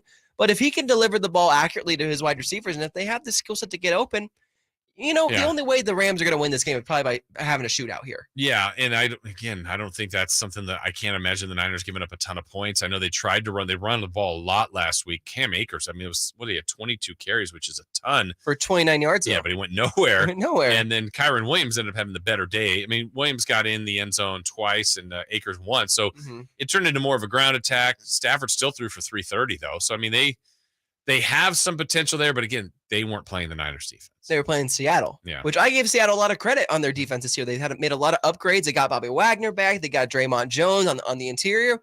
Didn't matter, it seems, because it looks like Seattle is the same old Seattle on defense, which is, kind of a walkover. Yeah, and so, again, tone set could be made for the Niners, who Vegas is really good at this stuff, has them favored by 8. Take that for what it's worth. Usually you get a few points for being at home. Yep. So they got them a touchdown plus favorite on the road, and if the Niners can beat them again, that's 2-0. Obviously, we wouldn't have seen the game yet, but coming into a short week with your home opener, kind of setting a good win at Pittsburgh, beating a division opponent, a conference opponent. It's a great start to the year. Yeah. If you can do it. Starting 2-0 is a big deal for the 49ers. They want to have a hot start after the, what was last year, 3-4?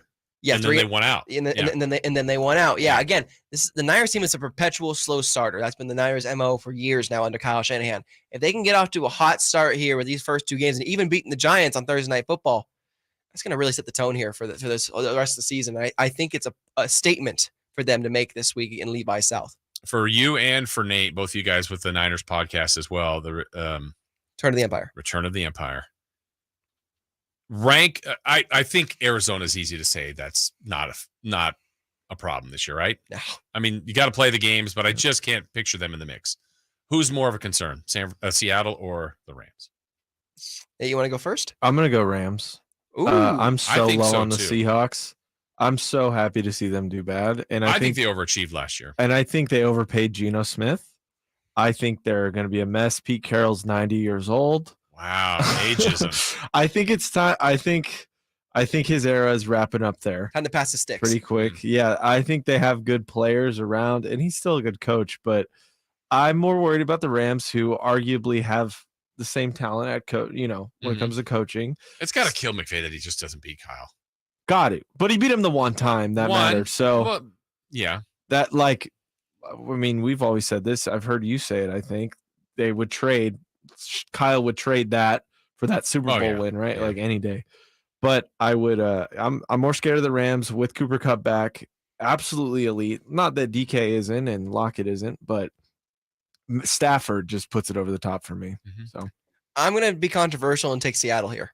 I still think it's not that controversial, but I'm it would have been if you said Arizona was controversial. It's controversial because Nate took the Rams, and I know how much I hate Seattle. So, look, Seattle still has a lot of talent, especially offensively. Now, is Geno going to be that guy he was last year? I don't think so. But can he at least be a game manager, at least be serviceable? I do. I just don't think Stafford's going to hold up the whole year. I think his back's going to flare up at some point, and that's going to really have him miss some games. And I think the Rams are going to end up, having a real slide, mid-season, going to late when, the fatigue really starts to set in for them. By appearances, again, you got to play the games and maybe things play out differently. But I think the gap, though, is pretty significant between the Niners, even and whoever is in second place, assuming the Niners finish in first. If they have the year, I think, and a lot of people think they can have, I think the Rams and Seahawks are fighting for 7, 8, 9 wins. Oh, yeah. I think the Rams are fighting for 6 wins. Okay. And if they do that, if that's the third place team, I think the Cardinals might be in that 2 to 5 range. If the Cardinals win 4 games, I might be surprised. Yeah. And so I don't know if the NFC West has a second team in the postseason. I don't think they do either. It might be the Rams to me, but it might be. Squeaking on the wild card last week. Get in. Yeah. Because they care in week 18, the other team doesn't. I think the NFC East is too much too. They'll be taking one of the wild cards at least. They right? almost got all 4. Yeah, they might. Yeah, I think that's the problem. Yeah. Well, the Niners and Rams this week. What else is ahead in week 2? We'll take a look at the best of week 2 when Amil and I come back here on Sactown Sports. Check out the Golf to Go Hour with Frank LaRosa every week on Sactown Sports. Get the latest on equipment, area courses, people who play the great game, and plenty of good conversations about golf. It's the Golf to Go Hour every week with Frank LaRosa on Sactown Sports. Golf to Go is brought to you by the Hagen Oaks Golf Super Shop, America's most awarded golf facility. Naturewood Home Furnishings, where it's all about choices and always about quality. Sacramento weather is brought to you by Bonnie. I'm Dirk Fedorn in the KCRA3 Weather Center, and sunny skies again today. Temperature should be a little bit warmer than we were yesterday, expecting daytime highs in the mid-90s with those light winds. Get the latest forecasts on the KCRA3 News and the KCRA3 app. Imagine taking a nice warm bath in your shower. Let us fix that. Right now, get that clogged drain unclogged for just $97. Bonnie. Plumbing, sewer, electrical, heating, and air. Bonnie.com. Some restrictions apply. License 696-355. At Ashton & Price, we get injury victims to yes. Experience, yes. Ashton & Price has been around for over 25 years. No more insurance companies? Yes. Our clients focus on getting better, and we handle all the rest. Results? Yes. We've collected over $100 million for injury victims. No fee until we win? Yes. Our clients pay nothing until we win. Ashton & Price, the best at getting to yes. Remember, for the best advice, don't think twice. Call Ashton & Price. Attention, all tool shoppers. Get ready for the biggest DeWalt sale event of the year at Fasteners Inc. Sacramento on Saturday, September 23rd. We're bringing you the best deals on DeWalt products you've ever seen for one day only, including impact drivers for $59, combo kits for as low as $179, and up to $2,000 off your order with instant cashback rewards. Again, that's Saturday, September 23rd only. Come on down and get better tools for better prices at Fasteners Inc. Tool Outlet. Find us at 6701 Power Inn Road and learn more at fastenersinc.net. As a mom, I'd do anything to keep my child out of physical pain. As a doctor, I know that growth spurts can cause pain in my child's feet, and that can affect their legs and back too. This is Dr. Pamela Maida, a board-certified orthopedic surgeon. Children especially benefit from arch supports as a sturdy and supportive foundation for their developing feet. If your kids have pain, then I recommend Youth Arch Supports from the Good Feet store. Youth Arch Supports are designed to alleviate, even eliminate common pain in the feet, knees, hip, or back. If your child is physically active with sports, clubs, or even on the playground, they may benefit from the comfort and support found in Good Feet Youth Arch Supports. I firmly believe that investing in Youth Arch Supports for your child or teen is one of the best decisions you can make to support their feet. See how Youth Arch Supports can help with a free arch support fitting and test walk at the Good Feet store. Good Feet in Sacramento, Roseville, Stockton, Modesto, and Vacaville. Players know it's not just because you win more, it's because of everything else at Gold Country Casino Resort, where players roll in and winners are made. Winning isn't the only thing on the menu, and nightlife, it's more than entertaining. Drinks and dining options are abundant and guaranteed to satisfy your innermost desires. Come be our guest and see why Gold Country Casino Resort in Oroville is where the players play. Twin Peaks is the best in the game. Here, your favorite drafts are poured at a frosty 29 degrees. It's bigger game days and bolder fight nights. I mean, where else can you find a scratch kitchen that always comes in clutch? Every day, from lunch to late night. Only at Twin Peaks, the #1 sports bar. Get wings the way you want them. Try Twin Peaks wings bone-in breaded, naked, smoked and grilled, or boneless in your favorite sauce or rub. Guys, did you know your testosterone level impacts your energy, libido, sleep, weight, hair loss, mood, and even ED? And right now, Revive Men's Health Sacramento will check your testosterone for free. They've helped thousands of men since 2011 feel and perform better. They're so confident they can help you, they even guarantee it. Schedule your free testosterone test, exam, and consultation today. Call 916-277-8599. That's 916-277-8599. Or visit ReviveMen'sHealth.com. Hey, it's Carmichael Dave here for American Energy Heating and Air. It's the end of summer blowout on all their systems. Right now, $2,500 off full systems, as low as $34 a week. And now American Energy Heating and Air offering a free Wi-Fi smart thermostat of your choice on high efficiency units. Look, the uncomfortable becomes comfortable with American Energy Heating and Air. They've been around since 1981, making the greater Sacramento area proud with an A+ rating with the Better Business Bureau. And as always, their goal is to exceed your expectations, exceed them of the heating and air industry, valuing the customer experience and making your home comfortable. It's that simple. Go to American Energy Heating and Air and get yourself a free Wi-Fi smart thermostat of your choice on high efficiency units. Call 916-520-9990 now. Sactown Sports. Headlines.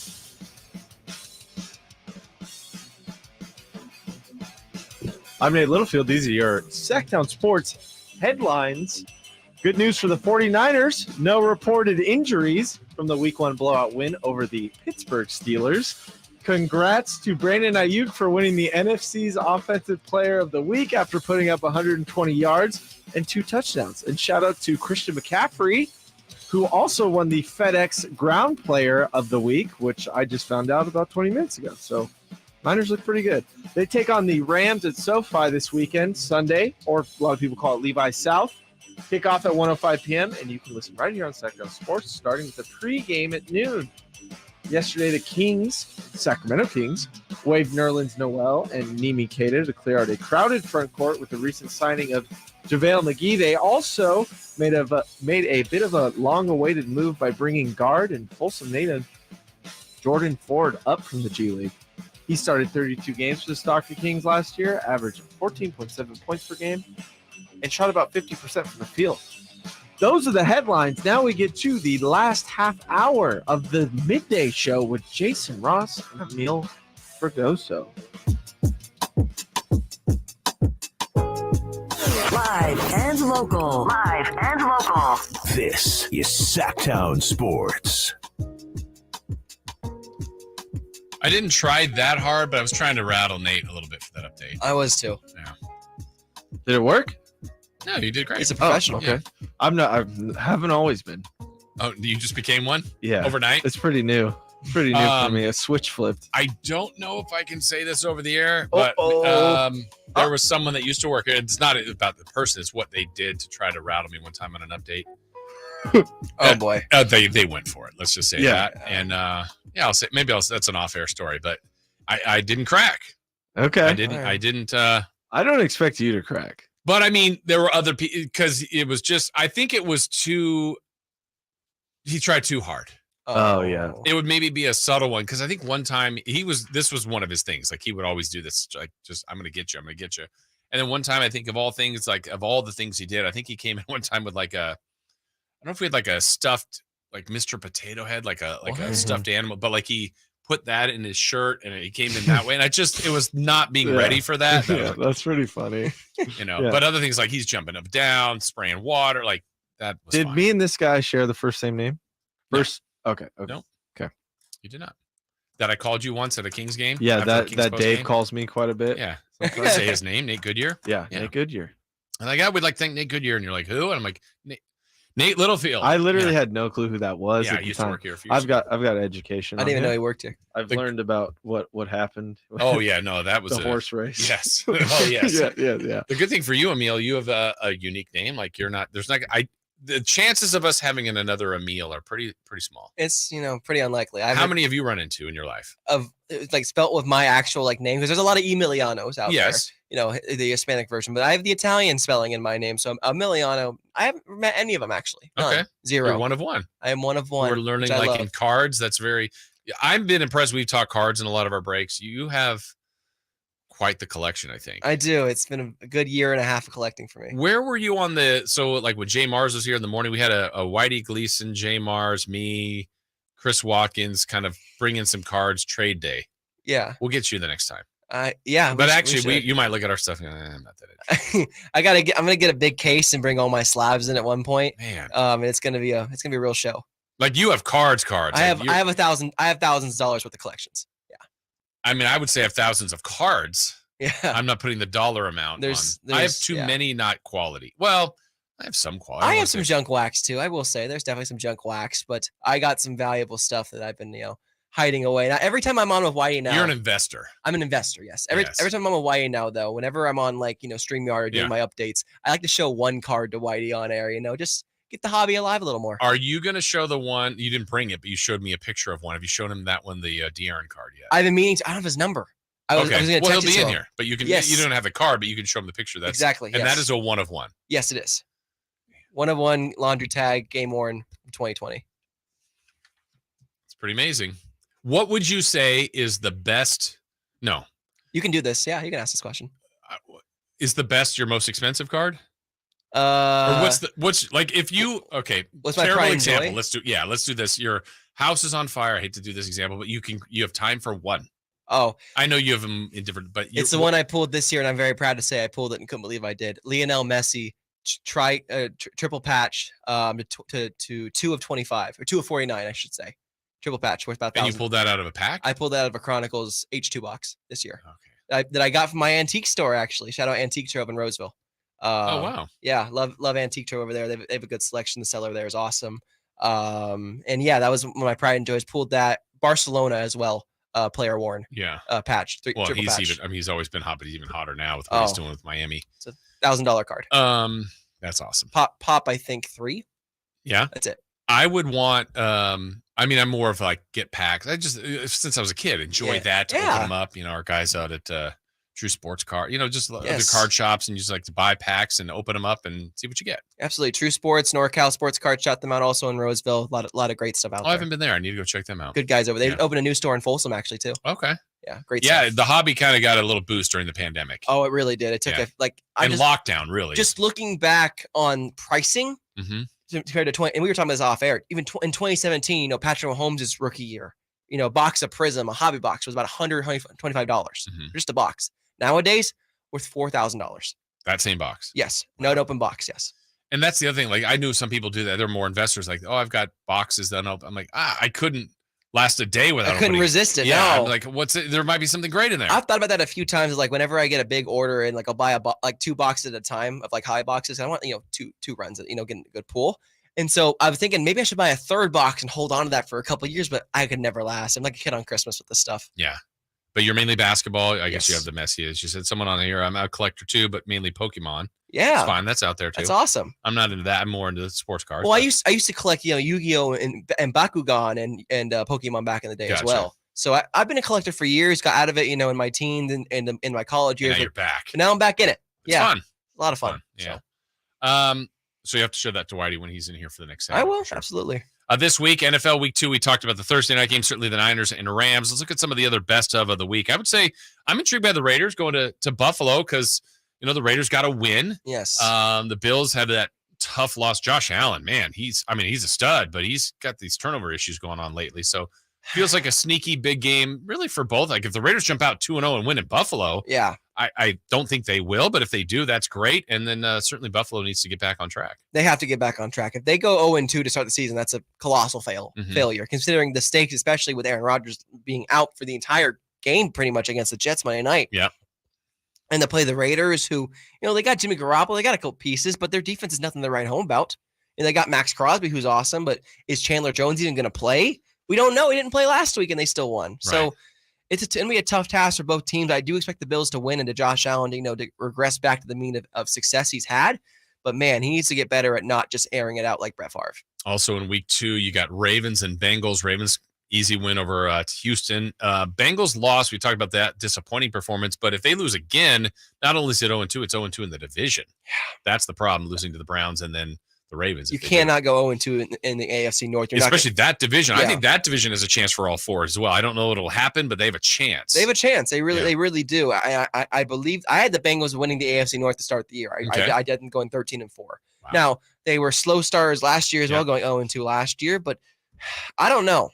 It's not like it was a monsoon, on Sunday for Joe Burrow. Is he going to be Joe Burrow rookie year? Joe Burrow is going to be Joe Burrow of last year where he really came on. Mm-hmm. So that's the key. And then the Ravens, their defense is still struggling, but Lamar is still there and their offense is clicking with Zay Flowers and Odell is there. I mean, it's a lot of interesting times right now. Yeah, I'm intrigued by Seahawks at Lions for a couple of reasons. One, just give another chance to the Seahawks, and then Detroit's had some extra time. Really good win in week 1, and I still felt like they could have played better. I mean, that was a great win at Kansas City. They don't have to apologize for that. I think they got more to them. I think their offense needs to keep improving and score a little more points. They kind of stalled out there a couple times in Kansas City, and maybe they'll happen against the Seattle. Jared Goff has a lot of history with Seattle, so never know. One other game to highlight too, I think of interest: Chiefs-Jags. I mean, that was a good playoff game a year ago. Chiefs have to bounce back. Jags, I think, are on the rise here, so that's a fun week 2 game. It's a great game, and I'm very excited to see Trevor Lawrence with Patrick Mahomes, and I think Lawrence is ready for the moment. Yeah, that one's in Jacksonville. Chiefs favored by, for what it's worth, about 3.5 in that one. All right, when we come back, we got our final segment. It's Crosstalk with Whitey and Watkins. That is next. Has Monty put together a roster that can help make a deep playoff run this season? Just trying to give coach options, give him guys that can help us win in a variety of areas. Obviously, our top guys are going to play every game, but there's going to be other times, whether it's injuries, matchups, we've got to have, some variety on the bench for coach to point to and say, go in there and help us win. Tune into every Kings game this season on Sactown Sports and SactownSports.com. When you're young, life is full of choices.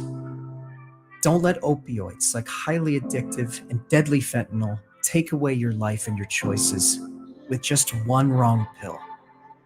Addiction is a disease that can affect anyone at any age, but there is a choice to get help for this disease. Find medically proven treatment options, including virtual, at choosemat.org. Safe Credit Union is our local community-based financial partner, and they are committed to the well-being of their members. Jason Ross here, and we all work hard to reach our financial goals, and banking with Safe helps make that a reality. Because with Safe, you always get competitive rates on savings and loans, so you can spend less and save more for your future. If you're not a member yet, give Safe a try and discover all that truly makes Safe one of the best credit unions in California. Join today at safecu.org/join. Safe Credit Union is insured by NCUA.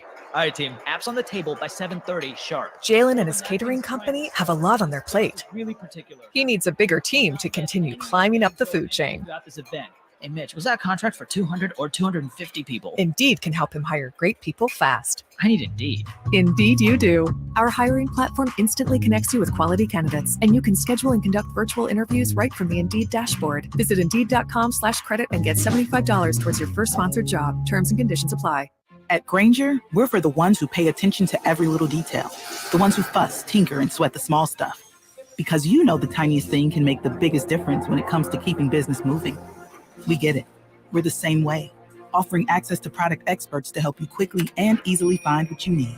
So whatever your industry, you know you're always getting professional grade products. Call, click Grainger.com, or just stop by. Grainger, for the ones who get it done. Golf to Go is brought to you by the Hagen Oaks Golf Super Shop. Here's Frank LaRosa. The Fortinet Championship, which returns to Silverado Resort in Napa, is regarded as the most fan-friendly stop on the PGA Tour. And who can argue with players like back-to-back champion Max Homa and 15-time PGA Tour winner Justin Thomas? The field offers someone for everyone. But the Fortinet Championship is much more than golf. It's a happening. The event brings together world-renowned local chefs and wineries. Parking will be on the grounds this year with a new entrance through a fan village. Free concerts with Brothers Osborne and Stone Temple Pilots are also included in the price of admission. Tournament week is September 11th through the 17th at the stunning Silverado Resort and Spa in the spectacular Napa Valley. For more information or to purchase tickets, visit FortinetChampionship.com. And proceeds from ticket sales support local charities. That's your Golf to Go. I'm Frank LaRosa. Oh, God, he's back. Who's back? The clown. The naked one? Yes, Giggles. He just drove on the lot in a new Kia. What, does he want to trade it in? No, he wants to show it off. Isn't he showing off enough? Oh, here he comes. See what Elk Grove Kia did for me? That's service. That's why they got my business, not you. I think we've already seen too much of your business. Thank you. Elk Grove Kia. Great service for everyone. Elk Grove Kia has never made it easier for you to show it off. Don't worry about credit. No credit, bad credit, charge-offs, repos. Don't worry. Our team has over 100 years of experience. Others say no. Elk Grove Kia says yes. Get your next Kia today at Elk Grove Kia in the Elk Grove Auto Mall or elkgrovekia.com and show it off today. Elk Grove Kia. Increase leads and get more customers. We create tailored digital marketing strategies that deliver results. On your next campaign, aim higher. Go to aimyourdigital.com and get started today. aimyourdigital.com.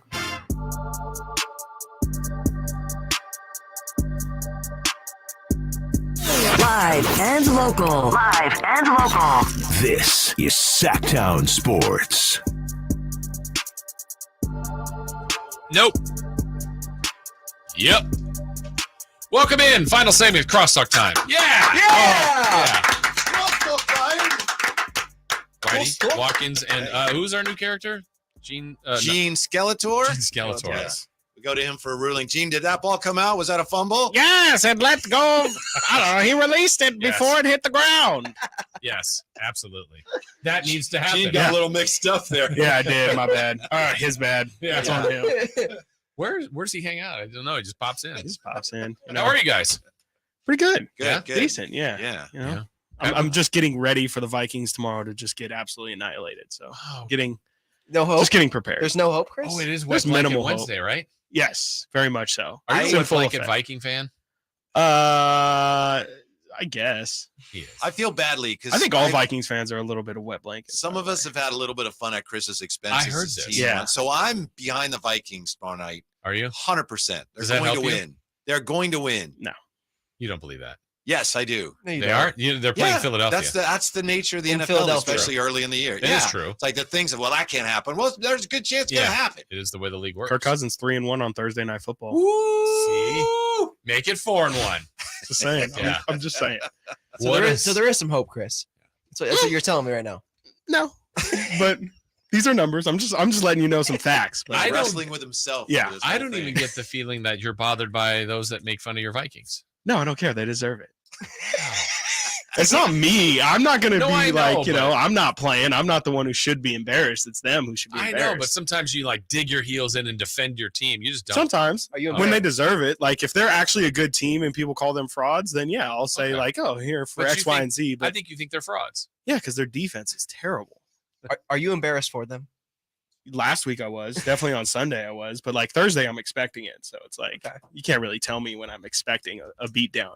It's different when it just comes out of nowhere. It's hope. I always say hope is the thing that kills you. So. I just want to say real quick, it was so much fun to hear you guys with Brendan today talking about the Kings, and it's ramping up. Of course, Yeah. we do that all year Happening, right? long, but we're so close It's now. Yes, we here. are. And the fact that I think every conversation now digging in on the Kings, like maybe some will get too far ahead, but like I think stuff is realistic that they can be good and they should be in top 10 lists and top 100 lists. And this is good that all this stuff is realistic now about this team. There was a time when the Kings weren't in the top 100. I know. Exactly. Right? I It's mean- like, I'll take a few G Leagues, some college teams, some WNBA teams. Yeah. Yeah. It's this is nice. great. It's a good You change. take Yeah. the Monarchs over the Kings. A lot of the time. Did you yeah. guys see that CBS list? Do you have any issue with Kevin Herter being number 87 out of the top 100? I was a little surprised that he was in the top It's 100. ridiculous. He's not in the 70s.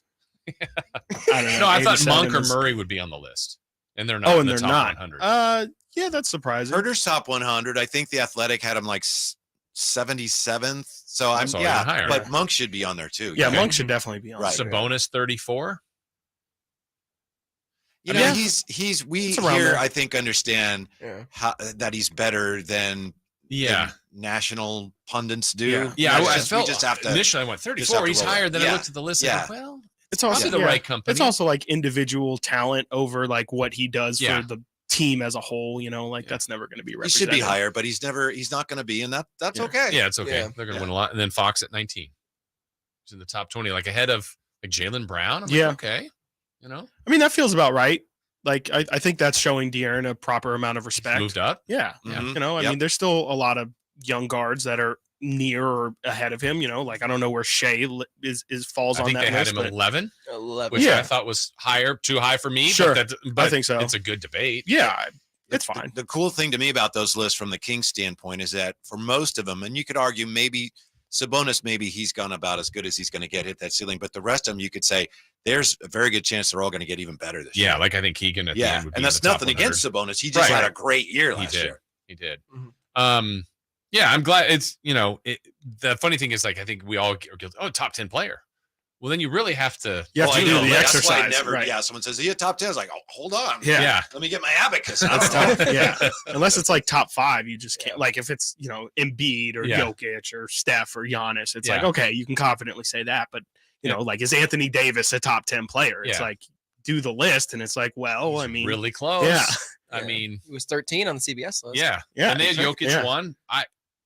No problem. No problem. I had no Sure. problem with Jokic, Steph, or Giannis being one. And they Yeah. went Jokic 1, Giannis 2, Steph 3. I would have Carl Anthony Towns in there. No, I'm kidding. Changed the game. Oh. He changed the game forever. Flag on the play. Yes. That guy changed See the on the game of Vikings? basketball, man. Yeah. Sorry. Come on, White. No.